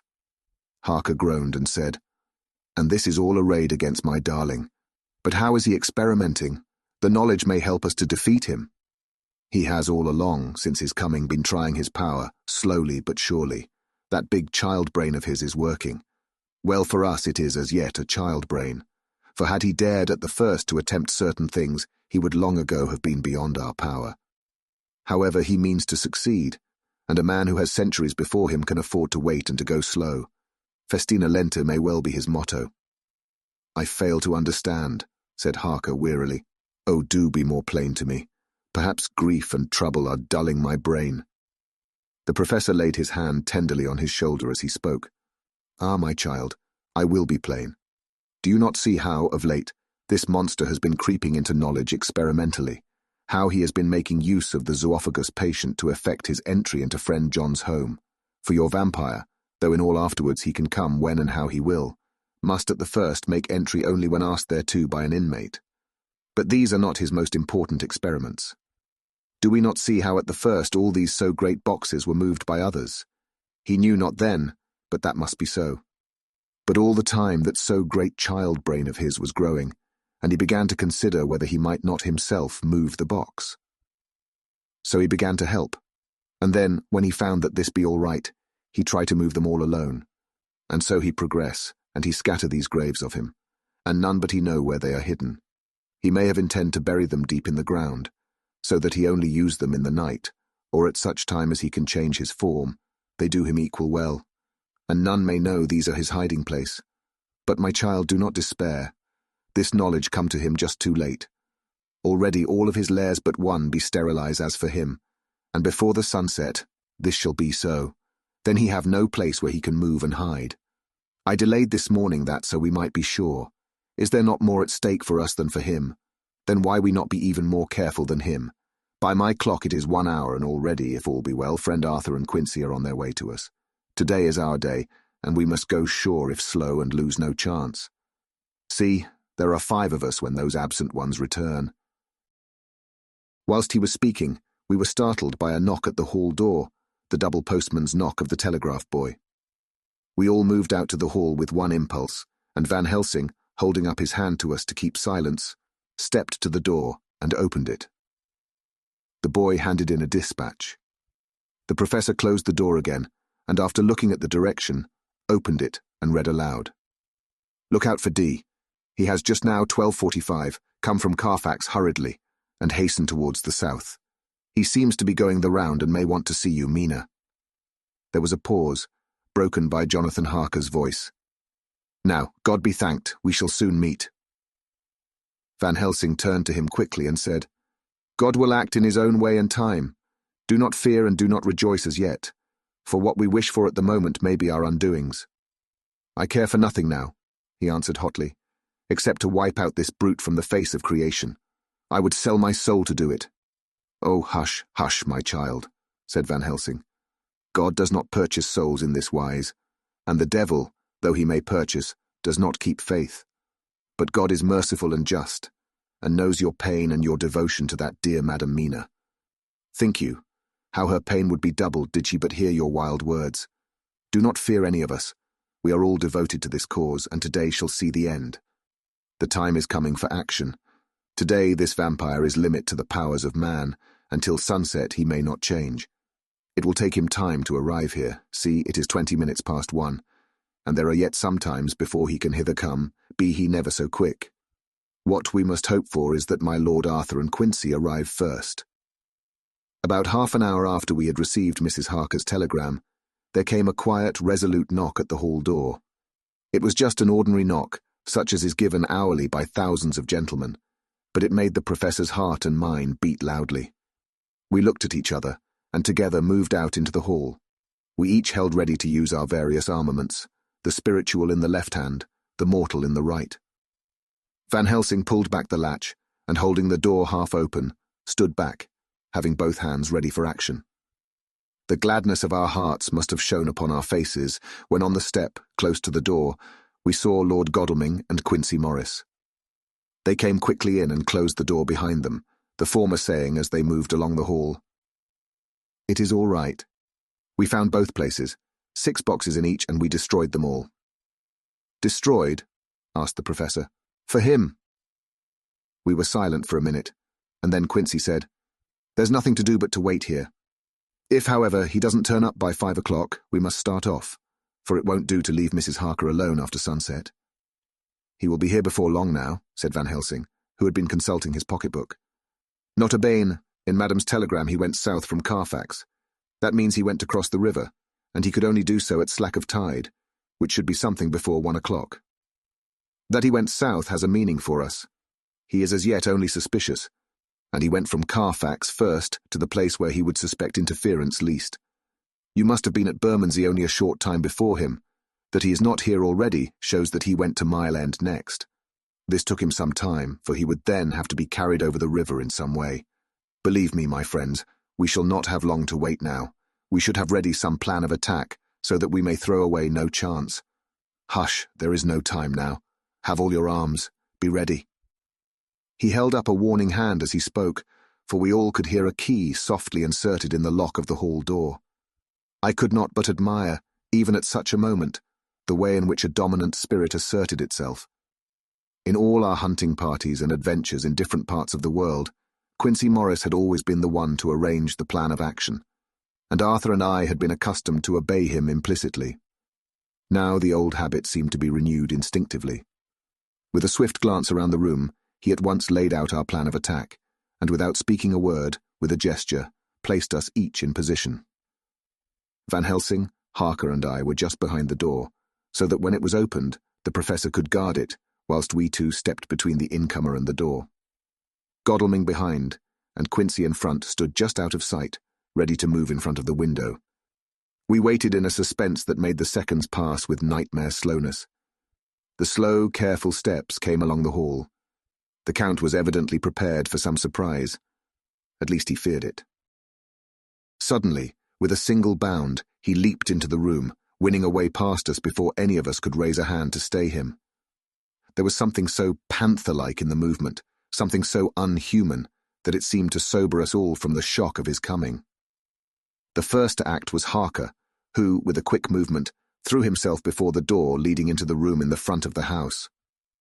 As the Count saw us, a horrible sort of snarl passed over his face, showing the eye-teeth long and pointed, but the evil smile as quickly passed into a cold stare of lion-like disdain. His expression again changed as, with a single impulse, we all advanced upon him. It was a pity that we had not some better organized plan of attack, for even at the moment I wondered what we were to do. I did not myself know whether our lethal weapons would avail us anything. Harker evidently meant to try the matter, for he had ready his great kukri knife and made a fierce and sudden cut at him. The blow was a powerful one, only the diabolical quickness of the Count's leap back saved him. A second less, and the trenchant blade had shorn through his heart. As it was, the point just cut the cloth of his coat, making a wide gap whence a bundle of banknotes and a stream of gold fell out. The expression of the Count's face was so hellish that for a moment I feared for Harker, though I saw him throw the terrible knife aloft again for another stroke.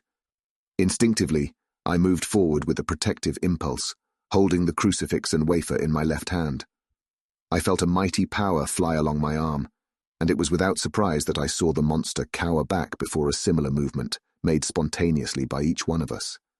It would be impossible to describe the expression of hate and baffled malignity, of anger and hellish rage, which came over the Count's face. His waxen hue became greenish-yellow by the contrast of his burning eyes, and the red scar on the forehead showed on the pallid skin like a palpitating wound. The next instant, with a sinuous dive, he swept under Harker's arm, ere his blow could fall, and grasping a handful of the money from the floor, dashed across the room, threw himself at the window. Amid the crash and glitter of the falling glass, he tumbled into the flagged area below. Through the sound of the shivering glass I could hear the ting of the gold as some of the sovereigns fell on the flagging. We ran over and saw him spring unhurt from the ground. He, rushing up the steps, crossed the flagged yard and pushed open the stable door. There he turned and spoke to us. "You think to baffle me, you, with your pale faces all in a row like sheep in a butcher's. You shall be sorry yet, each one of you. You think you have left me without a place to rest, but I have more. My revenge is just begun. I spread it over centuries, and time is on my side. Your girls that you all love are mine already, and through them you and others shall yet be mine. My creatures to do my bidding and to be my jackals when I want to feed. Bah! With a contemptuous sneer, he passed quickly through the door, and we heard the rusty bolt creak as he fastened it behind him. A door beyond opened and shut. The first of us to speak was the professor, as realizing the difficulty of following him through the stable, we moved toward the hall. We have learnt something, much. Notwithstanding his brave words, he fears us. He fear time, he fear want. For if not, why he hurry so? His very tone betray him, or my ears deceive. Why take that money? You follow quick. You are hunters of wild beast and understand it so. For me, I make sure that nothing here may be of use to him, if so that he return. As he spoke, he put the money remaining into his pocket, took the title deeds in the bundle as Harker had left them, and swept the remaining things into the open fireplace, where he set fire to them with a match. Godalming and Morris had rushed out into the yard, and Harker had lowered himself from the window to follow the Count. He had, however, bolted the stable door, and by the time they had forced it open, there was no sign of him. Van Helsing and I tried to make inquiry at the back of the house, but the mews was deserted, and no one had seen him depart. It was now late in the afternoon, and sunset was not far off. We had to recognize that our game was up. With heavy hearts, we agreed with the professor when he said, "Let us go back to Madam Mina. Poor, poor dear Madam Mina. All we can do just now is done, and we can there at least protect her. But we need not despair. There is but one more earth box, and we must try to find it. When that is done, all may yet be well." I could see that he spoke as bravely as he could to comfort Harker. The poor fellow was quite broken down. Now and again he gave a low groan which he could not suppress. He was thinking of his wife.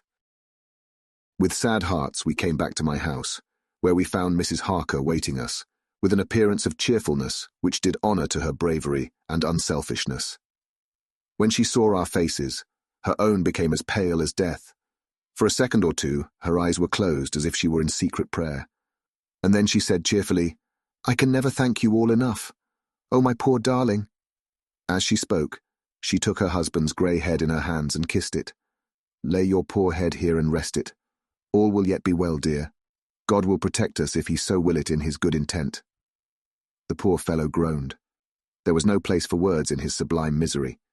We had a sort of perfunctory supper together, and I think it cheered us all up somewhat.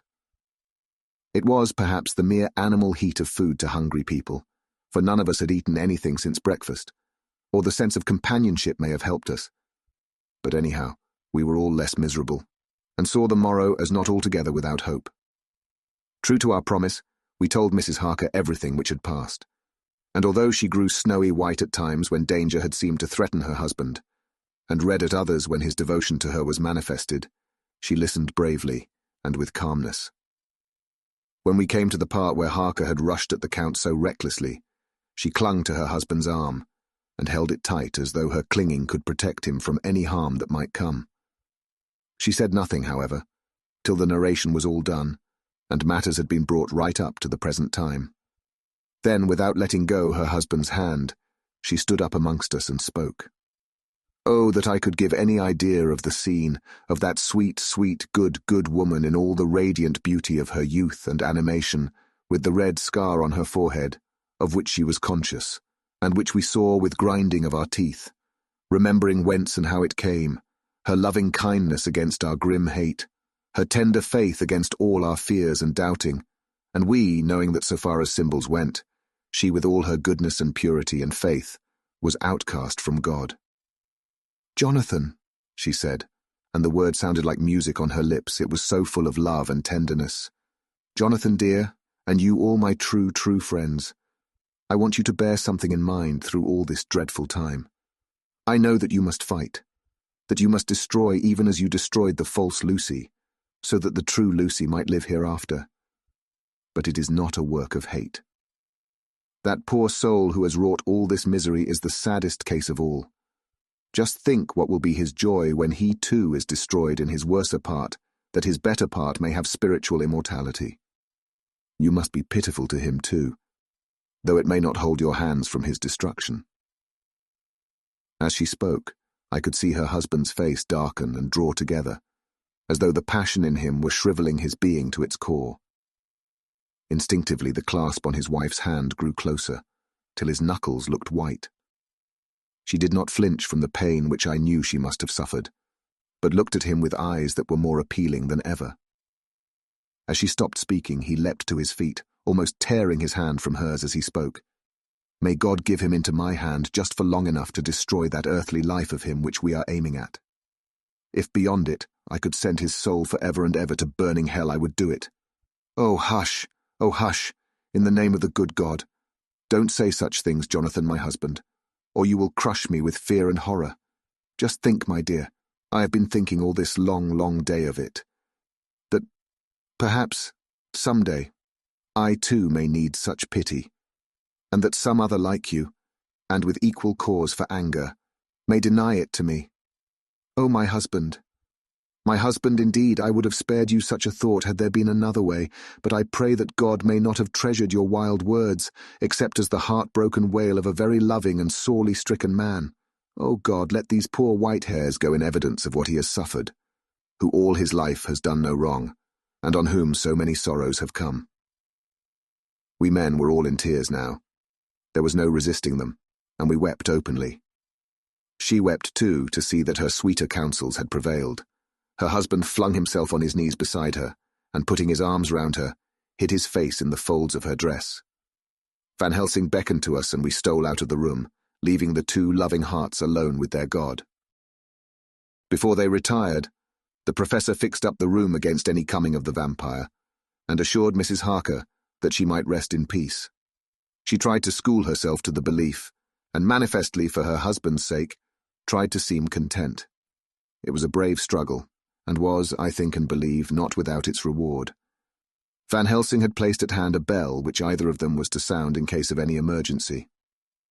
When they had retired, Quincy, Godalming, and I arranged that we should sit up, dividing the night between us, and watch over the safety of the poor stricken lady.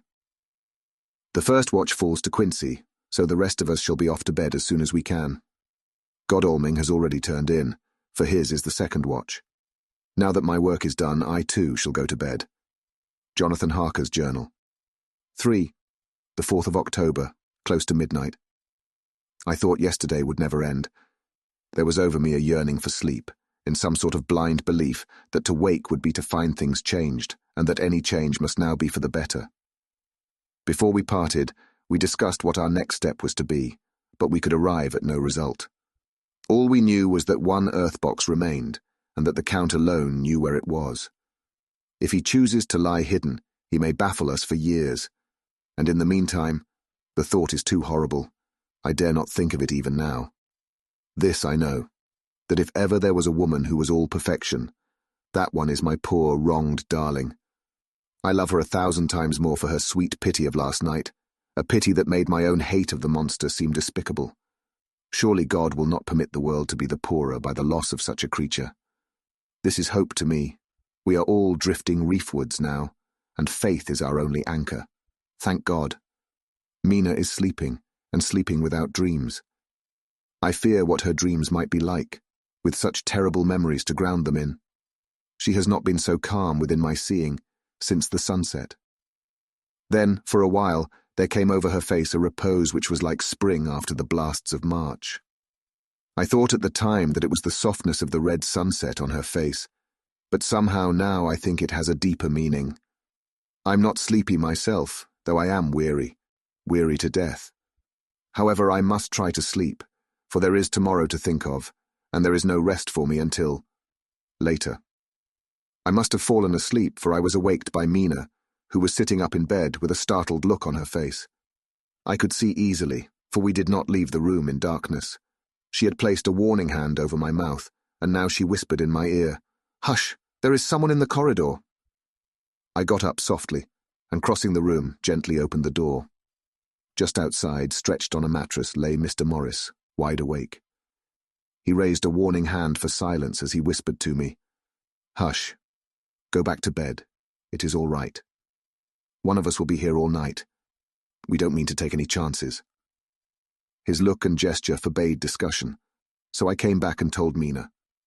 She sighed, and positively a shadow of a smile stole over her poor, pale face as she put her arms round me and said softly, "Oh, thank God for good, brave men." With a sigh, she sank back again to sleep. I write this now as I am not sleepy, though I must try again. The 4th of October, morning. Once again during the night I was wakened by Mina. This time we had all had a good sleep, for the grey of the coming dawn was making the windows into sharp oblongs, and the gas flame was like a speck rather than a disk of light. She said to me hurriedly, "Go, call the professor. I want to see him at once." "Why?" I asked. "I have an idea. I suppose it must have come in the night and matured without my knowing it. He must hypnotize me before the dawn, and then I shall be able to speak. Go quick, dearest. The time is getting close." I went to the door. Dr. Seward was resting on the mattress, and seeing me, he sprang to his feet. "Is anything wrong?" he asked in alarm. "No," I replied, "but Mina wants to see Dr. Van Helsing at once." "I will go," he said, and hurried into the professor's room. In 2 or 3 minutes later, Van Helsing was in the room in his dressing gown, and Mr. Morris and Lord Godalming were with Dr. Seward at the door asking questions. When the professor saw Mina smile, a positive smile ousted the anxiety of his face. He rubbed his hands as he said, "Oh, my dear Madam Mina, this is indeed a change. See? Friend Jonathan, we have got our dear Madam Mina, as of old, back to us today." Then turning to her, he said cheerfully, "And what am I do for you? For at this hour you do not want me for nothings."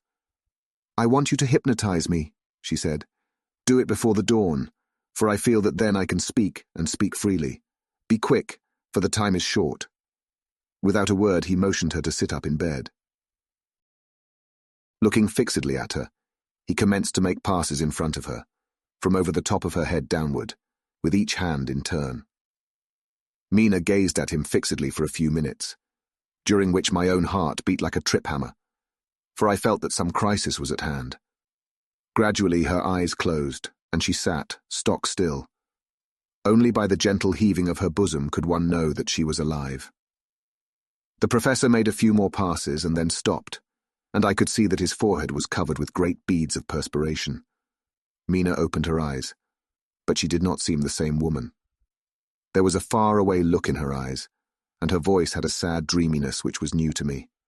Raising his hand to impose silence, the professor motioned to me to bring the others in. They came on tiptoe, closing the door behind them, and stood at the foot of the bed, looking on. Mina appeared not to see them. The stillness was broken by Van Helsing's voice, speaking in a low, level tone which would not break the current of her thoughts. "Where are you?"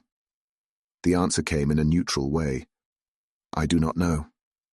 Sleep has no place it can call its own." For several minutes there was silence. Mina sat rigid, and the professor stood staring at her fixedly. The rest of us hardly dared to breathe. The room was growing lighter. Without taking his eyes from Mina's face, Dr. Van Helsing motioned me to pull up the blind. I did so, and the day seemed just upon us. A red streak shot up, and a rosy light seemed to diffuse itself through the room. On the instant the professor spoke again. "Where are you now?" The answer came dreamily, but with intention. It were as though she were interpreting something. I have heard her use the same tone when reading her shorthand notes. "I do not know. It is all strange to me." "What do you see?" "I can see nothing. It is all dark." "What do you hear?" I could detect the strain in the professor's patient voice. The lapping of water. "It is gurgling by, and little waves leap. I can hear them on the outside." "Then you are on a ship." We all looked at each other, trying to glean something each from the other. We were afraid to think. The answer came quick. "Oh, yes." "What else do you hear?" "The sound of men stamping overhead as they run about. There is the creaking of a chain and the loud tinkle as the check of the capstan falls into the rachet." "What are you doing?" "I'm still. Oh, so still. It is like death." The voice faded away into a deep breath, as of one sleeping, and the open eyes closed again. By this time the sun had risen, and we were all in the full light of day. Dr. Van Helsing placed his hands on Mina's shoulders and laid her head down softly on her pillow. She lay like a sleeping child for a few moments, and then with a long sigh, awoke and stared in wonder to see us all around her. "Have I been talking in my sleep?" was all she said. She seemed, however, to know the situation without telling, though she was eager to know what she had told. The professor repeated the conversation, and she said, "Then there is not a moment to lose. It may not be yet too late." Mr. Morris and Lord Godalming started for the door, but the professor's calm voice called them back. "Stay, my friends. That ship, wherever it was weighing anchor whilst she spoke. There are many ships weighing anchor at the moment in your so great port of London. Which of them is it that you seek? God be thanked that we have once again a clue, though whither it may lead us, we know not. We have been blind somewhat, blind after the manner of men, since when we can look back we see what we might have seen looking forward, if we had been able to see what we might have seen. Alas, but that sentence is a puddle, is it not? We can know now what was in the Count's mind when he seized that money, though Jonathan's so fierce knife put him in the danger that even he dread. He meant escape. Hear me, escape. He saw that with but one earth box left, and a pack of men following like dogs after a fox, this London was no place for him. He have take his last earth box on board a ship, and he leave the land. He think to escape, but no, we follow him. Tally-ho, as friend Arthur would say when he put on his red frock. Our old fox is wily. Oh, so wily, and we must follow with wile. I too am wily, and I think his mind in a little while. In meantime we may rest and in peace, for there are waters between us which he do not want to pass, and which he could not if he would, unless the ship were to touch the land, and then only at full or slack tide. See, and the sun is just rose, and all day to sunset is to us. Let us take bath, and dress, and have breakfast which we all need, and which we can eat comfortably, since he be not in the same land with us." Mina looked at him appealingly as she asked, "But why need we seek him further when he has gone away from us?" He took her hand and patted it as he replied, "Ask me nothings as yet. When we have breakfast, then I answer all questions." He would say no more, and we separated to dress. After breakfast, Mina repeated her question. He looked at her gravely for a minute and then said sorrowfully, "Because, my dear, dear Madam Mina, now more than ever must we find him, even if we have to follow him to the jaws of hell." She grew paler as she asked faintly, "Why?" "Because," he answered solemnly, "he can live for centuries, and you are but mortal woman. Time is now to be dreaded, since once he put that mark upon your throat." I was just in time to catch her as she fell forward in a faint. Chapter 25. Dr. Seward's Phonograph Diary, spoken by Van Helsing. This to Jonathan Harker. You are to stay with your dear Madam Mina. We shall go to make our search, if I can call it so, for it is not search but knowing, and we seek confirmation only. But do you stay and take care of her today. This is your best and most holiest office. This day nothing can find him here. Let me tell you that so you will know what we four know already, for I have tell them. He, our enemy, have gone away.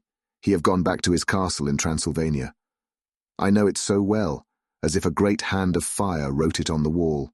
He have prepared for this in some way, and that last earth box was ready to ship somewheres. For this he took the money. For this he hurry at the last, lest we catch him before the sun go down. It was his last hope, save that he might hide in the tomb that he think poor Miss Lucy, being as he thought like him, keep open to him. But there was not of time. When that fail he makes straight for his last resource, his last earthwork I might say did I wish double entente. He is clever, oh so clever. He know that his game here was finish, and so he decide he go back home. He find ship going by the route he came, and he go in it. We go off now to find what ship, and whither bound.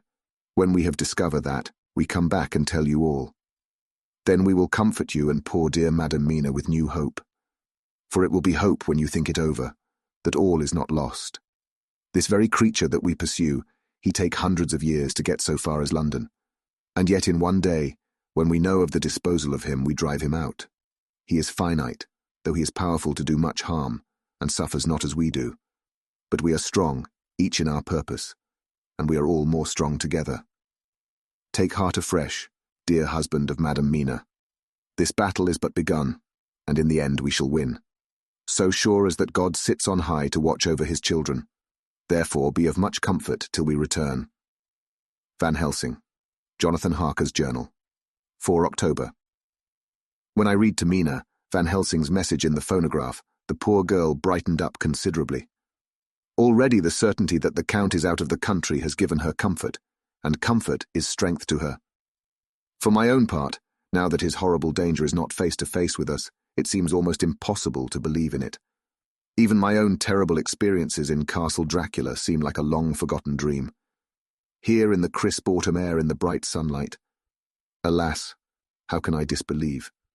In the midst of my thought, my eye fell on the red scar on my poor darling's white forehead. Whilst that lasts, there can be no disbelief, and afterwards the very memory of it will keep faith crystal clear. Mina and I fear to be idle, so we have been over all the diaries again and again. Somehow, although the reality seems greater each time, the pain and the fear seem less. There is something of a guiding purpose manifest throughout, which is comforting. Mina says that perhaps we are the instruments of ultimate good. It may be. I shall try to think as she does. We have never spoken to each other yet of the future. It is better to wait till we see the professor and the others after their investigations. The day is running by more quickly than I ever thought a day could run for me again. It is now 3 o'clock. Mina Harker's journal, the 5th of October, 5 p.m. Our meeting for report. Present, Professor Van Helsing, Lord Godalming, Dr. Seward, Mr. Quincy Morris, Jonathan Harker, Mina Harker. Dr. Van Helsing described what steps were taken during the day to discover on what boat and whither-bound Count Dracula made his escape.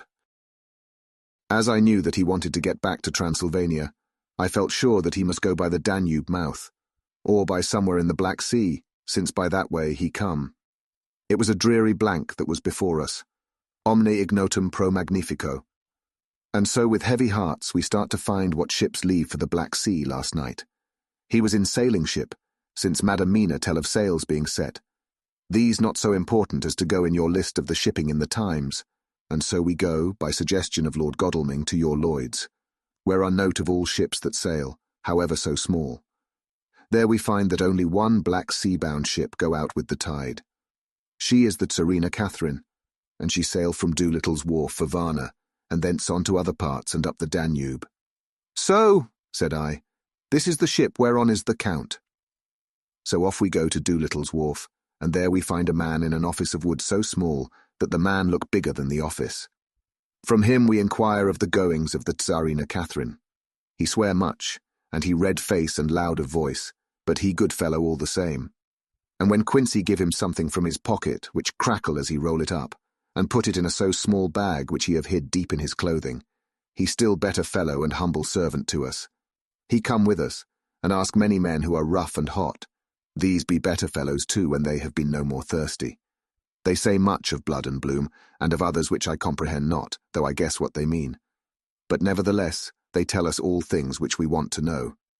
They make known to us among them, how last afternoon at about 5 o'clock comes a man so hurry, a tall man, thin and pale, with high nose and teeth so white, and eyes that seem to be burning, that he be all in black, except that he have a hat of straw which suit not him or the time. That he scatter his money in making quick inquiry as to what ship sails for the Black Sea and for where. Some took him to the office, and then to the ship, where he will not go aboard but halt at shore end of gangplank, and ask that the captain come to him.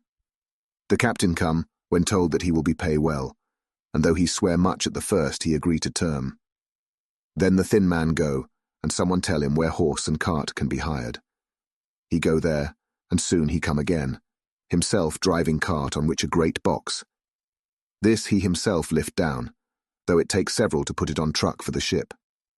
He give much talk to captain as to how and where his box is to be placed, but the captain like it not, and swear at him in many tongues, and tell him that if he like he can come and see where it shall be.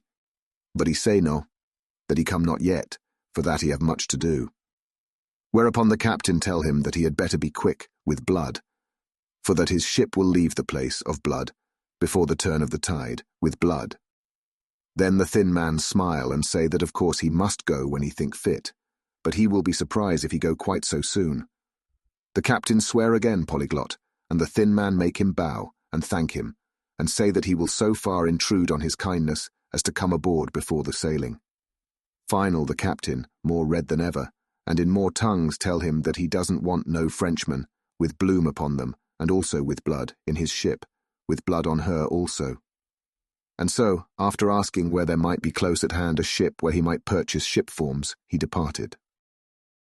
No one knew where he went, or bloomin' well cared, as they said, for they had something else to think of, well with blood again, for it soon became apparent to all that the Serena Catherine would not sail as was expected. A thin mist began to creep up from the river, and it grew and grew, till soon a dense fog enveloped the ship and all around her. The captain swore polyglot, very polyglot, polyglot with bloom and blood, but he could do nothing. The water rose and rose, and he began to fear that he would lose the tide altogether. He was in no friendly mood, when just at full tide, the thin man came up the gangplank again and asked to see where his box had been stowed. Then the captain replied that he wished that he and his box, old and with much bloom and blood, were in hell. But the thin man did not be offend, and went down with the mate, and saw where it was placed, and came up and stood a while on deck in fog. He must have come off by himself, for none notice him. Indeed, they thought not of him, for soon the fog began to melt away, and all was clear again. My friends of the thirst and the language that was of bloom and blood laughed, as they told how the captain's swears exceeded even his usual polyglot, and was more than ever full of picturesque, when on questioning other mariners who were on movement up and down on the river that hour, he found that few of them had seen any of fog at all, except where it lay round the wharf. However, the ship went out on the ebb tide, and was doubtless by morning far down the river mouth. She was by then, when they told us, well out to sea. And so, my dear Madam Mina, it is that we have to rest for a time, for our enemy is on the sea, with the fog at his command, on his way to the Danube mouth. To sail a ship takes time, go she never so quick, and when we start, we go on land more quick, and we meet him there. Our best hope is to come on him when in the box between sunrise and sunset, for then he can make no struggle, and we may deal with him as we should. There are days for us in which we can make ready our plan. We know all about where he go, for we have seen the owner of the ship, who have shown us invoices and all papers that can be. The box we seek is to be landed in Varna, and to be given to an agent, one Ristix, who will there present his credentials, and so our merchant friend will have done his part. When he asks if there be any wrong, for that so, he can telegraph and have inquiry made at Varna, we say no. For what is to be done is not for police or of the customs, it must be done by us alone and in our own way. When Dr. Van Helsing had done speaking, I asked him if he was certain that the Count had remained on board the ship. He replied, "We have the best proof of that, your own evidence, when in the hypnotic trance this morning." I asked him again if it were really necessary that they should pursue the Count, for oh, I dread Jonathan leaving me, and I know that he would surely go if the others went. He answered in growing passion, at first quietly. As he went on, however, he grew more angry and more forceful, till in the end we could not but see wherein was at least some of that personal dominance which made him so long a master amongst men. Yes, it is necessary, necessary, necessary. For your sake in the first, and then for the sake of humanity. This monster has done much harm already, in the narrow scope where he find himself, and in the short time when as yet he was only as a body groping his so small measure in darkness and not knowing. All this have I told these others.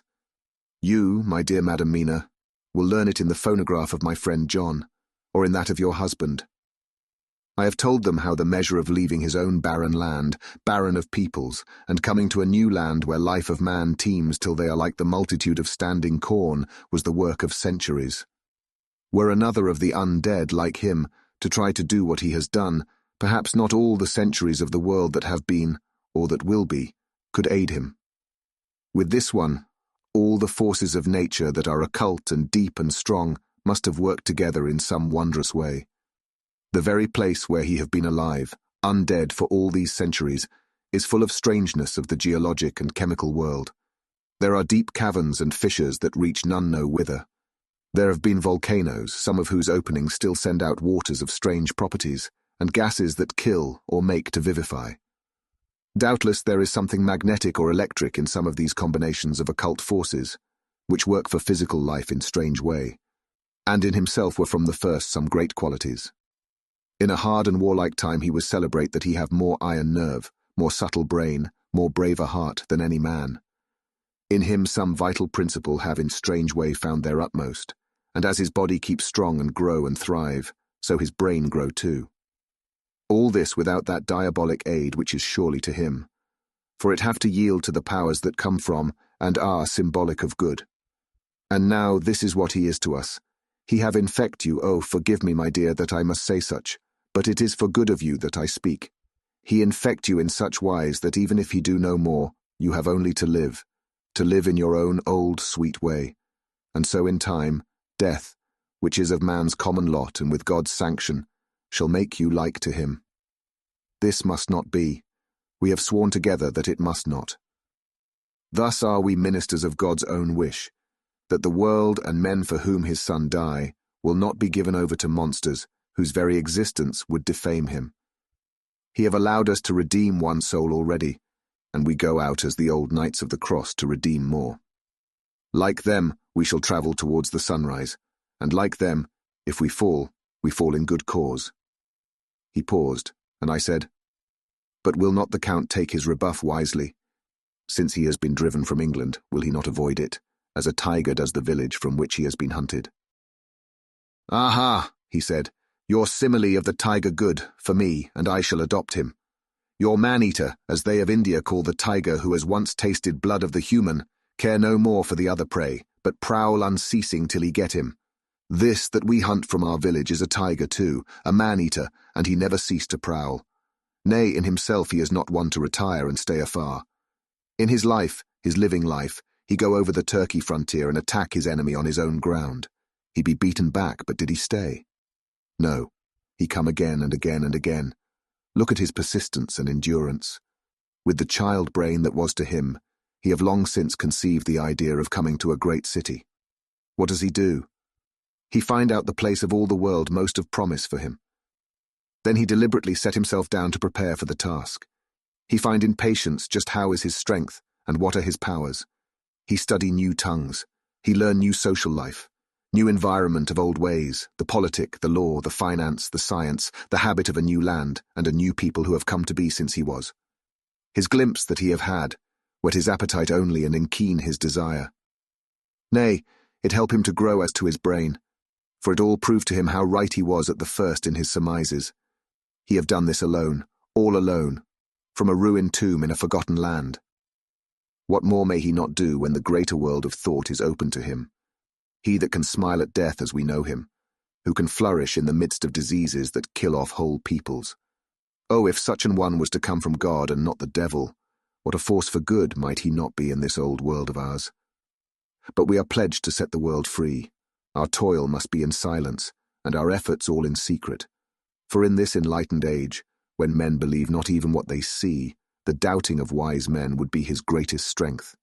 It would be at once his sheath and his armor, and his weapons to destroy us, his enemies, who are willing to peril even our own souls for the safety of one we love, for the good of mankind, and for the honor and glory of God.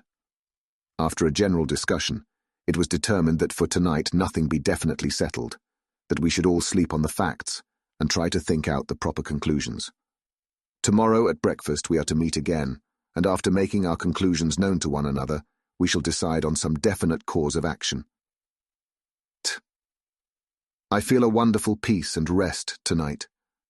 It is as if some haunting presence were removed from me. Perhaps my surmise was not finished, could not be, for I caught sight in the mirror of the red mark upon my forehead, and I knew that I was still unclean. Dr. Seward's diary, 5 October. We all rose early, and I think that sleep did much for each and all of us. When we met at early breakfast, there was more general cheerfulness than any of us had ever expected to experience again. It is really wonderful how much resilience there is in human nature. Let any obstructing cause, no matter what, be removed in any way, even by death, and we fly back to first principles of hope and enjoyment. More than once, as we sat around the table, my eyes opened in wonder whether the whole of the past days had not been a dream. It was only when I caught sight of the red blotch on Mrs. Harker's forehead that I was brought back to reality. Even now, when I am gravely revolving the matter, It is almost impossible to realize that the cause of all our trouble is still existent. Even Mrs. Harker seems to lose sight of her trouble for whole spells. It is only now and again, when something recalls it to her mind, that she thinks of her terrible scar. We are to meet here in my study in half an hour and decide on our course of action. I see only one immediate difficulty. I know it by instinct rather than reason. We shall all have to speak frankly, and yet I fear that in some mysterious way poor Mrs. Harker's tongue is tied. I know that she forms conclusions of her own, and from all that has been I can guess how brilliant and how true they must be. But she will not, or cannot, give them utterance. I have mentioned this to Van Helsing, and he and I are to talk it over when we are alone. I suppose it is some of that horrid poison which has got into her veins beginning to work. The Count had his own purposes when he gave her what Van Helsing called the vampire's baptism of blood. Well, there may be a poison that distills itself out of good things. In an age when the existence of ptomaines is a mystery, we should not wonder at anything. One thing I know, that if my instinct be true regarding poor Mrs. Harker's silences, then there is a terrible difficulty, an unknown danger in the work before us. The same power that compels her silence may compel her speech. I dare not think further, for so I should in my thoughts dishonour a noble woman. Van Helsing is coming to my study a little before the others. I shall try to open the subject with him. Later. When the professor came in, we talked over the state of things. I could see that he had something on his mind which he wanted to say, but felt some hesitancy about broaching the subject. After beating about the bush a little, he said suddenly, "Friend John, there is something that you and I must talk of alone, just at the first at any rate. Later, we may have to take the others into our confidence." Then he stopped, so I waited. He went on. "Madame Mina, our poor dear Madame Mina is changing." A cold shiver ran through me to find my worst fears thus endorsed. Van Helsing continued, "With the sad experience of Miss Lucy, we must this time be warned before things go too far. Our task is now in reality more difficult than ever, and this new trouble makes every hour of the direst importance. I can see the characteristics of the vampire coming in her face. It is now but very, very slight, but it is to be seen if we have eyes to notice without to prejudge. Her teeth are some sharper, and at times her eyes are more hard. But these are not all. There is to her the silence now often, as so it was with Miss Lucy. She did not speak, even when she wrote that which she wished to be known later. Now my fear is this. If it be that she can, by our hypnotic trance, tell what the Count see and hear, is it not more true that he who have hypnotized her first, and who have drink of her very blood and make her drink of his, should, if he will, compel her mind to disclose to him that which she know?" I nodded acquiescence. He went on. "Then what we must do is to prevent this. We must keep her ignorant of our intent, and so she cannot tell what she know not. This is a painful task. Oh, so painful that it heartbreak me to think of, but it must be. When today we meet, I must tell her that for reason which we will not to speak, she must not more be of our counsel, but be simply guarded by us." He wiped his forehead, which had broken out in profuse perspiration at the thought of the pain which he might have to inflict upon the poor soul already so tortured. I knew that it would be some sort of comfort to him if I told him that I also had come to the same conclusion, for at any rate it would take away the pain of doubt. I told him, and the effect was as I expected. It is now close to the time of our general gathering. Van Helsing has gone away to prepare for the meeting, and his painful part of it. I really believe his purpose is to be able to pray alone. Later. At the very outset of our meeting, a great personal relief was experienced by both Van Helsing and myself. Mrs. Harker had sent a message by her husband to say that she would not join us at present, as she thought it better that we should be free to discuss our movements without her presence to embarrass us. The professor and I looked at each other for an instant, and somehow we both seemed relieved. For my own part, I thought that if Mrs. Harker realized the danger herself, it was much pain as well as much danger averted. Under the circumstances, we agreed, by a questioning look and answer, with finger on lip, to preserve silence in our suspicions until we should have been able to confer alone again. We went at once into our plan of campaign. Van Helsing roughly put the facts before us first. "The Czarina Catherine left the Thames yesterday morning. It will take her at the quickest speed she has ever made at least 3 weeks to reach Varna, but we can travel overland to the same place in 3 days. Now, if we allow for 2 days less for the ship's voyage, owing to such weather influences as we know that the Count can bring to bear, and if we allow a whole day and night for any delays which may occur to us, then we have a margin of nearly 2 weeks. Thus, in order to be quite safe, we must leave here on 17th at latest. Then we shall at any rate be in Varna a day before the ship arrives, and able to make such preparations as may be necessary. Of course we shall all go armed against evil things, spiritual as well as physical. Here, Quincey Morris added, I understand that the Count comes from a wolf country, and it may be that he shall get there before us. I propose that we add Winchesters to our armament. I have a kind of belief in a Winchester when there is any trouble of that sort around. Do you remember, Art, when we had the pack after us at Tobolsk? What wouldn't we have given then for a repeater apiece? Good, said Van Helsing. Winchesters it shall be. Quincey's head is level at all times, but most so when there is to hunt, metaphor be more dishonour to science than wolves be of danger to man.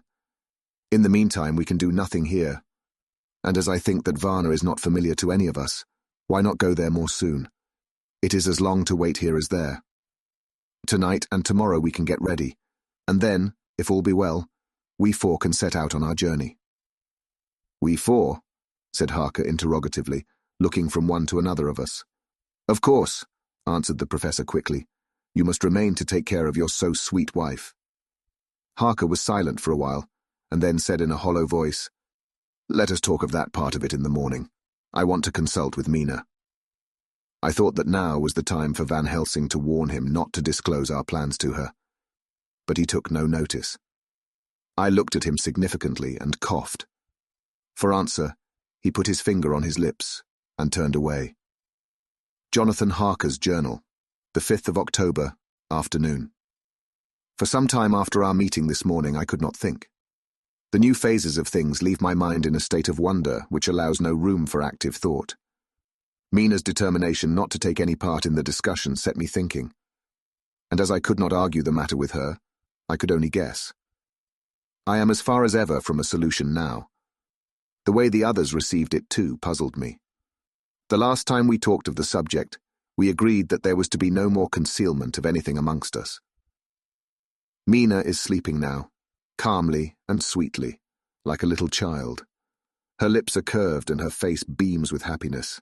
Thank God there are such moments still for her. Later. How strange it all is.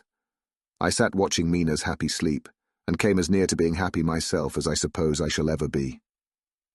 As the evening drew on, and the earth took its shadows from the sun sinking lower, the silence of the room grew more and more solemn to me.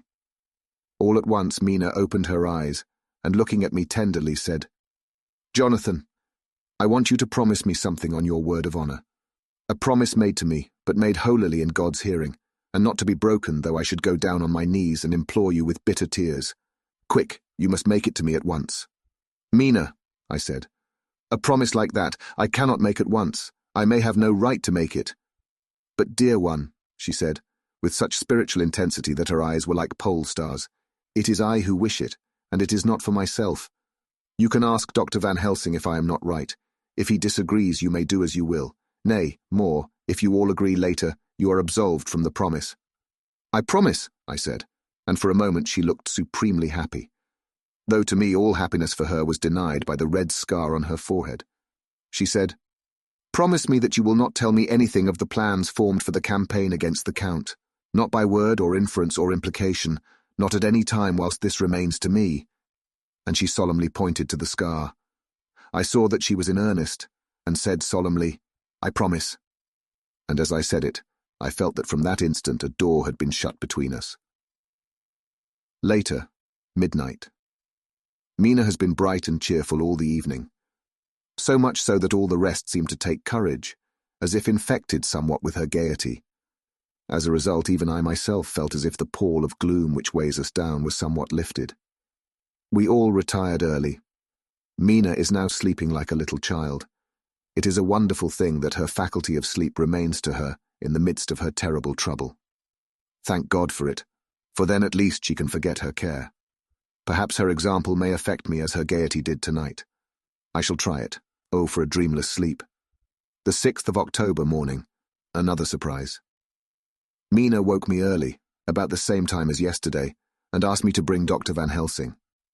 I thought that it was another occasion for hypnotism, and without question went for the professor. He had evidently expected some such call, for I found him dressed in his room. His door was ajar, so that he could hear the opening of the door of our room. He came at once. As he passed into the room, he asked Mina if the others might come too. "No," she said quite simply. "It will not be necessary. You can tell them just as well. I must go with you on your journey." Dr. Van Helsing was as startled as I was. After a moment's pause, he asked, "But why?" "You must take me with you. I am safer with you, and you shall be safer too." "But why, dear Madam Mina? You know that your safety is our solemnest duty. We go into danger, to which you are or may be more liable than any of us from circumstances, things that have been." He paused, embarrassed. As she replied, she raised her finger and pointed to her forehead. "I know. That is why I must go. I can tell you now, whilst the sun is coming up, I may not be able again. I know that when the Count wills me, I must go. I know that if he tells me to come in secret, I must come by wile, by any device to hoodwink, even Jonathan." God saw the look that she turned on me as she spoke, and if there be indeed a recording angel, that look is noted to her everlasting honour. I could only clasp her hand. I could not speak. My emotion was too great for even the relief of tears. She went on, "You men are brave and strong. You are strong in your numbers, for you can defy that which would break down the human endurance of one who had to guard alone. Besides, I may be of service, since you can hypnotize me, and so learn that which even I myself do not know." Dr. Van Helsing said very gravely, "Madam Mina, you are, as always, most wise. You shall with us come, and together we shall do that which we go forth to achieve." When he had spoken, Mina's long spell of silence made me look at her. She had fallen back on her pillow asleep. She did not even wake when I had pulled up the blind and let in the sunlight which flooded the room. Van Helsing motioned to me to come with him quietly. We went to his room, and within a minute Lord Godalming, Dr. Seward, and Mr. Morris were with us also. He told them what Mina had said and went on. "In the morning we shall leave for Varna. We have now to deal with a new factor, Madam Mina. Oh, but her soul is true. It is to her an agony to tell us so much as she has done, but it is most right, and we are warned in time. There must be no chance lost, and in Varna we must be ready to act the instant when that ship arrives." "What shall we do exactly?" asked Mr. Morris laconically. The professor paused before replying. "We shall at the first board that ship. Then, when we have identified the box, we shall place a branch of the wild rose on it. This we shall fasten, for when it is there, none can emerge. So at least says the superstition. And to superstition must we trust at the first. It was man's faith in the early, and it have its root in faith still. Then, when we get the opportunity that we seek, when none are near to see, we shall open the box, and all will be well." "I shall not wait for any opportunity," said Morris. "When I see the box, I shall open it and destroy the monster, though there were 1,000 men looking on, and if I am to be wiped out for it the next moment." I grasped his hand instinctively and found it as firm as a piece of steel. I think he understood my look. I hope he did. "Good boy," said Dr. Van Helsing. "Brave boy. Quincy is all man. God bless him for it. My child, believe me, none of us shall lag behind or pause from any fear. I do but say what we may do, what we must do, but indeed we cannot say what we shall do. There are so many things which may happen, and their ways and their ends are so various that until the moment we may not say. We shall all be armed in all ways, and when the time for the end has come, our effort shall not be lack. Now let us today put all our affairs in order. Let all things which touch on others dear to us, and who on us depend, be complete, for none of us can tell what, or when, or how the end may be. As for me, my own affairs are regulate, and as I have nothing else to do, I shall go make arrangements for the travel. I shall have all tickets and so forth for our journey." There was nothing further to be said, and we parted. I shall now settle up all my affairs of earth, and be ready for whatever may come. Later. It is all done. My will is made, and all complete.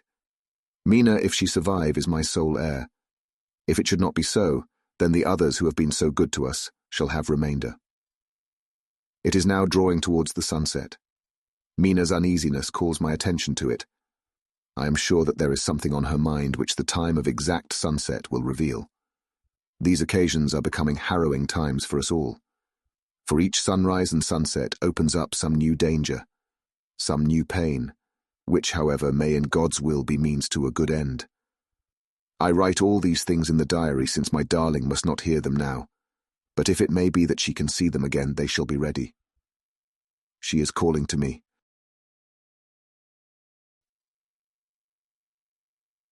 Chapter 25.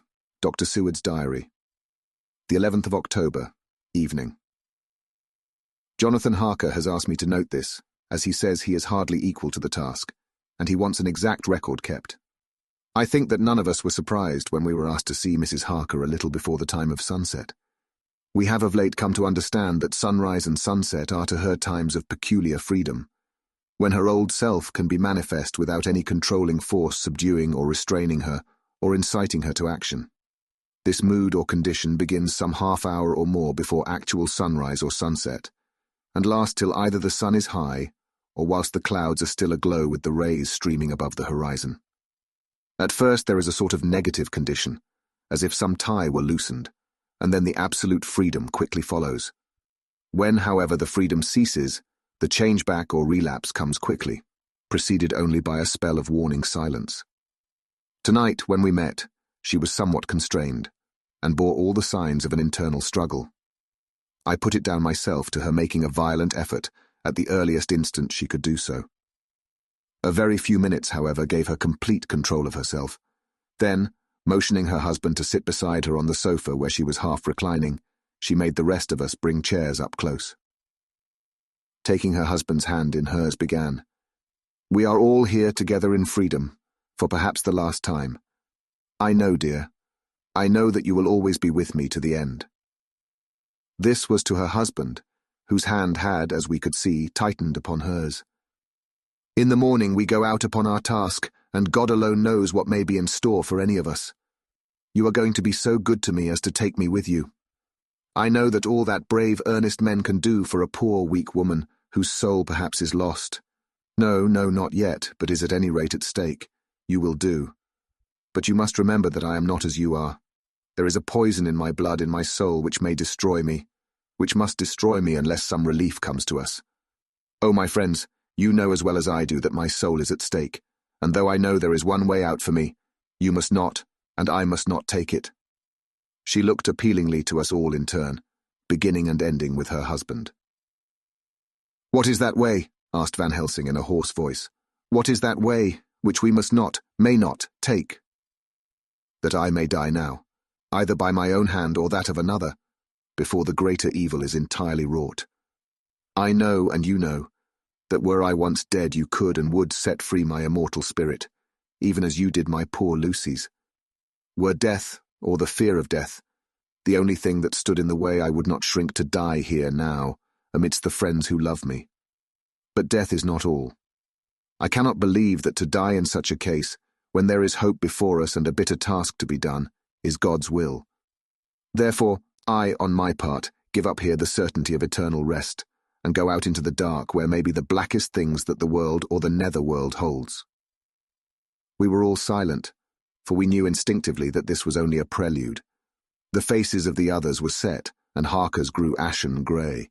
Perhaps he guessed better than any of us what was coming. She continued, "This is what I can give into the hotchpot." I could not but note the quaint legal phrase which she used in such a place and with all seriousness. "What will each of you give? Your lives, I know," she went on quickly. "That is easy for brave men. Your lives are God's, and you can give them back to him. But what will you give to me?" She looked again questioningly, but this time avoided her husband's face. Quincy seemed to understand. He nodded, and her face lit up. "Then I shall tell you plainly what I want, for there must be no doubtful matter in this connection between us now. You must promise me, one and all, even you, my beloved husband, that should the time come you will kill me." "What is that time?" The voice was Quincy's, but it was low and strained. "When you shall be convinced that I am so changed that it is better that I die than I may live.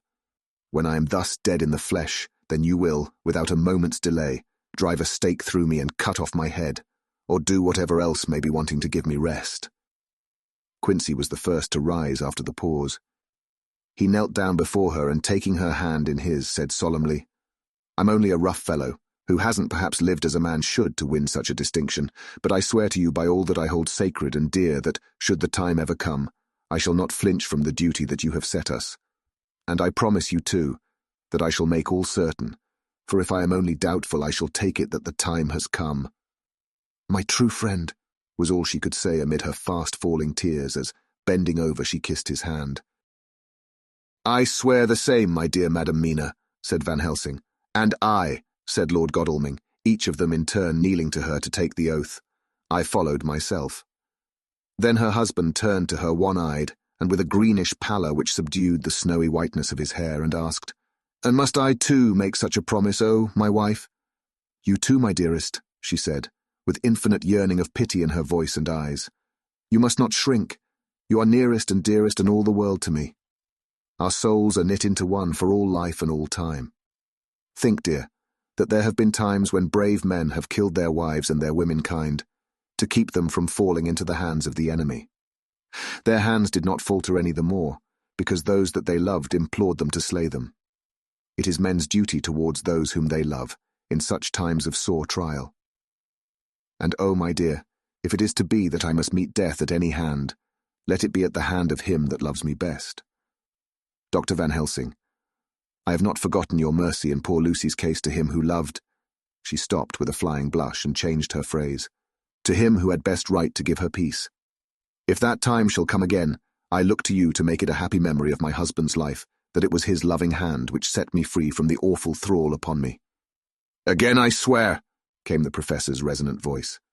Mrs. Harker smiled, positively smiled, as with a sigh of relief she leaned back and said, "And now one word of warning, a warning which you must never forget. This time, if it ever come, may come quickly and unexpectedly, and in such case you must lose no time in using your opportunity. At such a time I myself might be, nay, if the time ever comes, shall be, leagued with your enemy against you. One more request." She became very solemn as she said this. "It is not vital and necessary like the other, but I want you to do one thing for me, if you will." We all acquiesced, but no one spoke. There was no need to speak. "I want you to read the burial service." She was interrupted by a deep groan from her husband. Taking his hand in hers, she held it over her heart and continued, "You must read it over me some day. Whatever may be the issue of all this fearful state of things, it will be a sweet thought to all or some of us. You, my dearest, will I hope read it, for then it will be in your voice in my memory forever, come what may. But oh, my dear one," he pleaded, "death is afar off from you." "Nay," she said, holding up a warning hand, "I am deeper in death at this moment than if the weight of an earthly grave lay heavy upon me." "Oh, my wife, must I read it?" he said before he began. "It would comfort me, my husband," was all she said. And he began to read when she had got the book ready. How could anyone tell of that strange scene, its solemnity, its gloom, its sadness, its horror, and withal its sweetness? Even a skeptic, who can see nothing but a travesty of bitter truth in anything holy or emotional, would have been melted to the heart had he seen that little group of loving and devoted friends kneeling round that stricken and sorrowing lady, or heard the tender passion of her husband's voice, as in tones so broken with emotion that often he had to pause, he read the simple and beautiful service from the burial of the dead. I cannot go on. Words and voice fail me. She was right in her instinct. Strange as it all was, bizarre as it may hereafter seem even to us who felt its potent influence at the time, it comforted us much, and the silence, which showed Mrs. Harker's coming relapse from her freedom of soul, did not seem so full of despair to any of us as we had dreaded. Jonathan Harker's Journal. The 15th of October, Varna. We left Charing Cross on the morning of the 12th, got to Paris the same night, and took the places secured for us in the Orient Express. We travelled night and day, arriving here at about 5 o'clock. Lord Godalming went to the consulate to see if any telegram had arrived for him, whilst the rest of us came onto this hotel, the Odysseus. The journey may have had incidents. I was, however, too eager to get on to care for them. Until the Tsarina Catherine comes into port, there will be no interest for me in anything in the wide world, thank God. Mina is well and looks to be getting stronger. Her colour is coming back. She sleeps a great deal. Throughout the journey she slept nearly all the time. Before sunrise and sunset, however, she is very wakeful and alert, and it has become a habit for Van Helsing to hypnotize her at such times. At first, some effort was needed, and he had to make many passes, but now she seems to yield at once, as if by habit, and scarcely any action is needed. He seems to have power at these particular moments to simply will, and her thoughts obey him. He always asks her what she can see and hear. She answers to the first. Nothing, all is dark. And to the second, I can hear the waves lapping against the ship and the water rushing by. Canvas and cordage strain and masts and yards creak. The wind is high. I can hear it in the shrouds, and the bow throws back the foam. It is evident that the Tsarina Catherine is still at sea, hastening on her way to Varna. Lord Godalming has just returned. He had 4 telegrams, one each day since we started, and all to the same effect, that the Tsarina Catherine had not been reported to Lloyd's from anywhere. He had arranged before leaving London that his agent should send him every day a telegram saying if the ship had been reported. He was to have a message even if she were not reported, so that he might be sure that there was a watch being kept at the other end of the wire. We had dinner and went to bed early. Tomorrow we are to see the vice-consul and to arrange, if we can, about getting on board the ship as soon as she arrives. Van Helsing says that our chance will be to get on the boat between sunrise and sunset. The Count, even if he takes the form of a bat, cannot cross the running water of his own volition, and so cannot leave the ship. As he dare not change to man's form without suspicion, which he evidently wishes to avoid, he must remain in the box. If then we can come on board after sunrise, he is at our mercy, for we can open the box and make sure of him as we did of poor Lucy before he wakes. What mercy he shall get from us will not count for much. We think that we shall not have much trouble with officials or the seamen. Thank God. This is the country where bribery can do anything, and we are well supplied with money. We have only to make sure that the ship cannot come into port between sunset and sunrise without our being warned, and we shall be safe. Judge Moneybag will settle this case, I think. 16 October. Mina's report still the same. Lapping waves and rushing water, darkness and favouring winds. We are evidently in good time, and when we hear of the Tsarina Catherine we shall be ready. As she must pass the Dardanelles, we are sure to have some report. 17 October. Everything is pretty well fixed now, I think, to welcome the Count on his return from his tour.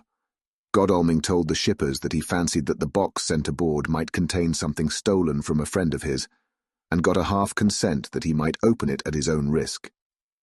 The owner gave him a paper telling the captain to give him every facility in doing whatever he chose on board the ship, and also a similar authorization to his agent at Varna.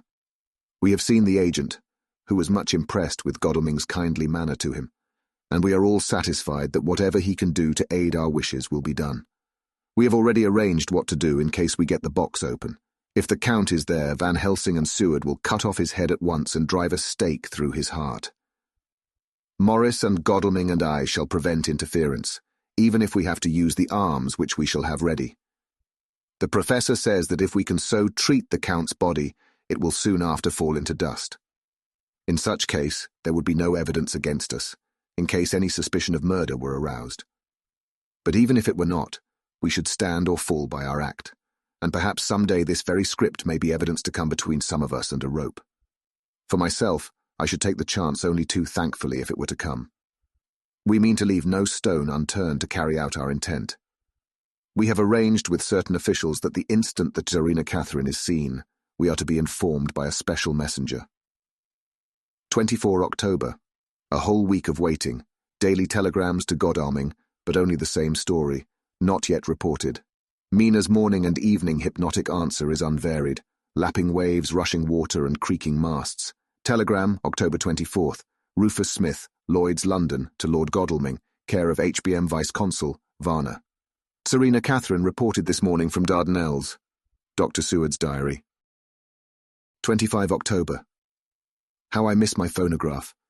To write diary with a pen is irksome to me, but Van Helsing says I must. We were all wild with excitement yesterday when Godalming got his telegram from Lloyd's. I know now what men feel in battle when the call to action is heard. Mrs. Harker, alone of our party, did not show any signs of emotion.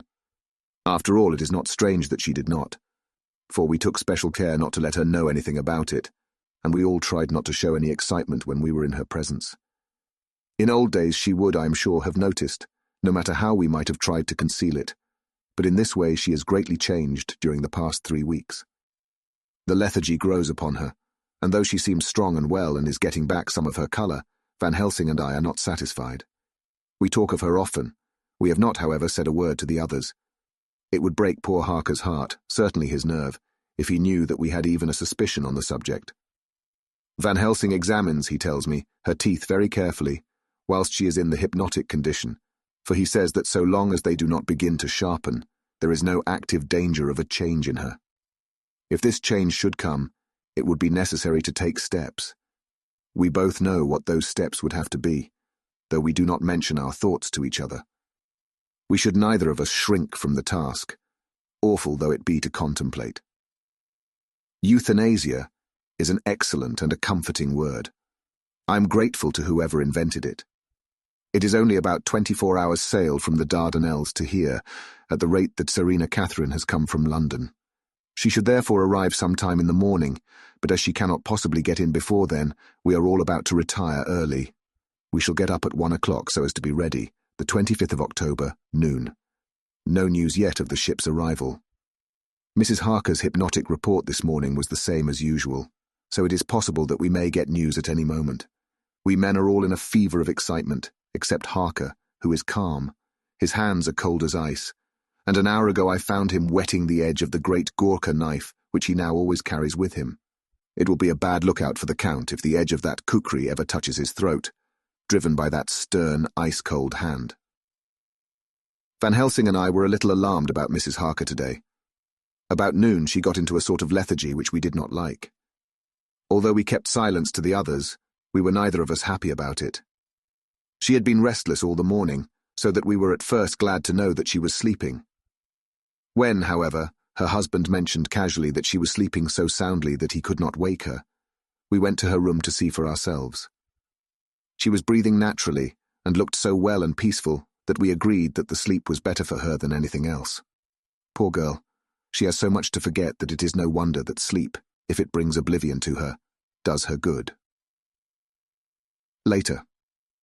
Our opinion was justified, for when after a refreshing sleep of some hours she woke up, she seemed brighter and better than she had been for days.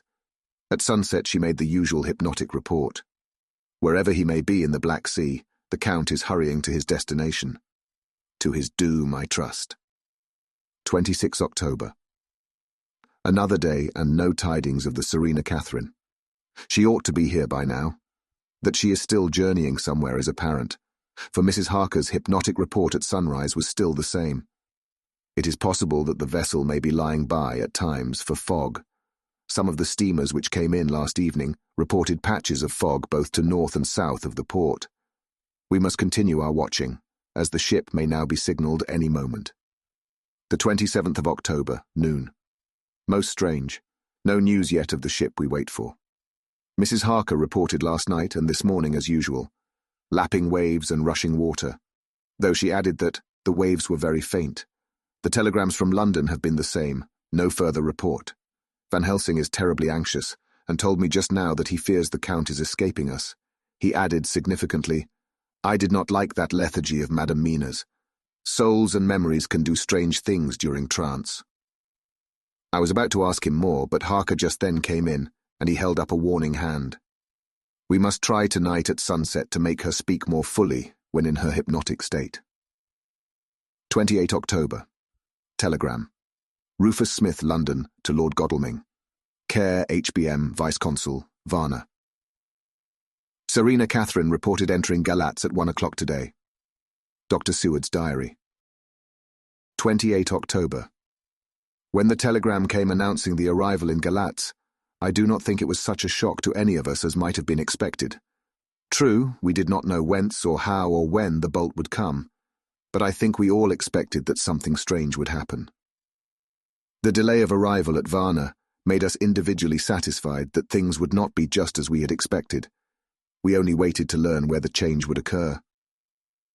Nonetheless, however, was it a surprise? I suppose that nature works on such a hopeful basis, that we believe against ourselves that things will be as they ought to be, not as we should know that they will be. Transcendentalism is a beacon to the angels, even if it be a will-o'-the-wisp to man. It was an odd experience, and we all took it differently. Van Helsing raised his hand over his head for a moment, as though in remonstrance with the Almighty. But he said not a word, and in a few seconds stood up with his face sternly set. Lord Godalming grew very pale and sat breathing heavily. I was myself half stunned, and looked in wonder at one after another. Quincey Morris tightened his belt with that quick movement which I knew so well. In our old wandering days it meant action. Mrs. Harker grew ghastly white, so that the scar on her forehead seemed to burn, but she folded her hands meekly, and looked up in prayer. Harker smiled. Actually smiled. The dark, bitter smile of one who is without hope. But at the same time his action belied his words, for his hands instinctively sought the hilt of the great kukri knife, and rested there. "When does the next train start for Galatz?" said Van Helsing to us generally. "At 6:30 tomorrow morning." We all started, for the answer came from Mrs. Harker. "How on earth do you know?" said Art. "You forget, or perhaps you do not know, though Jonathan does, and so does Dr. Van Helsing, that I am the train fiend. At home in Exeter, I always used to make up the timetables, so as to be helpful to my husband. I found it so useful sometimes that I always make a study of the timetables now. I knew that if anything were to take us to Castle Dracula, we should go by Galatz, or at any rate through Bucharest, so I learned the times very carefully. Unhappily, there are not many to learn, as the only train tomorrow leaves as I say." "Wonderful woman," murmured the professor. "Can't we get a special?" asked Lord Godalming. Van Helsing shook his head. "I fear not. This land is very different from yours or mine. Even if we did have a special, it would probably not arrive as soon as our regular train. Moreover, we have something to prepare. We must think. Now, let us organize. You, friend Arthur, go to the train and get the tickets, and arrange that all be ready for us to go in the morning. Do you, friend Jonathan, go to the agent of the ship, and get from him letters to the agent in Galatz, with authority to make search the ship just as it was here. Maurice Quincey, you see the vice-consul, and get his aid with his fellow in Galatz, and all he can do to make our way smooth, so that no times be lost when over the Danube. John will stay with Madam Mina and me, and we shall consult. For so if time be long you may be delayed, and it will not matter when the sun set, since I am here with Madam to make report." "And I," said Mrs. Harker brightly, and more like her old self than she had been for many a long day, "shall try to be of use in all ways, and shall think and write for you as I used to do. Something is shifting from me in some strange way, and I feel freer than I have been of late." The three younger men looked happier at the moment as they seemed to realize the significance of her words. But Van Helsing and I, turning to each other, met each a grave and troubled glance. We said nothing at the time, however. When the three men had gone out to their tasks, Van Helsing asked Mrs. Harker to look up the copy of the diaries and find him the part of Harker's journal at the castle. She went away to get it. When the door was shut upon her, he said to me, "We mean the same. Speak out. There is some change. It is a hope that makes me sick, for it may deceive us." "Quite so. Do you know why I asked her to get the manuscript?" "No," said I, "unless it was to get an opportunity of seeing me alone." "You are in part right, friend John, but only in part. I want to tell you something. And oh, my friend, I am taking a terrible risk, but I believe it is right. In the moment when Madam Mina said those words that arrest both our understanding, an inspiration came to me. In the trance of 3 days ago, the Count sent her his spirit to read her mind, or more like he took her to see him in his earth box in the ship with water rushing, just as it go free at rise and set of sun. He learned then that we are here, for she have more to tell in her open life with eyes to see and ears to hear than he, shut as he is in his coffin box. Now he make his most effort to escape us. At present he want her not. He is sure with his so great knowledge that she will come at his call, but he cut her off, take her, as he can do, out of his own power, that so she come not to him. Ah, there I have hope that our man-brains that have been of man so long and that have not lost the grace of God will come higher than his child-brain that lie in his tomb for centuries, that grow not yet to our stature, and that do only work selfish and therefore small. Here comes Madam Mina. Not a word to her of her trance, she know it not, and it would overwhelm her and make despair just when we want all her hope, all her courage. When most we want all her great brain which is trained like man's brain, but is of sweet woman and have a special power which the Count give her, and which he may not take away altogether, though he think not so. Hush, let me speak, and you shall learn. Oh, John, my friend, we are in awful straits, I fear as I never feared before. We can only trust the good God. Silence, here she comes. I thought that the professor was going to break down and have hysterics, just as he had when Lucy died, but with a great effort he controlled himself and was at perfect nervous poise when Mrs. Harker tripped into the room, bright and happy-looking, and in the doing of work, seemingly forgetful of her misery. As she came in, she handed a number of sheets of typewriting to Van Helsing. He looked over them gravely, his face brightening up as he read. Then, holding the pages between his finger and thumb, he said, "Friend John, to you with so much of experience already, and you too, dear Madam Mina, that are young, here is a lesson. Do not fear ever to think. A half-thought has been buzzing often in my brain, but I fear to let him loose his wings. Here now, with more knowledge, I go back to where that half-thought come from, and I find that he be no half-thought at all. That be a whole thought, though so young that he is not yet strong to use his little wings. Nay, like the ugly duck of my friend Hans Andersen, he be no duck thought at all, but a big swan thought that sail nobly on big wings, when the time come for him to try them. See, I read here what Jonathan have written. That other of his race who, in a later age, again and again, brought his forces over the great river into Turkey land, who, when he was beaten back, came again and again and again, though he had to come alone from the bloody field where his troops were being slaughtered, since he knew that he alone could ultimately triumph.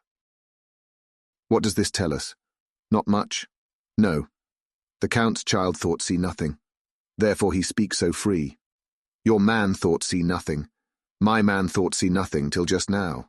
No. But there comes another word from someone who speak without thought, because she too know not what it might mean. Just as there are elements which rest, yet when in nature's course they move on their way and they touch, then poof, and there comes a flash of light, heaven-wide, that blind and kill and destroy some, but that show up all earth below for leagues and leagues. Is it not so? Well, I shall explain. To begin, have you ever studied the philosophy of crime? Yes and no. You, John, yes, for it is a study of insanity. You, no, Madam Mina, for crime touch you not but once. Still your mind works true, and argues not a particulari ad universale. There is this peculiarity in criminals. It is so constant, in all countries and at all times, that even police, who know not much from philosophy, come to know it empirically, that it is. That is to be empiric. The criminal always work at one crime. That is the true criminal who seems predestinate to crime, and who will of none other. This criminal has not full man-brain. He is clever and cunning and resourceful, but he be not of man stature as to brain. He be of child-brain in much. Now this criminal of ours is predestinate to crime also. He too have child-brain, and it is of the child to do what he have done. The little bird, the little fish, the little animal learn not by principle but empirically. And when he learn to do, then there is to him the ground to start from to do more. Dos pusto, said Archimedes, give me a fulcrum, and I shall move the world. To do once is the fulcrum whereby child-brain become man-brain, and until he have the purpose to do more, he continue to do the same again every time, just as he have done before. Oh, my dear, I see that your eyes are opened, and that to you the lightning flash show all the leagues. For Mrs. Harker began to clap her hands, and her eyes sparkled. He went on, Now you shall speak. Tell us two dry men of science what you see with those so bright eyes. He took her hand, and held it whilst she spoke. His finger and thumb closed on her pulse, as I thought instinctively and unconsciously as she spoke. The Count is a criminal, and of criminal type. Nordau and Lombroso would so classify him, and qua criminal, he is of imperfectly formed mind. Thus, in a difficulty, he has to seek resource in habit. His past is a clue, and the one page of it that we know, and that from his own lips, tells that once before, when in what Mr. Morris would call a tight place, he went back to his own country from the land he had tried to invade, and thence, without losing purpose, prepared himself for a new effort. He came again better equipped for his work, and won. So he came to London to invade a new land. He was beaten, and when all hope of success was lost, and his existence in danger, he fled back over the sea to his home, just as formerly he had fled back over the Danube from Turkeyland. Good, good. Oh, you so clever lady, said Van Helsing enthusiastically as he stooped and kissed her hand. A moment later he said to me, as calmly as though we had been having a sick-room consultation, 72 only, and in all this excitement I have hope. Turning to her again, he said with keen expectation, but go on, go on. There is more to tell if you will. Be not afraid. John and I know. I do in any case, and shall tell you if you are right. Speak without fear. I will try to, but you will forgive me if I seem egotistical. Nay, fear not, you must be egotist, for it is of you that we think.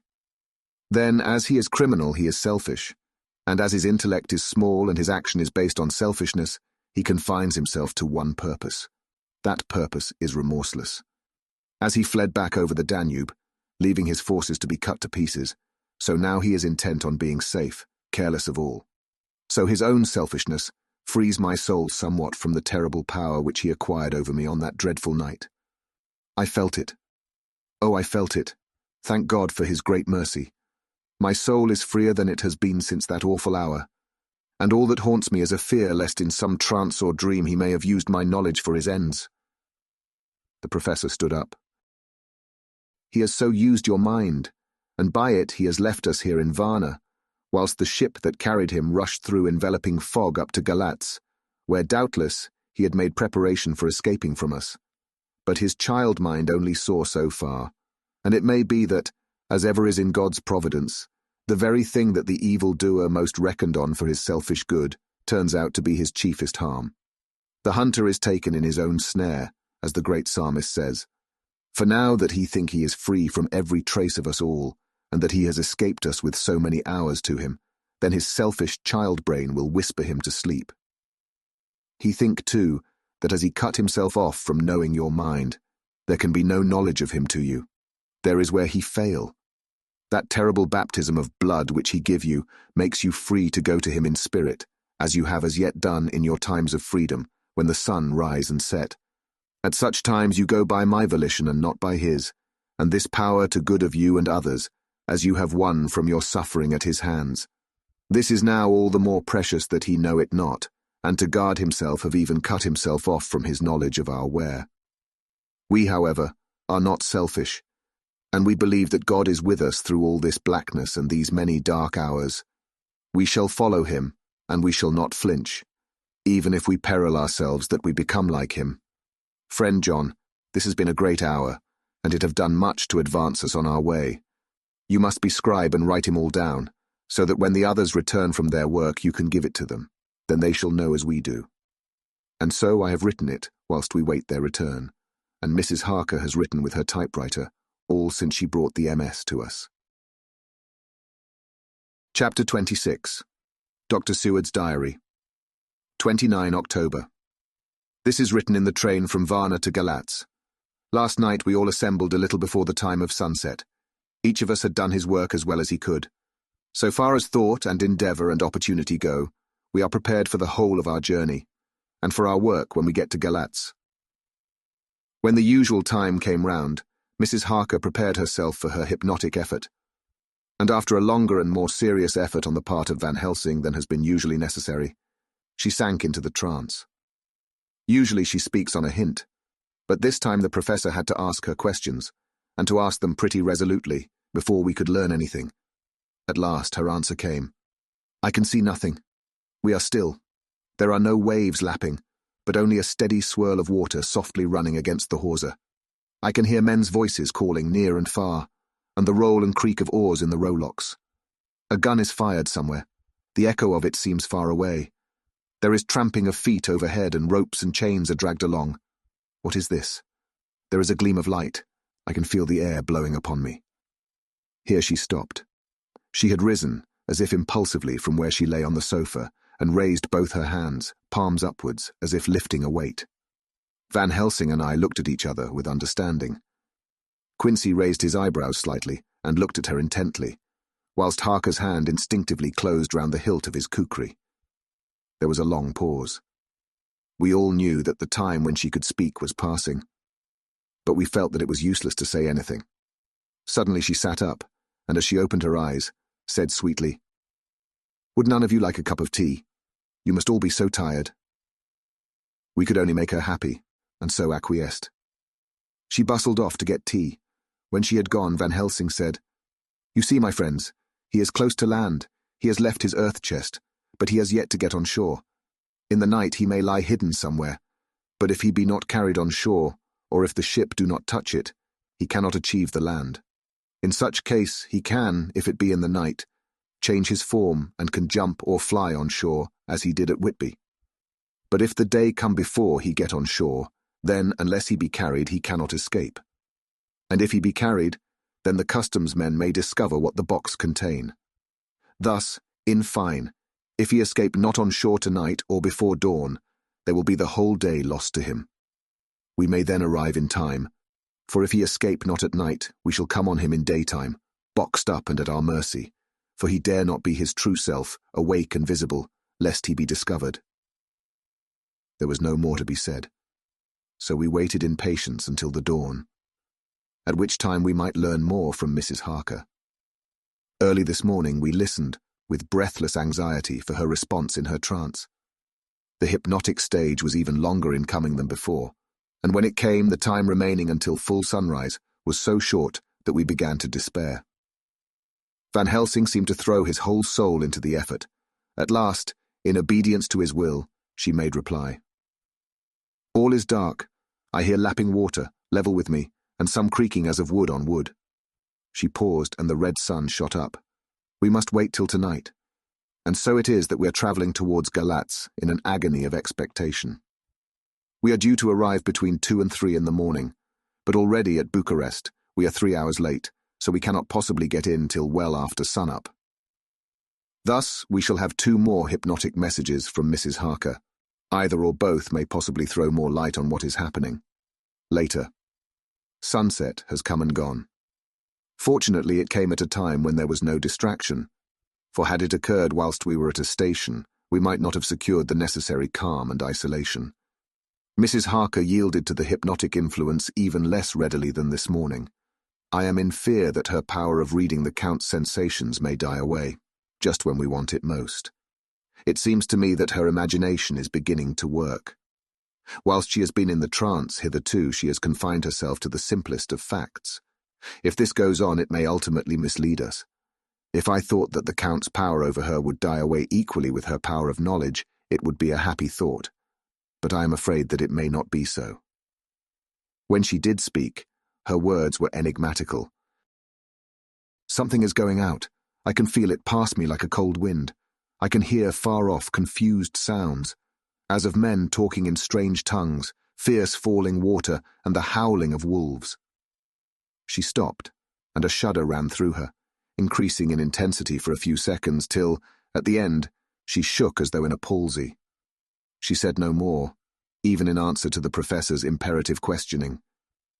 When she woke from the trance, she was cold and exhausted and languid, but her mind was all alert. She could not remember anything, but asked what she had said. When she was told, she pondered over it deeply for a long time, and in silence. The 30th of October, 7 a.m. We are near Galatz now, and I may not have time to write later. Sunrise this morning was anxiously looked for by us all. Knowing of the increasing difficulty of procuring the hypnotic trance, Van Helsing began his passes earlier than usual. They produced no effect, however, until the regular time, when she yielded with a still greater difficulty, only a minute before the sun rose. The professor lost no time in his questioning. Her answer came with equal quickness. "All is dark. I hear water swirling by, level with my ears, and the creaking of wood on wood, cattle low far off. There is another sound, a queer one, like—" She stopped and grew white, and whiter still. Go on, speak, I command you. said Van Helsing in an agonized voice. At the same time there was despair in his eyes, for the risen sun was reddening even Mrs. Harker's pale face. She opened her eyes, and we all started as she said, sweetly and seemingly with the utmost unconcern, "Oh, Professor, why ask me to do what you know I can't? I don't remember anything." Then, seeing the look of amazement on our faces, she said, turning from one to the other with a troubled look, "What have I said? What have I done? I know nothing, only that I was lying here half asleep and heard you say, 'Go on, speak, I command you.' It seems so funny to hear you order me about as if I were a bad child." "Oh, Madam Mina," he said sadly, "it is proof, if proof be needed, of how I love and honour you, when a word for your good, spoken more earnest than ever, can seem so strange because it is to order her whom I am proud to obey. The whistles are sounding. We are nearing Galatz. We are on fire with anxiety and eagerness. Mina Harker's journal, the 30th of October. Mr. Morris took me to the hotel where our rooms had been ordered by telegraph, he being the one who could best be spared, since he does not speak any foreign language. The forces were distributed much as they had been at Varna, except that Lord Godalming went to the vice-consul, as his rank might serve as an immediate guarantee of some sort to the official, we being in extreme hurry. Jonathan and the two doctors went to the shipping agent to learn particulars of the arrival of the Tsarina Catherine. Later. Lord Godalming has returned. The consul is away and the vice-consul sick, so the routine work has been attended to by a clerk. He was very obliging and offered to do anything in his power. Jonathan Harker's journal, 30 October. At 9 o'clock, Dr. Van Helsing, Dr. Seward, and I called on Messrs. Mackenzie and Steinkopf, the agents of the London firm of Hapgood. They had received a wire from London, in answer to Lord Godalming's telegraphed request, asking us to show them any civility in their power. They were more than kind and courteous, and took us at once on board the Tsarina Catherine, which lay at anchor out in the river harbour. There we saw the captain, Donaldson by name, who told us of his voyage. He said that in all his life he had never had so favourable a run. "Man," he said, "but it made us afeard, for we expected that we should have to pay for it with some rare piece of ill luck so as to keep up the average.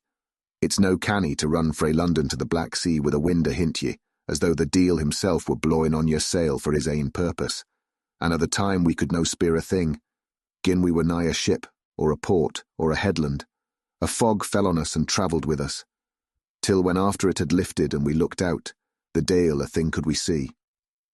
We ran by Gibraltar without being able to signal, until we came to the Dardanelles and had to wait to get our permit to pass. We never were within hail of aught. At first I inclined to slack off sail and beat about till the fog was lifted, but whiles I thought that if the deal was minded to get us into the Black Sea quick, he was like to do it whether we would or no. If we had a quick voyage it would be no to our miscredit with the owners, or no hurt to our traffic, and the old mon who had served his ain purpose would be decently grateful to us for no hindering him. This mixture of simplicity and cunning, of superstition and commercial reasoning, aroused Van Helsing, who said, "Mine friend, that devil is more clever than he is thought by some, and he know when he meet his match." The skipper was not displeased with the compliment, and went on. "When we got past the Bosphorus, the men began to grumble. Some of them, the Romanians, came and asked me to heave overboard a big box which had been put on board by a queer-looking old man just before we had started frae London. I had seen them speer at the fellow and put out their twa fingers when they saw him, to guard against the evil eye. Man, but the superstition of foreigners is perfectly ridiculous. I sent them about their business pretty quick, but as just after a fog closed in on us, I felt a wee bit as they did anent something, though I wouldn't say it was agin the big box. Well, on we went, and as the fog didn't let up for 5 days, I juiced let the wind carry us. For if the deal wanted to get somewheres, well, he would fetch it up a reet, and if he didn't, well, we'd keep a sharp lookout anyhow. Sure enough, we had a fair way and deep water all the time. And 2 days ago, when the morning sun came through the fog, we found ourselves just in the river opposite Galatz. The Romanians were wild, and wanted me right or wrong to take out the box and fling it in the river. I had to argue with them about it with a handspike, and when the last of them rose off the deck with his head in his hand, I had convinced them that, evil eye or no evil eye, The property and the trust of my owners were better in my hands than in the river Danube. They had, mind ye, taken the box on the deck ready to fling in, and as it was marked Galats via Varna, I thought I'd let it lie till we discharged in the port and get rid at altogether. We didn't do much clearing that day and had to remain the nicht at anchor, but in the morning, braw and early, an hour before sunup, a man came aboard with an order, written to him from England, to receive a box marked for one Count Dracula. Sure enough, the matter was one ready to his hand. He had his papers a reet, and glad I was to be rid of the damn thing, for I was beginning miserly to feel uneasy at it. If the deal did have any luggage aboard the ship, I'm thinking it was nae other than that same. "What was the name of the man who took it?" asked Dr. Van Helsing with restrained eagerness.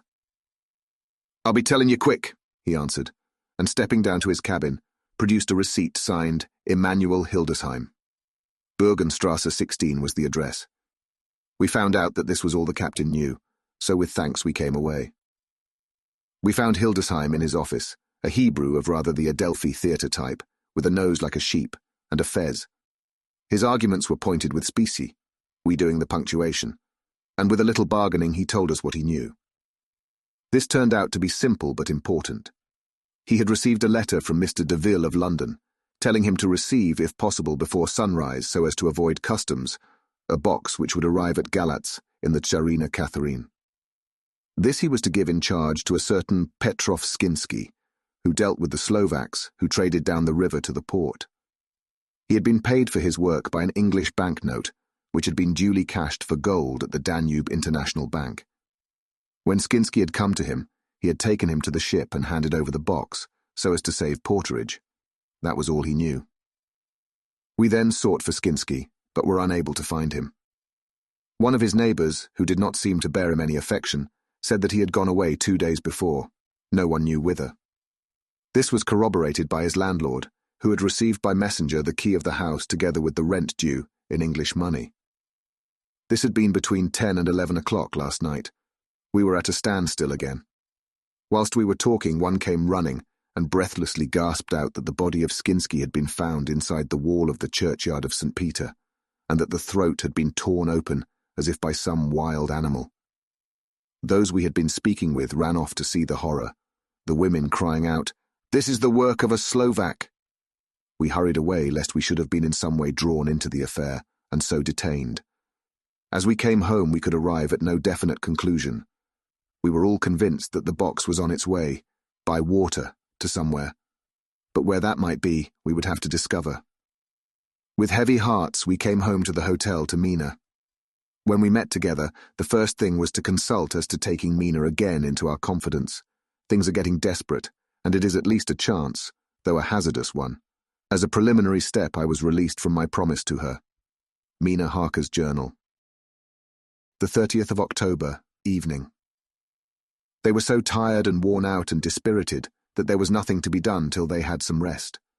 So I asked them all to lie down for half an hour, whilst I should enter everything up to the moment. I feel so grateful to the man who invented the traveller's typewriter, and to Mr. Morris for getting this one for me. I should have felt quite astray doing the work if I had to write with a pen. It is all done. Poor dear, dear Jonathan, what he must have suffered. What must he be suffering now? He lies on the sofa, hardly seeming to breathe, and his whole body appears in collapse. His brows are knit. His face is drawn with pain. Poor fellow, maybe he is thinking, and I can see his face all wrinkled up with the concentration of his thoughts. Oh, if I could only help at all! I shall do what I can. I have asked Dr. Van Helsing, and he has got me all the papers that I have not yet seen. Whilst they are resting, I shall go over all carefully, and perhaps I may arrive at some conclusion. I shall try to follow the professor's example, and think without prejudice on the facts before me. I do believe that under God's providence I have made a discovery. I shall get the maps and look over them. I am more than ever sure that I am right. My new conclusion is ready, so I shall get our party together and read it. They can judge it. It is well to be accurate, and every minute is precious. Mina Harker's memorandum, entered in her journal. Ground of inquiry. Count Dracula's problem is to get back to his own place. A. He must be brought back by someone. This is evident, for had he power to move himself as he wished, he could go either as man, or wolf, or bat, or in some other way. He evidently fears discovery or interference, in the state of helplessness in which he must be, confined as he is between dawn and sunset in his wooden box. B. How is he to be taken? Here a process of exclusions may help us. By road, by rail, by water. 1. By road. There are endless difficulties, especially in leaving the city. X. There are people, and people are curious and investigate. A hint, a surmise, a doubt as to what might be in the box would destroy him. Y. There are, or there may be, customs and octroi officers to pass. Z. His pursuers might follow. This is his highest fear, and in order to prevent his being betrayed, he has repelled, so far as he can, even his victim, me. 2. By rail. There is no one in charge of the box. It would have to take its chance of being delayed, and delay would be fatal, with enemies on the track. True, he might escape at night, but what would he be if left in a strange place with no refuge that he could fly to? This is not what he intends, and he does not mean to risk it. 3. By water. Here is the safest way, in one respect, but with most danger in another. On the water he is powerless except at night. Even then he can only summon fog and storm and snow and his wolves. But were he wrecked, the living water would engulf him, helpless, and he would indeed be lost. He could have the vessel drive to land, but if it were unfriendly land, wherein he was not free to move, his position would still be desperate. We know from the record that he was on the water, so what we have to do is to ascertain what water. The first thing is to realize exactly what he has done as yet.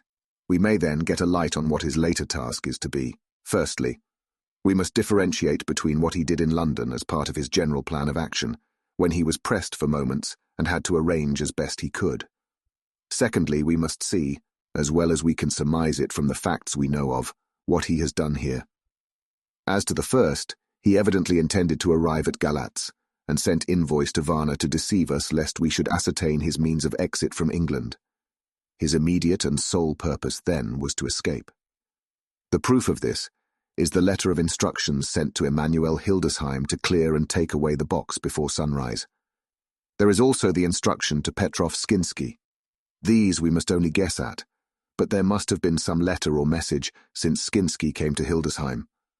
That, so far, his plans were successful, we know. The Tsarina Catherine made a phenomenally quick journey, so much so that Captain Donaldson's suspicions were aroused. But his superstition united with his canniness played the Count's game for him, and he ran with his favouring wind through fogs and all, till he brought up blindfold at Galatz. That the Count's arrangements were well made has been proved. Hildesheim cleared the box, took it off and gave it to Skinsky. Skinsky took it, and here we lose the trail.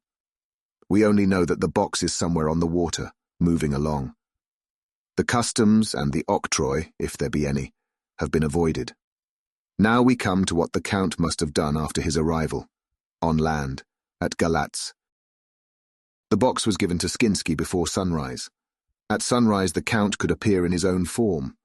Here we ask why Skinsky was chosen at all to aid in the work. In my husband's diary, Skinsky is mentioned as dealing with the Slovaks who trade down the river to the port, and the man's remark that the murder was the work of a Slovak showed the general feeling against his class. The Count wanted isolation. My surmise is this, that in London the Count decided to get back to his castle by water as the most safe and secret way. He was brought from the castle by Sagani, and probably they delivered their cargo to Slovaks who took the boxes to Varna, for there they were shipped for London. Thus the Count had knowledge of the persons who could arrange this service. When the box was on land, before sunrise or after sunset, he came out from his box, met Skinsky, and instructed him what to do as to arranging the carriage of the box up some river. When this was done, and he knew that all was in train, he blotted out his traces, as he thought, by murdering his agent. I have examined the map, and find that the river most suitable for the Slovaks to have ascended is either the Pruth or the Sereth. I read in the typescript that in my trance I heard cows low and water swirling level with my ears, and the creaking of wood. The Count in his box, then, was on a river in an open boat, propelled probably either by oars or poles, for the banks are near and it is working against stream. There would be no such sound if floating downstream. Of course, it may not be either the Sereth or the Pruth, but we may possibly investigate further. Now of these two, the Pruth is the more easily navigated, but the Sereth is, at Fundu, joined by the Bistritza, which runs up round the Borgo Pass. The loop it makes is manifestly as close to Dracula's castle as can be got by water. Mina Harker's journal continued. When I had done reading, Jonathan took me in his arms and kissed me. The others kept shaking me by both hands, and Dr. Van Helsing said, "Our dear Madam Mina is once more our teacher. Her eyes have been where we were blinded. Now we are on the track once again, and this time we may succeed. Our enemy is at his most helpless, and if we can come on him by day, on the water, our task will be over. He has a start, but he is powerless to hasten, as he may not leave his box lest those who carry him may suspect. For them to suspect would be to prompt them to throw him in the stream where he perish. This he knows, and will not. Now men to our council of war, for here and now we must plan what each and all shall do." "I shall get a steam launch and follow him," said Lord Godalming. "And I, horses to follow on the bank, lest by chance he land," said Mr. Morris. "Good," said the Professor. "Both good. But neither must go alone. There must be force to overcome force if need be. The Slovak is strong and rough, and he carries rude arms." All the men smiled, for amongst them they carried a small arsenal. Said Mr. Morris, "I have brought some Winchesters. They are pretty handy in a crowd, and there may be wolves. The Count, if you remember, took some other precautions. He made some requisitions on others that Mrs. Harker could not quite hear or understand. We must be ready at all points." Dr. Seward said, "I think I had better go with Quincy. We have been accustomed to hunt together, and we too, well armed, will be a match for whatever may come along. You must not be alone, Art. It may be necessary to fight the Slovaks, and a chance thrust, for I don't suppose these fellows carry guns, would undo all our plans. There must be no chances this time. We shall not rest until the Count's head and body have been separated, and we are sure that he cannot reincarnate." He looked at Jonathan as he spoke, and Jonathan looked at me. I could see that the poor dear was torn about in his mind. Of course he wanted to be with me, but then the boat service would most likely be the one which would destroy the vampire. Why did I hesitate to write the word? He was silent a while, and during his silence Dr. Van Helsing spoke. "Friend Jonathan, this is to you for twice reasons. First, because you are young and brave and can fight, and all energies may be needed at the last, and again, that it is your right to destroy him, that which has wrought such woe to you and yours. Be not afraid for Madam Mina. She will be my care if I may. I am old. My legs are not so quick to run as once, and I am not used to ride so long or to pursue as need be, or to fight with lethal weapons. But I can be of other service. I can fight in other way, and I can die, if need be, as well as younger men. Now let me say that what I would is this. While you, my Lord Godalming and friend Jonathan, go in your so swift little steamboat up the river, and whilst John and Quincy guard the bank where perchance he might be landed, I will take Madam Mina right into the heart of the enemy's country. Whilst the old fox is tied in his box, floating on the running stream whence he cannot escape to land, where he dares not raise the lid of his coffin box lest his Slovak carriers should in fear leave him to perish, we shall go in the track where Jonathan went, from Bistritz over the Borgo, and find our way to the castle of Dracula. Here, Madam Mina's hypnotic power will surely help, and we shall find our way, all dark and unknown otherwise, after the first sunrise when we are near that fateful place. There is much to be done, and other places to be made sanctify, so that that nest of vipers be obliterated." Here Jonathan interrupted him hotly. "Do you mean to say, Professor Van Helsing, that you would bring Mina, in her sad case and tainted as she is with that devil's illness, right into the jaws of his death trap? Not for the world, not for heaven or hell." He became almost speechless for a minute, and then went on. "Do you know what the place is? Have you seen that awful den of hellish infamy, with the very moonlight alive with grisly shapes, and every speck of dust that whirls in the wind a devouring monster in embryo? Have you felt the vampire's lips upon your throat?" Here he turned to me, and as his eyes lit on my forehead, he threw up his arms with a cry, "Oh my God, what have we done to have this terror upon us?"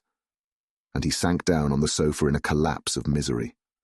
The Professor's voice, as he spoke in clear, sweet tones, which seemed to vibrate in the air, calmed us all, "Oh, my friend, it is because I would save Madam Mina from that awful place that I would go. God forbid that I should take her into that place. There is work, wild work, to be done there, that her eyes may not see. We men here, all save Jonathan, have seen with their own eyes what is to be done before that place can be purified. Remember that we are in terrible straits.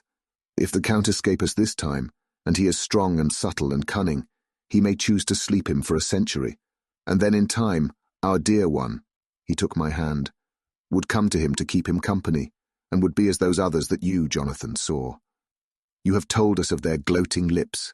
You heard their ribald laugh as they clutched the moving bag that the Count threw to them. You shudder, and well may it be. Forgive me that I make you so much pain, but it is necessary. My friend, is it not a dire need for the which I am giving, possibly my life? If it were that anyone went into that place to stay, it is I who would have to go to keep them company." "Do as you will," said Jonathan, with a sob that shook him all over. "We are in the hands of God." Later. Oh, it did me good to see the way that these brave men worked.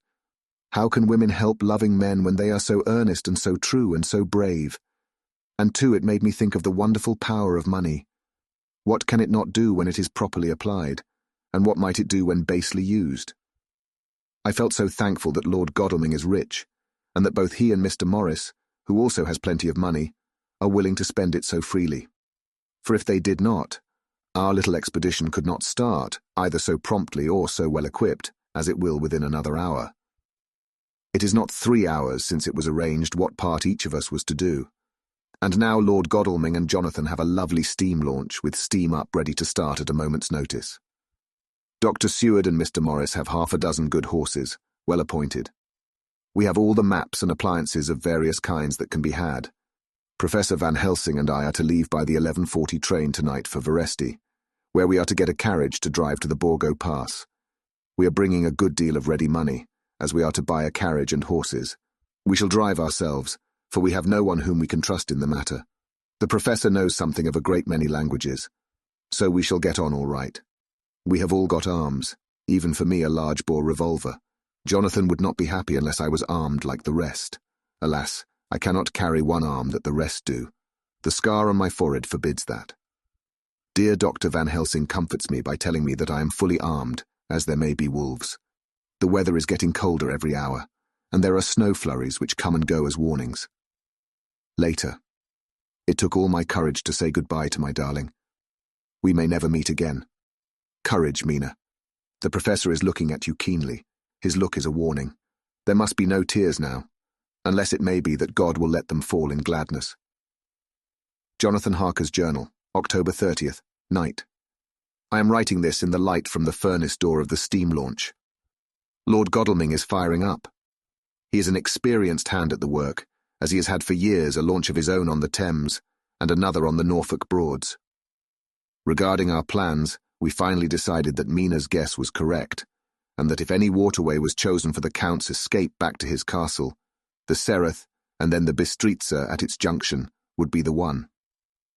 We took it that somewhere about the 47th degree north latitude would be the place chosen for the crossing the country between the river and the Carpathians. We have no fear in running at good speed up the river at night. There is plenty of water, and the banks are wide enough apart to make steaming even in the dark easy enough. Lord Godalming tells me to sleep for a while, as it is enough for the present for one to be on watch. But I cannot sleep. How can I with the terrible danger hanging over my darling, and her going out into that awful place? My only comfort is that we are in the hands of God. Only for that faith, it would be easier to die than to live, and so be quit of all the trouble. Mr. Morris and Dr. Seward were off on their long ride before we started. They are to keep up the right bank, far enough off to get on higher lands where they can see a good stretch of river and avoid the following of its curves. They have, for the first stages, 2 men to ride and lead their spare horses, 4 in all, so as not to excite curiosity. When they dismiss the men, which shall be shortly, they shall themselves look after the horses. It may be necessary for us to join forces. If so, they can mount our whole party. One of the saddles has a movable horn, and can be easily adapted for Mina if required. It is a wild adventure we are on. Here, as we're rushing along through the darkness, with the cold from the river seeming to rise up and strike us, with all the mysterious voices of the night around us. It all comes home. We seem to be drifting into unknown places and unknown ways, into a whole world of dark and dreadful things. Godalming is shutting the furnace door. 31 October. Still hurrying along. The day has come, and Godalming is sleeping. I am on watch. The morning is bitterly cold. The furnace heat is grateful, though we have heavy fur coats. As yet we have passed only a few open boats, but none of them had on board any box or package of anything like the size of the one we seek. The men were scared every time we turned our electric lamp on them, and fell on their knees and prayed. The 1st of November evening. No news all day. We have found nothing of the kind we seek. We have now passed into the Bistritza, and if we are wrong in our surmise, our chance is gone. We have overhauled every boat, big and little. Early this morning, one crew took us for a government boat and treated us accordingly. We saw in this a way of smoothing matters, so at Fundu, where the Bistritza runs into the Sereth, we got a Romanian flag which we now fly conspicuously. With every boat which we have overhauled since then, this trick has succeeded. We have had every deference shown to us, and not once any objection to whatever we chose to ask or do. Some of the Slovaks tell us that a big boat passed them, going at more than usual speed as she had a double crew on board. This was before they came to Fundu, so they could not tell us whether the boat turned into the Bistritza or continued on up the Sereth. At Fundu we could not hear of any such boat, so she must have passed there in the night. I'm feeling very sleepy. The cold is perhaps beginning to tell upon me, and nature must have rest some time. Godalming insists that he shall keep the first watch. God bless him for all his goodness to poor dear Mina and me. The 2nd of November, morning. It is broad daylight. That good fellow would not wake me. He says it would have been a sin to, for I slept peacefully and was forgetting my trouble. It seems brutally selfish to me to have slept so long, and let him watch all night. But he was quite right. I am a new man this morning, and as I sit here and watch him sleeping, I can do all that is necessary both as to minding the engine, steering, and keeping watch. I can feel that my strength and energy are coming back to me. I wonder where Mina is now, and Van Helsing. They should have got to Veresti about noon on Wednesday. It would take them some time to get the carriage and horses, so if they had started and travelled hard, they would be about now at the Borgo Pass. God guide and help them. I am afraid to think what may happen. If we could only go faster. But we cannot, the engines are throbbing and doing their utmost. I wonder how Dr. Seward and Mr. Morris are getting on. There seem to be endless streams running down the mountains into this river, but as none of them are very large, at present at all events, though they are terrible doubtless in winter and when the snow melts, the horsemen may not have met much obstruction. I hope that before we get to Strasbourg we may see them, for if by that time we have not overtaken the Count, it may be necessary to take counsel together what to do next. Dr. Seward's diary. 2 November, 3 days on the road. No news, and no time to write it if there had been, for every moment is precious. We have had only the rest needful for the horses, but we are both bearing it wonderfully. Those adventurous days of ours are turning up useful. We must push on. We shall never feel happy till we get the launch in sight again. 3 November. We heard at Fundu that the launch had gone up the Bistritza. I wish it wasn't so cold. There are signs of snow coming, and if it falls heavy it will stop us. In such case we must get a sledge and go on, Russian fashion. 4 November. Today we heard of the launch having been detained by an accident when trying to force a way up the rapids. The Slovak boats get up all right by aid of a rope and steering with knowledge. Some went up only a few hours before. Godalming is an amateur fitter himself, and evidently it was he who put the launch in trim again.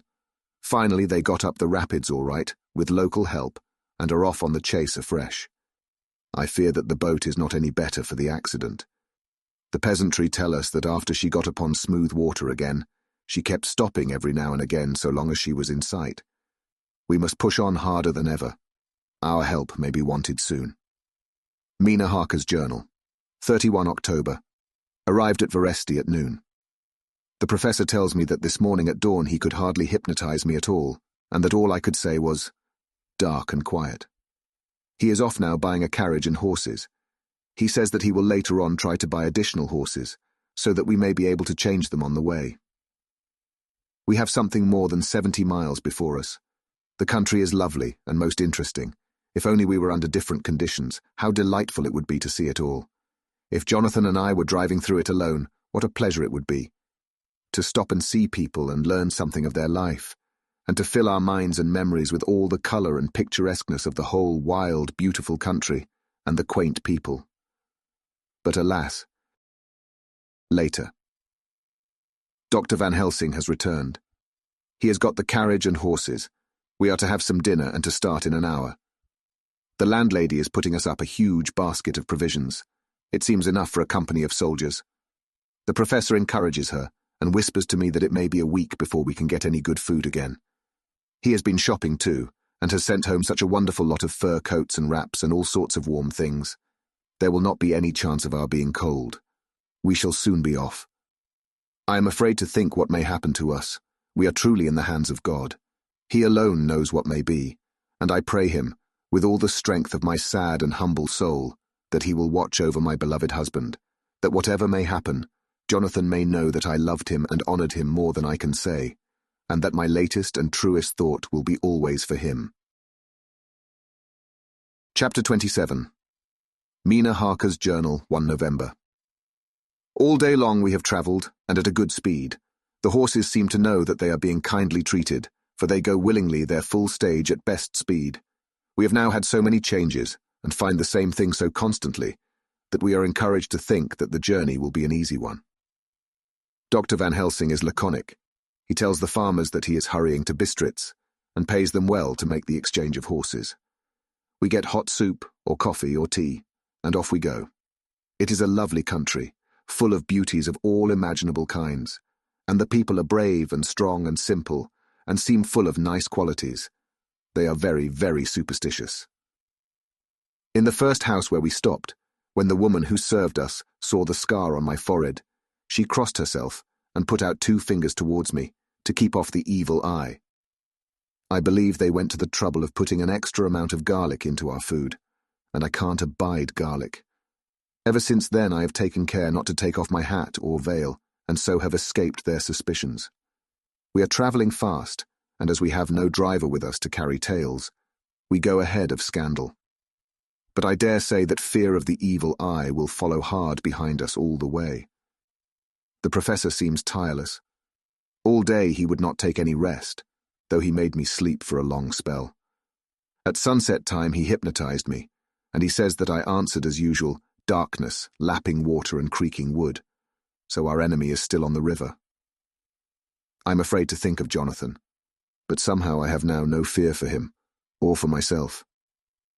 I write this whilst we wait in a farmhouse for the horses to be got ready. Dr. Van Helsing is sleeping, poor dear. He looks very tired and old and grey, but his mouth is set as firmly as a conqueror's.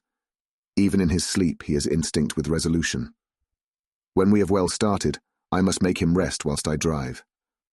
I shall tell him that we have days before us, and we must not break down when most of all his strength will be needed. All is ready. We are off shortly. The 2nd of November, morning. I was successful, and we took turns driving all night. Now the day is on us, bright though cold. There is a strange heaviness in the air. I say heaviness for want of a better word. I mean that it oppresses us both. It is very cold, and only our warm furs keep us comfortable. At dawn, Van Helsing hypnotized me. He says I answered, darkness, creaking wood and roaring water, so the river is changing as they ascend. I do hope that my darling will not run any chance of danger, more than need be, but we are in God's hands. The 2nd of November night. All day long driving. The country gets wilder as we go, and the great spurs of the Carpathians, which at Veresti seemed so far from us and so low on the horizon, now seem to gather round us and tower in front. We both seem in good spirits. I think we make an effort each to cheer the other. In the doing so, we cheer ourselves. Dr. Van Helsing says that by morning we shall reach the Borgo Pass. The houses are very few here now, and the professor says that the last horse we got will have to go on with us, as we may not be able to change. He got 2 in addition to the 2 we changed, so that now we have a rude 4 in hand. The dear horses are patient and good, and they give us no trouble. We are not worried with other travellers, and so even I can drive. We shall get to the pass in daylight. We do not want to arrive before, so we take it easy, and have each a long rest in turn. Oh, what will tomorrow bring to us? We go to seek the place where my poor darling suffered so much. God grant that we may be guided aright, and that he will deign to watch over my husband and those dear to us both, and who are in such deadly peril. As for me, I am not worthy in his sight. Alas, I am unclean to his eyes, and shall be until he may deign to let me stand forth in his sight as one of those who have not incurred his wrath. Memorandum by Abraham Van Helsing. 4 November. This to my old and true friend John Seward, Maryland, of Purfleet, London, in case I may not see him. It may explain. It is morning, and I write by a fire which all the night I have kept alive, Madam Mina aiding me. It is cold, cold, so cold that the grey, heavy sky is full of snow, which when it falls will settle for all winter as the ground is hardening to receive it. It seems to have affected Madam Mina. She has been so heavy of head all day that she was not like herself. She sleeps and sleeps and sleeps. She who is usual so alert, have done literally nothing all the day. She even have lost her appetite. She make no entry into her little diary, she who writes so faithful at every pause. Something whisper to me that all is not well. However, tonight she is more vif. Her long sleep all day have refresh and restore her, for now she is all sweet and bright as ever. At sunset I try to hypnotize her, but alas, with no effect. The power has grown less and less with each day, and tonight it failed me altogether. Well, God's will be done, whatever it may be, and whithersoever it may lead. Now to the historical, for as Madam Mina write not in her stenography, I must, in my cumbrous old fashion, that so each day of us may not go unrecorded. We got to the Borgo Pass just after sunrise yesterday morning. When I saw the signs of the dawn, I got ready for the hypnotism. We stopped our carriage, and got down so that there might be no disturbance. I made a couch with furs, and Madam Mina, lying down, yield herself as usual, but more slow and more short time than ever, to the hypnotic sleep. As before, came the answer, darkness and the swirling of water. Then she woke, bright and radiant, and we go on our way and soon reach the pass. At this time and place, she become all on fire with zeal. Some new guiding power be in her manifested, for she point to a road and say, "This is the way." "How know you it?" I ask. "Of course I know it," she answer, and with a pause add, "Have not my Jonathan travelled it and wrote of his travel?" At first I think somewhat strange, but soon I see that there be only one such by-road. It is used but little, and very different from the coach road from the Bukovina to Bistritz, which is more wide and hard, and more of use. So we came down this road. When we meet other ways, not always were we sure that they were roads at all, for they be neglect and light snow have fallen. The horses know, and they only. I give rein to them, and they go on so patient. By and by we find all the things which Jonathan have note in that wonderful diary of him. Then we go on for long, long hours and hours. At the first I tell Madam Mina to sleep. She try, and she succeed. She sleep all the time, till at the last I feel myself to suspicious grow, and attempt to wake her. But she sleep on, and I may not wake her though I try. I do not wish to try too hard, lest I harm her, for I know that she have suffer much, and sleep at times be all in all to her. I think I drowse myself, for all of sudden I feel guilt, as though I have done something. I find myself bolt up with the reins in my hand, and the good horses go along jog, jog, just as ever. I look down and find Madam Mina still sleep. It is now not far off sunset time, and over the snow the light of the sun flow in big yellow flood, so that we throw great long shadow on where the mountain rise so steep. For we are going up, and all is oh so wild and rocky as though it were the end of the world. Then I arouse Madam Mina. This time she wake with not much trouble, and then I try to put her to hypnotic sleep. But she sleep not, being as though I were not. Still I try, till all at once I find her and myself in dark.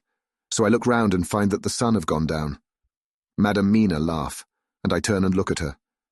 She is now quite awake, and looks so well as I never saw her since that night at Carfax when we first entered the Count's house. I'm amazed, and not at ease then, but she is so bright and tender and thoughtful for me that I forget all fear. I light a fire, for we have brought supply of wood with us, and she prepare food while I undo the horses and set them, tethered in shelter, to feed. Then when I return to the fire, she have my supper ready. I go to help her, but she smile and tell me that she have eat already, that she was so hungry that she would not wait. I like it not, and I have grave doubts, but I fear to affright her, and so I am silent of it. She help me, and I eat alone, and then we wrap in fur and lie beside the fire, and I tell her to sleep while I watch. But presently I forget all of watching, and when I sudden remember that I watch, I find her lying quiet but awake, and looking at me with so bright eyes. Once, twice more the same occur, and I get much sleep till before morning. When I wake, I try to hypnotize her. But alas, though she shut her eyes obedient, she may not sleep. The sun rise up and up and up, and then sleep come to her too late, but so heavy that she will not wake. I have to lift her up, and place her sleeping in the carriage when I have harnessed the horses and made all ready. Madam still sleep, and she look in her sleep more healthy and more redder than before. And I like it not. And I'm afraid. I am afraid of all things, even to think, but I must go on my way. The stake we play for is life and death, or more than these, and we must not flinch. The 5th of November morning. Let me be accurate in everything, for though you and I have seen some strange things together, you may at the first think that I, Van Helsing, am mad. That the many horrors and the so long strain on nerves has at the last turned my brain. All yesterday we travel, ever getting closer to the mountains and moving into a more and more wild and desert land. There are great frowning precipices and much falling water, and nature seemed to have held sometime her carnival. Madam Mina still sleep, and though I did have hunger and appeased it, I could not waken her, even for food. I began to fear that the fatal spell of the place was upon her, tainted as she is with that vampire baptism. Well, said I to myself, if it be that she sleep all the day, it shall also be that I do not sleep at night. As we travel on the rough road, for a road of an ancient and imperfect kind there was, I held down my head and slept. Again I waked with a sense of guilt and of time past, and found Madam Mina still sleeping, and the sun low down. But all was indeed changed. The frowning mountains seemed further away, and we were near the top of a steep rising hill, on summit of which was such a castle as Jonathan tell of in his diary. At once I exulted and feared, for now, for good or ill, the end was near. I woke Madam Mina, and again tried to hypnotize her, but alas, unavailing till too late. Then, ere the great dark came upon us, for even after down sun the heavens reflected the gone sun on the snow, and all was for a time in a great twilight. I took out the horses and fed them in what shelter I could. Then I make a fire, and near it I make Madam Mina, now awake and more charming than ever, sit comfortable amid her rugs. I got ready food, but she would not eat, simply saying that she had not hunger. I did not press her, knowing her unavailingness, but I myself eat, for I must needs now be strong for all. Then, with the fear on me of what might be, I drew a ring so big for her comfort, round where Madam Mina sat, and over the ring I passed some of the wafer, and I broke it fine so that all was well guarded. She sat still all the time, so still as one dead, and she grew whiter and ever whiter till the snow was not more pale, and no word she said. But when I drew near, she clung to me, and I could know that the poor soul shook her from head to feet with a tremor that was pain to feel. I said to her presently, when she had grown more quiet, "Will you not come over to the fire?" For I wished to make a test of what she could. She rose obedient, but when she had made a step, she stopped, and stood as one stricken. "Why not go on?" I asked. She shook her head, and coming back sat down in her place. Then, looking at me with open eyes, as of one waked from sleep, she said simply, "I cannot," and remained silent. I rejoiced, for I knew that what she could not, none of those that we dreaded could. Though there might be danger to her body, yet her soul was safe. Presently the horses began to scream, and tore at their tethers till I came to them and quieted them. When they did feel my hands on them, they whinnied low as in joy, and licked at my hands and were quiet for a time. Many times through the night did I come to them, till it arrived to the cold hour when all nature is at lowest, and every time my coming was with quiet of them. In the cold hour the fire began to die, and I was about stepping forth to replenish it, for now the snow came in flying sweeps, and with it a chill mist. Even in the dark, there was a light of some kind, as there ever is over snow, and it seemed as though the snow flurries and the wreaths of mist took shape as of women with trailing garments. All was in dead, grim silence, only that the horses whinnied and cowered, as if in terror of the worst. I began to fear, horrible fears. But then came to me the sense of safety in that ring wherein I stood. I began too to think that my imaginings were of the night, and the gloom, and the unrest that I have gone through, and all the terrible anxiety. It was as though my memories of all Jonathan's horrid experience were befooling me, for the snowflakes and the mist began to wheel and circle round, till I could get as though a shadowy glimpse of those women that would have kissed him. And then the horses cowered lower and lower, and moaned in terror as men do in pain. Even the madness of fright was not to them, so that they could break away. I feared for my dear Madam Mina when these weird figures drew near and circled round. I looked at her, but she sat calm and smiled at me. When I would have stepped to the fire to replenish it, she caught me and held me back, and whispered, like a voice that one hears in a dream, so low it was, "No, no, do not go without. Here you are safe." I turned to her, and looking in her eyes, said, "But you! It is for you that I fear." Whereat she laughed, a laugh low and unreal, and said, "Fear for me? Why fear for me? None safer in all the world from them than I am." And as I wondered at the meaning of her words, a puff of wind made the flame leap up, and I see the red scar on her forehead. Then, alas, I knew. Did I not, I would soon have learned, for the wheeling figures of mist and snow came closer, but keeping ever without the holy circle. Then they began to materialize till, if God have not taken away my reason, for I saw it through my eyes, there were before me in actual flesh the same 3 women that Jonathan saw in the room, when they would have kissed his throat. I knew the swaying round forms, the bright hard eyes, the white teeth, the ruddy colour, the voluptuous lips. They smiled ever at poor dear Madam Mina, and as their laugh came through the silence of the night, they twined their arms and pointed to her, and said in those so sweet, tingling tones that Jonathan said were of the intolerable sweetness of the water glasses, "Come, sister, come to us, come, come." In fear I turned to my poor Madam Mina, and my heart with gladness leapt like flame, for oh, the terror in her sweet eyes, the repulsion, the horror, told a story to my heart that was all of hope. God be thanked she was not yet of them. I seized some of the firewood which was by me, and holding out some of the wafer, advanced on them towards the fire. They drew back before me and laughed their low, horrid laugh. I fed the fire and feared them not, for I knew that we were safe within our protections. They could not approach me whilst so armed, nor Madam Mina whilst she remained within the ring, which she could not leave no more than they could enter. The horses had ceased to moan, and lay still on the ground. The snow fell on them softly, and they grew whiter. I knew that there was for the poor beasts no more of terror, and so we remained till the red of the dawn to fall through the snow gloom. I was desolate and afraid, and full of woe and terror. But when that beautiful sun began to climb the horizon, life was to me again. At the first coming of the dawn, the horrid figures melted in the whirling mist and snow. The wreaths of transparent gloom moved away towards the castle, and were lost. Instinctively, with the dawn coming, I turned to Madam Mina, intending to hypnotize her. But she lay in a deep and sudden sleep, from which I could not wake her. I tried to hypnotize through her sleep, but she made no response, none at all, and the day broke. I fear yet to stir. I have made my fire and have seen the horses. They are all dead. Today I have much to do here, and I keep waiting till the sun is up high, for there may be places where I must go, where that sunlight, though snow and mist obscure it, will be to me a safety.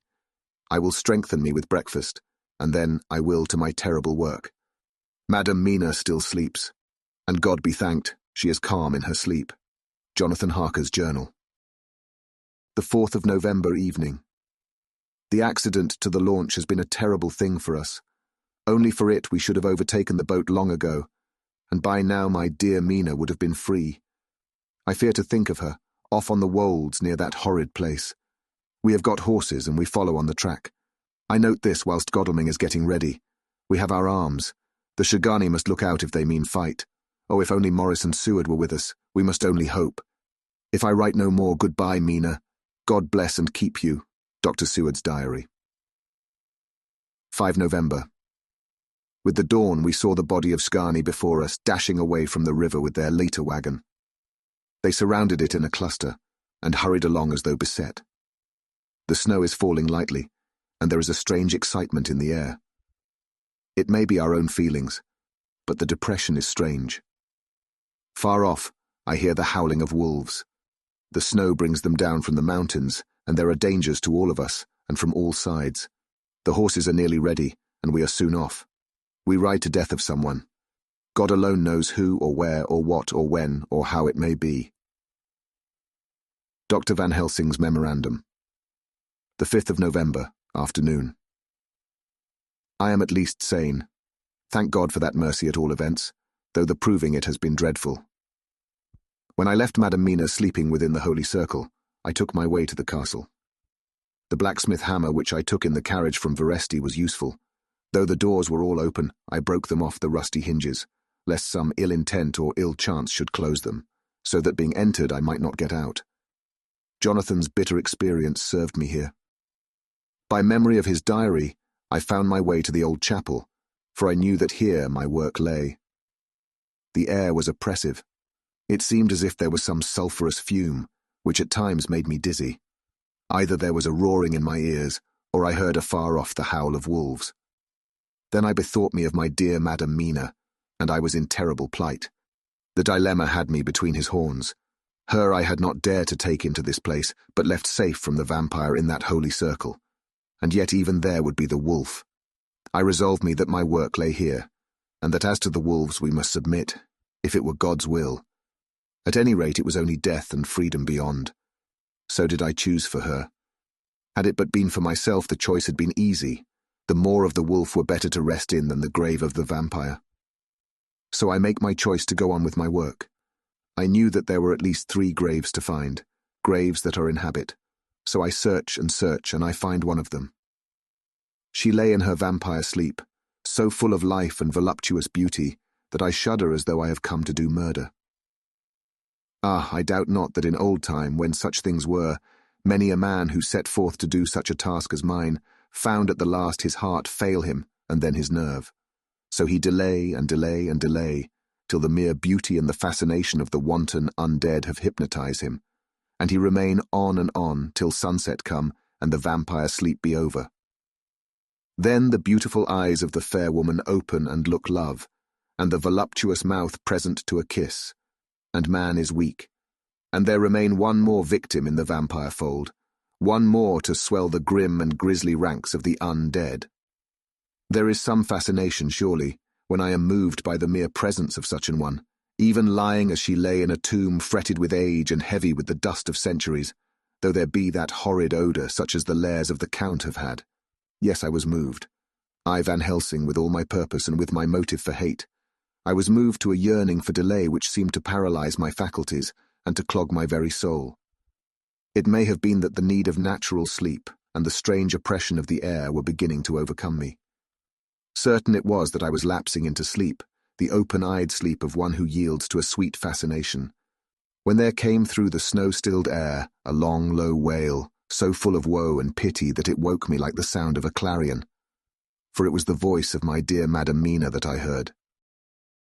Then I braced myself again to my horrid task, and found by wrenching away tomb-tops one other of the sisters, the other dark one. I dared not pause to look on her as I had on her sister, lest once more I should begin to be in thrall. But I go on searching until presently I find in a high great tomb, as if made to one much beloved, that other fair sister which, like Jonathan, I had seen to gather herself out of the atoms of the mist. She was so fair to look on, so radiantly beautiful, so exquisitely voluptuous, that the very instinct of man in me, which calls some of my sex to love and to protect one of hers, made my head whirl with new emotion. But God be thanked, that soul wail of my dear Madam Mina had not died out of my ears. And before the spell could be wrought further upon me, I had nerved myself to my wild work.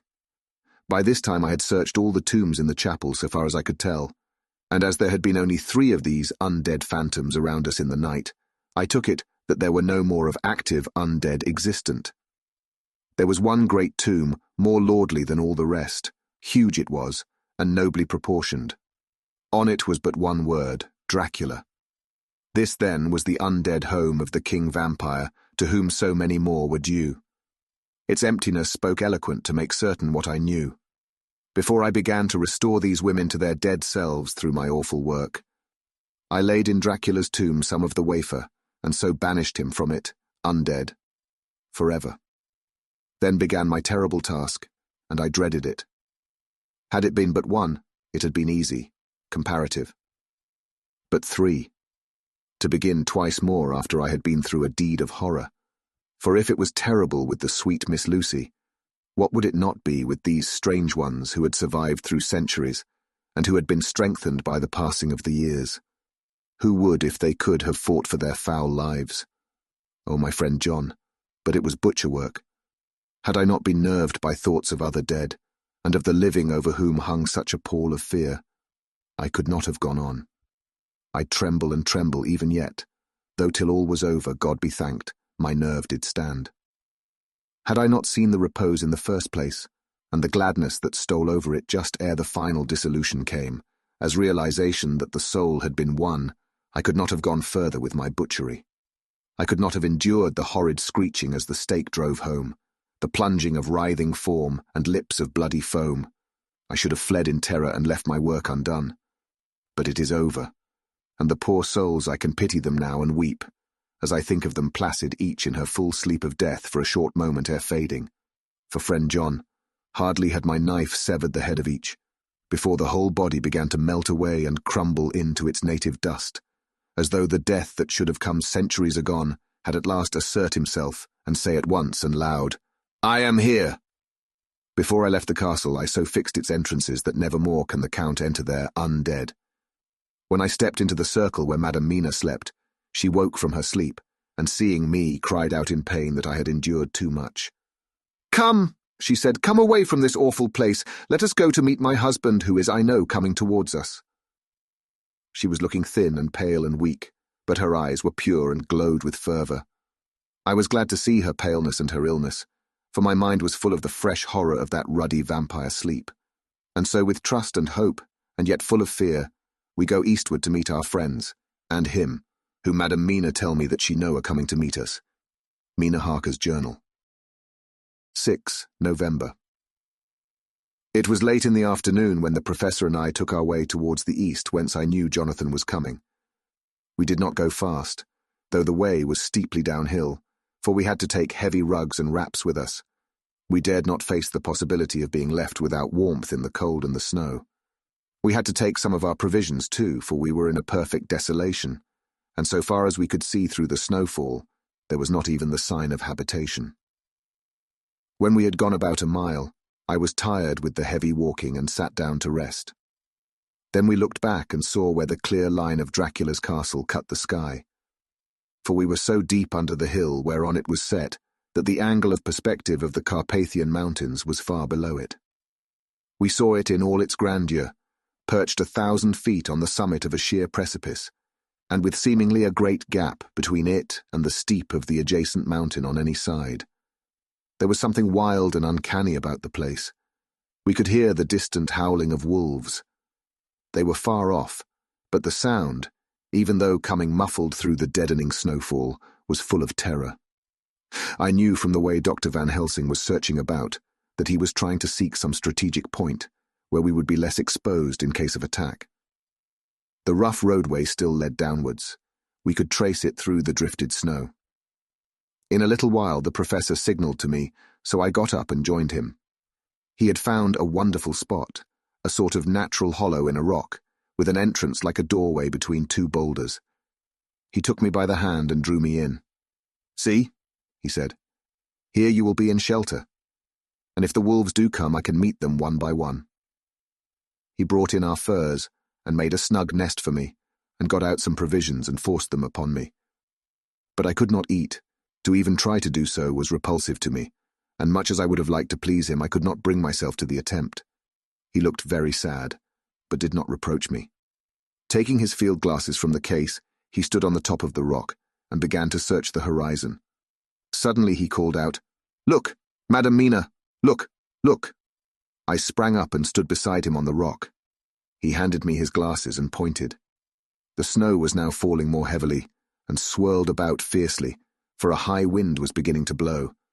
However, there were times when there were pauses between the snow flurries, and I could see a long way round. From the height where we were, it was possible to see a great distance, and far off, beyond the white waste of snow, I could see the river lying like a black ribbon in kinks and curls as it wound its way. Straight in front of us and not far off, in fact so near that I wondered we had not noticed before, came a group of mounted men hurrying along.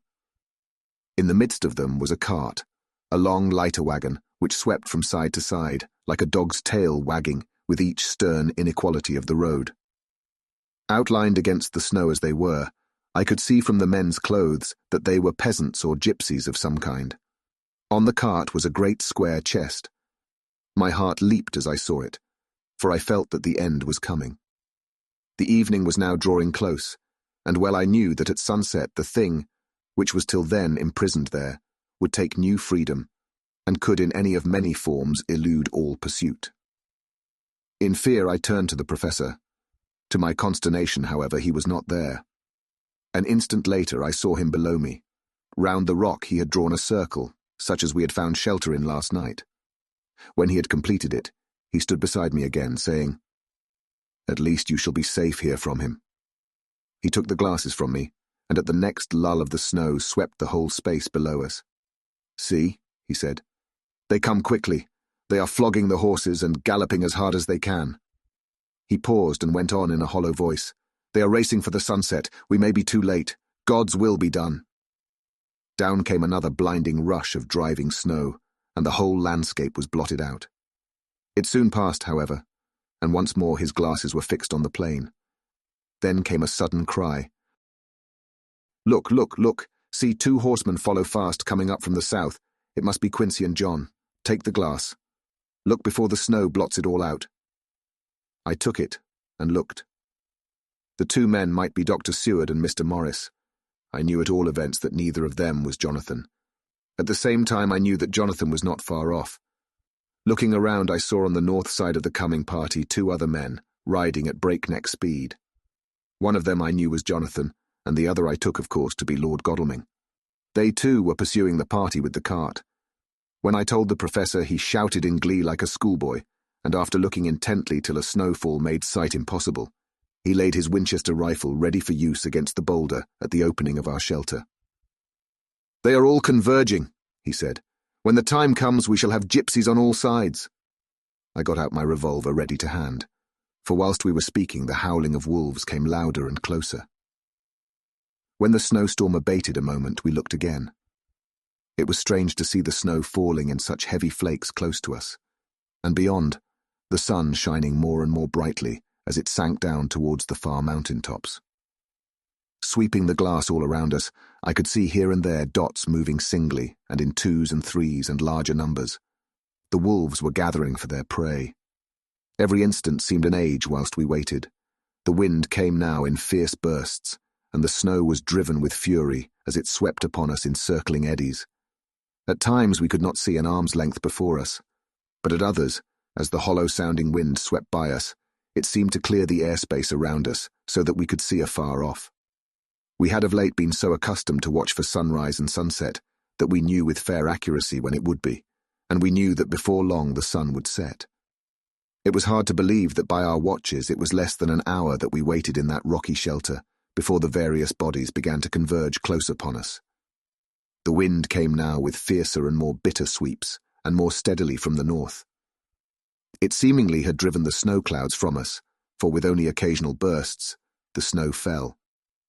We could distinguish clearly the individuals of each party, the pursued and the pursuers. Strangely enough, those pursued did not seem to realize, or at least to care, that they were pursued. They seemed, however, to hasten with redoubled speed as the sun dropped lower and lower on the mountain tops. Closer and closer they drew. The professor and I crouched down behind our rock and held our weapons ready. I could see that he was determined that they should not pass. One and all were quite unaware of our presence. All at once, two voices shouted out to "Halt!" One was my Jonathan's, raised in a high key of passion. The other, Mr. Morris's strong, resolute tone of quiet command. The gypsies may not have known the language, but there was no mistaking the tone, in whatever tongue the words were spoken. Instinctively, they reined in, and at the instant, Lord Godalming and Jonathan dashed up at one side, and Dr. Seward and Mr. Morris on the other. The leader of the gypsies, a splendid-looking fellow who sat his horse like a centaur, waved them back, and in a fierce voice gave to his companions some word to proceed. They lashed the horses, which sprang forward, but the four men raised their Winchester rifles, and in an unmistakable way commanded them to stop. At the same moment Dr. Van Helsing and I rose behind the rock and pointed our weapons at them. Seeing that they were surrounded, the men tightened their reins and drew up. The leader turned to them and gave a word at which every man of the gypsy party drew what weapon he carried, knife or pistol, and held himself in readiness to attack. Issue was joined in an instant. The leader, with a quick movement of his rein, threw his horse out in front, and pointing first to the sun, now close down on the hilltops, and then to the castle, said something which I did not understand. For answer, all four men of our party threw themselves from their horses and dashed towards the cart. I should have felt terrible fear at seeing Jonathan in such danger, but that the ardour of battle must have been upon me as well as the rest of them. I felt no fear, but only a wild, surging desire to do something. Seeing the quick movement of our parties, the leader of the gypsies gave a command. His men instantly formed round the cart in a sort of undisciplined endeavour, each one shouldering and pushing the other in his eagerness to carry out the order. In the midst of this, I could see that Jonathan on one side of the ring of men and Quincy on the other were forcing a way to the cart. It was evident that they were bent on finishing their task before the sun should set. Nothing seemed to stop, or even to hinder them. Neither the levelled weapons, nor the flashing knives of the gypsies in front, nor the howling of the wolves behind, appeared to even attract their attention. Jonathan's impetuosity, and the manifest singleness of his purpose, seemed to overawe those in front of him. Instinctively they cowered aside and let him pass. In an instant he had jumped upon the cart, and with a strength which seemed incredible, raised the great box and flung it over the wheel to the ground. In the meantime, Mr. Morris had had to use force to pass through his side of the ring of Shgarni. All the time I had been breathlessly watching Jonathan. I had, with the tail of my eye, seen him pressing desperately forward, and had seen the knives of the gypsies flash as he won a way through them, and they cut at him. He had parried with his great bowie knife, and at first I thought that he too had come through in safety. But as he sprang beside Jonathan, who had by now jumped from the cart, I could see that with his left hand he was clutching at his side, and that the blood was spurting through his fingers. He did not delay notwithstanding this, for as Jonathan, with desperate energy, attacked one end of the chest, attempting to prise off the lid with his great kukri knife, he attacked the other frantically with his bowie. Under the efforts of both men, the lid began to yield. The nails drew with a quick screeching sound, and the top of the box was thrown back. By this time the gypsies, seeing themselves covered by the Winchesters, and at the mercy of Lord Godalming and Dr. Seward, had given in and made no resistance. The sun was almost down on the mountain tops, and the shadows of the whole group fell long upon the snow. I saw the Count lying within the box upon the earth, some of which the rude falling from the cart had scattered over him. He was deathly pale, just like a waxen image, and the red eyes glared with the horrible vindictive look which I knew too well. As I looked, the eyes saw the sinking sun, and the look of hate in them turned to triumph. But on the instant came the sweep and flash of Jonathan's great knife. I shrieked as I saw it shear through the throat, whilst at the same moment Mr. Morris's bowie knife plunged into the heart. It was like a miracle. But before our very eyes, and almost in the drawing of a breath, the whole body crumbled into dust and passed from our sight. I shall be glad as long as I live that even in that moment of final dissolution there was in the face a look of peace, such as I never could have imagined might have rested there. The castle of Dracula now stood out against the red sky, and every stone of its broken battlements was articulated against the light of the setting sun. The gypsies, taking us as in some way the cause of the extraordinary disappearance of the dead man, turned, without a word, and rode away as if for their lives. Those who were unmounted jumped upon the litter wagon and shouted to the horsemen not to desert them. The wolves, which had withdrawn to a safe distance, followed in their wake, leaving us alone. Mr. Morris, who had sunk to the ground, leaned on his elbow, holding his hand pressed to his side. The blood still gushed through his fingers. I flew to him, for the holy circle did not now keep me back. So did the two doctors. Jonathan knelt behind him, and the wounded man laid back his head on his shoulder. With a sigh he took, with a feeble effort, my hand in that of his own, which was unstained. He must have seen the anguish of my heart in my face, for he smiled at me and said, "I am only too happy to have been of any service." "Oh God!" he cried suddenly, struggling up to a sitting posture and pointing to me. "It was worth for this to die. Look, look!"